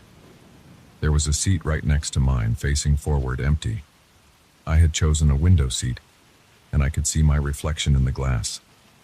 I saw my tired eyes, the shape of my jacket collar, and then, to my confusion, I saw something else. A shape next to me, a dark silhouette in the reflection. It looked like a person sitting right there. I turned my head to check, but the seat was empty. I froze, staring at the cushion. It had a slight indentation, as if someone had sat there earlier, but I couldn't say for sure. I thought maybe I had imagined it. My eyes might have been playing tricks on me. I leaned forward and pressed my forehead against the window. The cool glass felt good. I looked again. In the reflection, that shape was still there. It looked like a human figure sitting upright, facing forward as if relaxed. The details were hard to make out. Just a faint outline of shoulders and a head, but it was definitely there in the reflection. I held my breath again. I felt sweat forming at the base of my neck. I turned quickly to my left. No one. Just an empty seat. I gripped the armrest. My heart was beating fast. I tried to breathe slowly. My mouth was dry. I forced myself to think of a reasonable explanation. Maybe a reflection of something outside. Maybe the shape was formed by dirt on the glass and the dim interior light. I kept looking at the window, then back at the seat. Every time I looked at the reflection, I saw that shape. Every time I looked directly at the seat, it was empty. I reached over and touched the seat next to me. I ran my hand over the fabric. Nothing unusual, just the old upholstery. My hand was slightly shaky. I pulled it back and rested it on my thigh. I heard a soft whisper. It was so quiet I barely caught it. It came from my left side. It sounded like a single breath of air passing near my ear. I jerked my head toward the sound. There was nothing. I could see the door at the far end of the car, still closed. The lights hummed faintly. My chest felt tight. I tried to stay calm. I clenched my jaw. I looked up and down the aisle. No one else was here. The train rattled slightly. and the sound of metal wheels on tracks continued at a steady rhythm. Time passed slowly. I checked my watch, and only a few minutes had gone by since I first saw that shape. I felt trapped. I considered moving to another seat, maybe another car, but I wasn't sure if that would help. I decided to stand up. I rose carefully, trying not to feel stupid about my sudden caution. I walked down the aisle. The seats were all empty. Each row looked the same, worn and stained. I reached the door at the end and tried to open it. The latch was stuck. I pressed harder, still stuck. I pulled back, took a breath, and tried again. It wouldn't budge. I tried the opposite direction. Nothing. I didn't want to break the door handle. I muttered a quiet curse and turned around. As I faced the length of the car, I saw my seat at the far end. I noticed that the overhead light above that seat flickered slightly. I watched it for a few seconds, hoping it would stop. It kept flickering. A faint buzzing sound reached my ears. I walked back, my steps slow. My shoes made a dull thump on the thin carpet. I sat down in my seat again. I looked outside. The countryside was dark. Occasional lights of distant houses passed by, but I couldn't see anything clearly. I glanced at the window reflection. The silhouette was still there, sitting next to me. I pressed my lips together and tried to focus on something else. I checked my phone again. No signal. I considered turning on some music, but I didn't feel comfortable putting on headphones. I wanted to hear everything around me. I placed the phone back in my jacket pocket. I placed my hand on my knee and tapped it nervously. My stomach felt uneasy. My breathing was shallow. I stared at the seat next to me. It remained empty. The whispering came again, this time sounding like my name, but I wasn't sure. It was too soft and quick. I leaned away, pressing my shoulder against the window. I couldn't see anything in the aisle except empty rows of seats. I felt the urge to say something. I don't know why, but I whispered, "Hello?" I waited. No answer. Just the steady hum of the train and the occasional creak of the old frame. I swallowed, feeling my throat ache. I started to notice small details. The faint smell of mildew, the way the seat springs underneath me felt uneven, the slight draft coming from the corner of the window frame. I rubbed my hands together to warm them up. The temperature seemed to have dropped. My fingertips were cold. I blinked a few times, my eyes dry from staring. I wiped them with the back of my hand. When I looked at the reflection again, I saw the silhouette move slightly, as if shifting position. I snapped my head toward the seat. Empty. I felt a pounding in my chest. I tried leaning forward and looking at the reflection from a different angle. The shape was always there, always in that seat, always maintaining that relaxed posture. It looked as if it had one arm on the armrest. I tried to see more details, but the poor lighting and the dirt on the glass made it hard. I noticed the overhead light flickering more often now. I reached up and tapped the light fixture lightly with my knuckles. It gave a faint rattle but didn't stabilize. My shoulder blades felt stiff. I rolled them, trying to loosen the tension. My palms were sweaty. I wiped them on my pants. I wished I had someone to talk to. The silence felt heavy. I listened hard, trying to catch any other sound. The whisper came again, just a soft breath next to my ear. I jerked away, pressing myself into the window. I could feel my heart thudding. My neck muscles were tight and I had a slight headache forming at my temples. I took another sip of water. It tasted stale. I forced myself to drink it anyway. My stomach churned. I wondered how long this train ride would last. There had been no announcement, no timetable posted. I usually didn't mind the quiet, but now it felt wrong. I stared at the door at the far end of the car, wondering if I should try again. Maybe there was a conductor somewhere. Maybe I could find another passenger. I stood up again. My legs felt a bit shaky. I walked slowly down the aisle. The floor creaked under my steps. Each row of seats looked the same. Faded patterns, chipped armrests. I reached the door and tried the latch once more. I pushed, pulled, wiggled it. It didn't move. I felt a surge of frustration. I slapped the door with my palm and hissed a curse under my breath. I turned around. The car looked long and empty.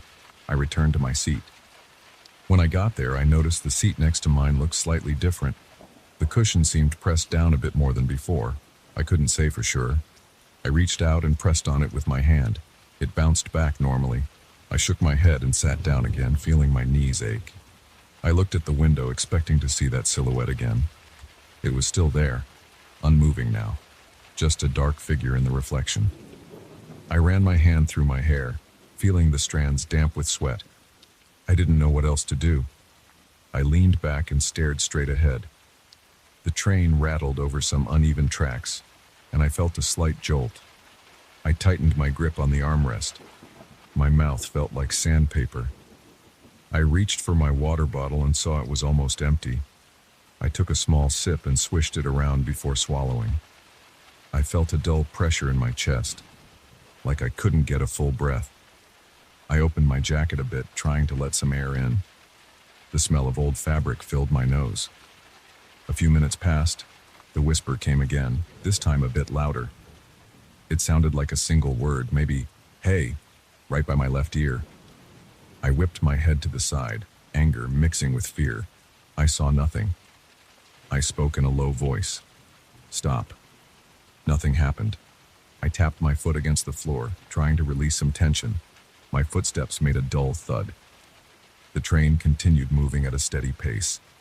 Through the window, I saw faint lights passing by outside, too distant to make out any shapes. I considered changing seats. I glanced at the rows ahead. They were all identical. I wondered if the silhouette would follow me if I moved. I stood up, grabbed my bag, and walked 2 rows ahead. I sat down by the window again. I looked at the reflection. The silhouette was there next to me again. I felt a chill on my skin. My arms broke out in goosebumps. I pressed my lips together, feeling anger flare up. I wanted it to leave me alone, but I couldn't force it away. I couldn't even touch it. I slammed my hand on the armrest. The sound echoed in the empty car. My breathing was ragged. I tried to calm down. I wiped sweat from my forehead. The silhouette didn't react. It just sat there, as if comfortable, as if it had every right to be there. I glared at the reflection. My jaw hurt from clenching it. I whispered, "What do you want?" No answer. I leaned forward, elbows on my knees, and tried to think about practical things. My next stop should be coming in a couple of hours. If I could just hold out until then, I could leave this train. I wondered if I would be able to. My stomach twisted at the thought. I felt the weight of the situation pressing down on me. There was no physical threat so far, just this presence that I couldn't explain. It was worse than someone yelling or banging around. The quiet pressure of it made my skin crawl. I tapped my fingers on my thigh. I listened. The whisper didn't come back for a while.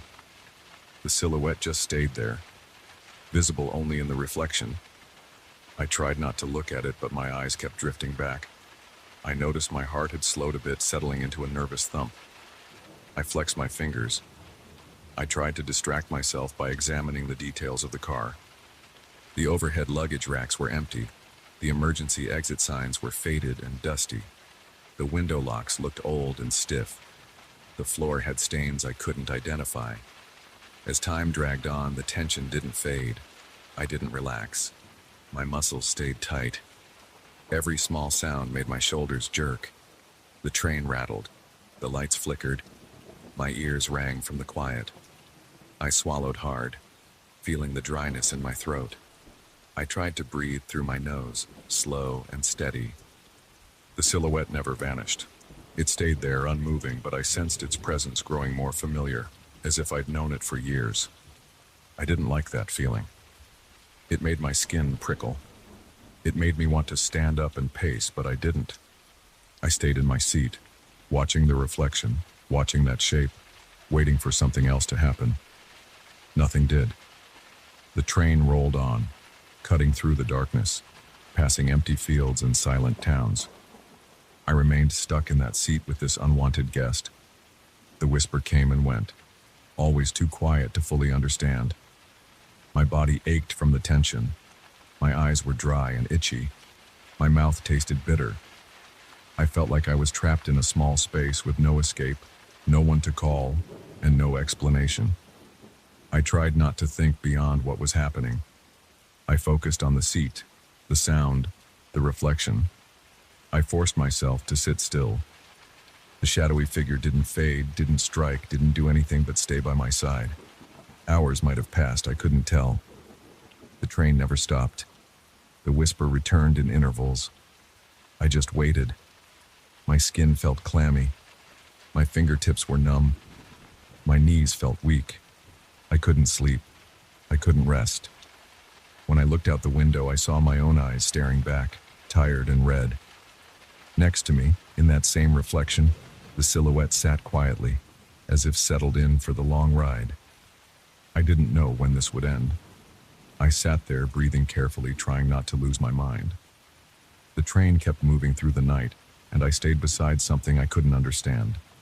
It never attacked me, never even touched me, but it never left. I gripped the armrest and waited for the next station, wondering if I would find a way off this train before morning.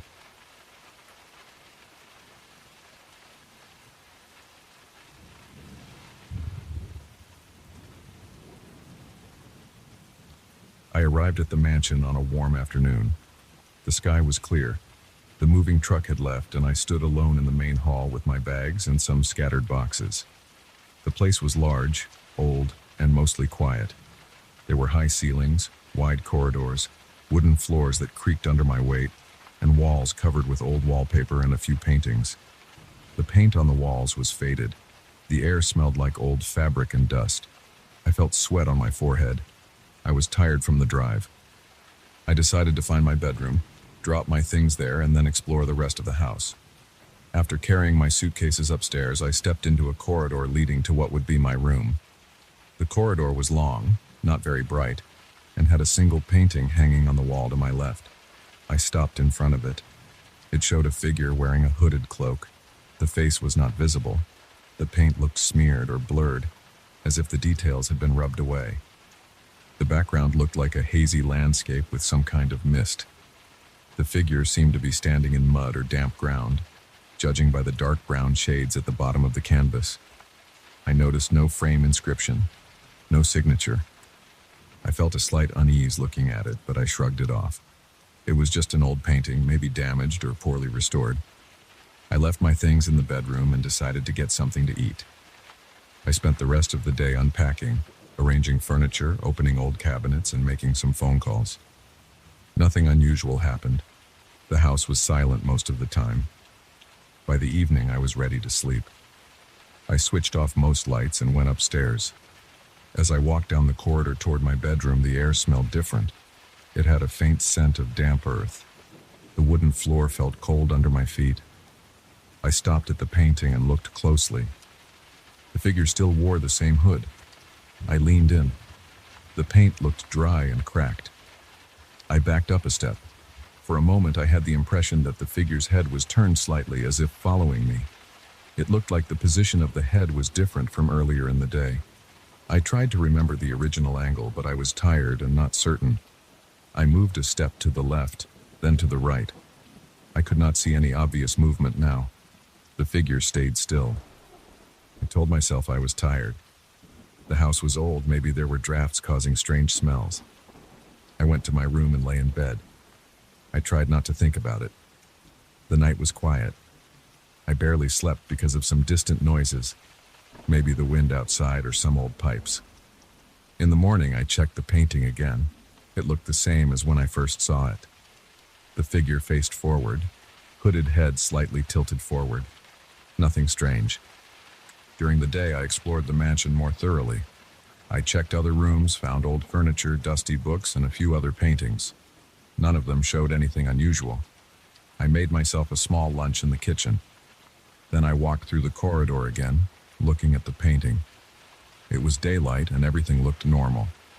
I touched the frame. It felt solid, made of old wood. I tried lifting it. It was attached firmly to the wall. I peered behind it by angling it slightly. Just a normal canvas, old nails, and a plaster wall behind it. Nothing odd. That night, while heading to my room again, I noticed that damp earth smell returning. It was subtle, like the smell you get after rain. I paused in front of the painting and felt a slight tingle in my stomach. The figure's hood looked angled differently.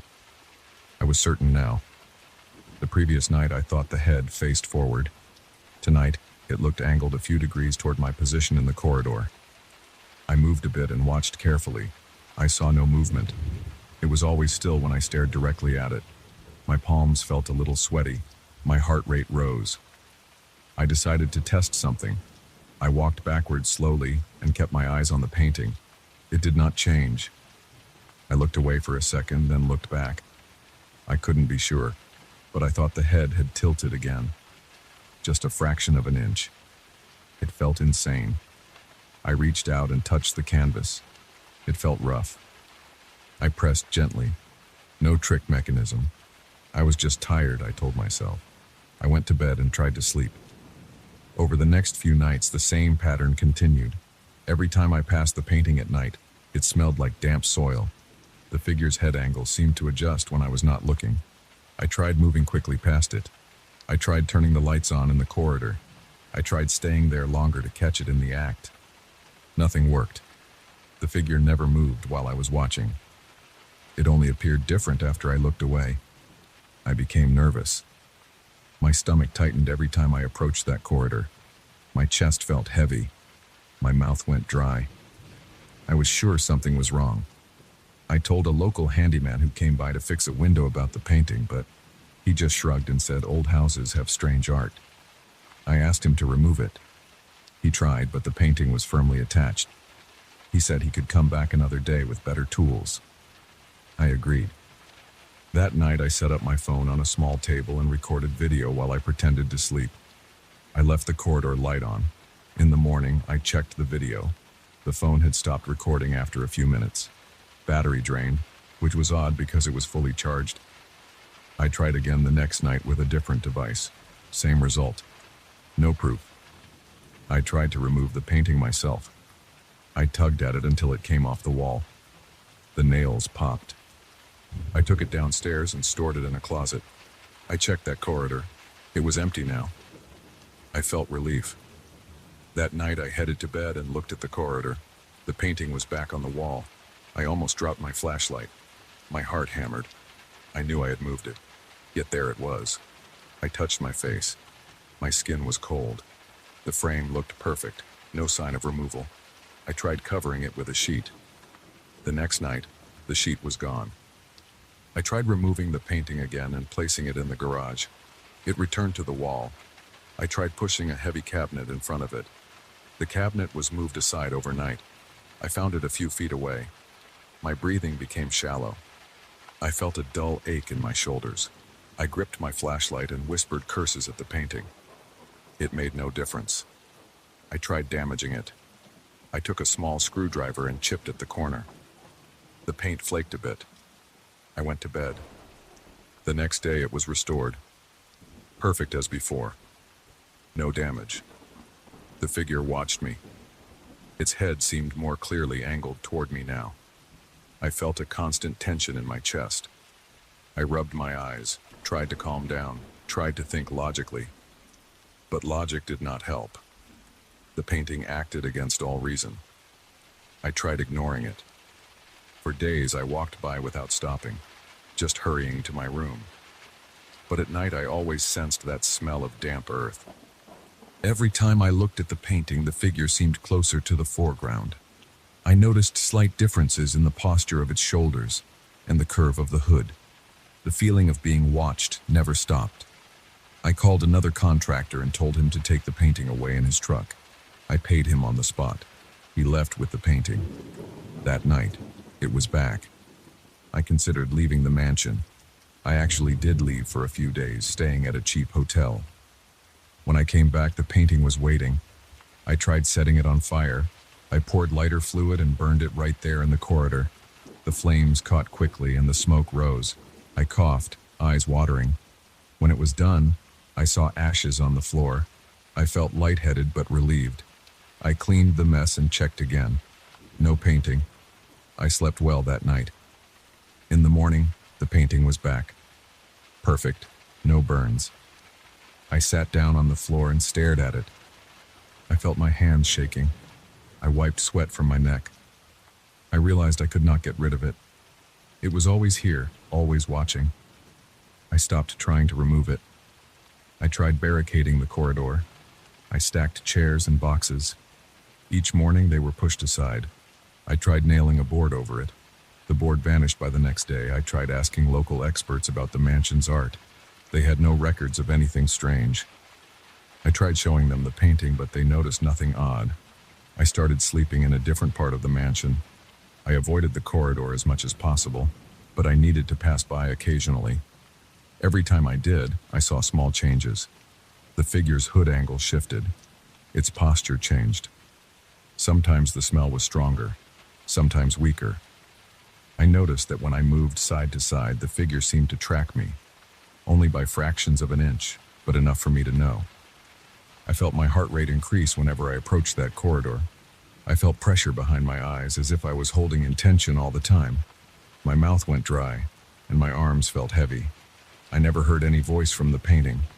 I never heard footsteps, only silence. But the painting always responded to my presence with those subtle shifts. I tried covering my eyes and walking past. I still smelled the damp earth. I felt the hairs on my arms rise. I tried talking to the figure. I said that I would leave it alone if it left me alone. No response. I tried sleeping right there in the corridor one night, watching it, staying awake. I ended up dozing off. When I woke up, the figure's head angle had changed again. I considered selling the mansion. Some potential buyers came. They looked at everything. None mentioned anything odd. They looked at the painting and said it was interesting or old-fashioned. I tried pointing out changes, but they saw nothing. They lost interest in buying for other reasons. I remained stuck here. I tried to accept it. Fighting it made no difference. Destroying it did not work. Removing it did not work. Covering it or blocking it did not work. The painting always returned, always intact, always shifting when I was not looking. I was trapped with it. I changed my daily routine to avoid passing that corridor at night. If I had to pass it, I did so quickly. I kept the lights on. I focused on what I could control, my breathing, my steps. I learned to live with the fear. The fear never left, but it became a part of my life here. Sometimes I paused and glanced at the painting, trying to see if it would do something more. It never did.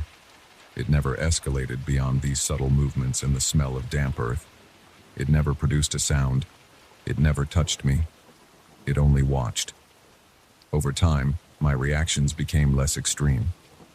I still felt nervous, but I stopped yelling at it or trying to break it.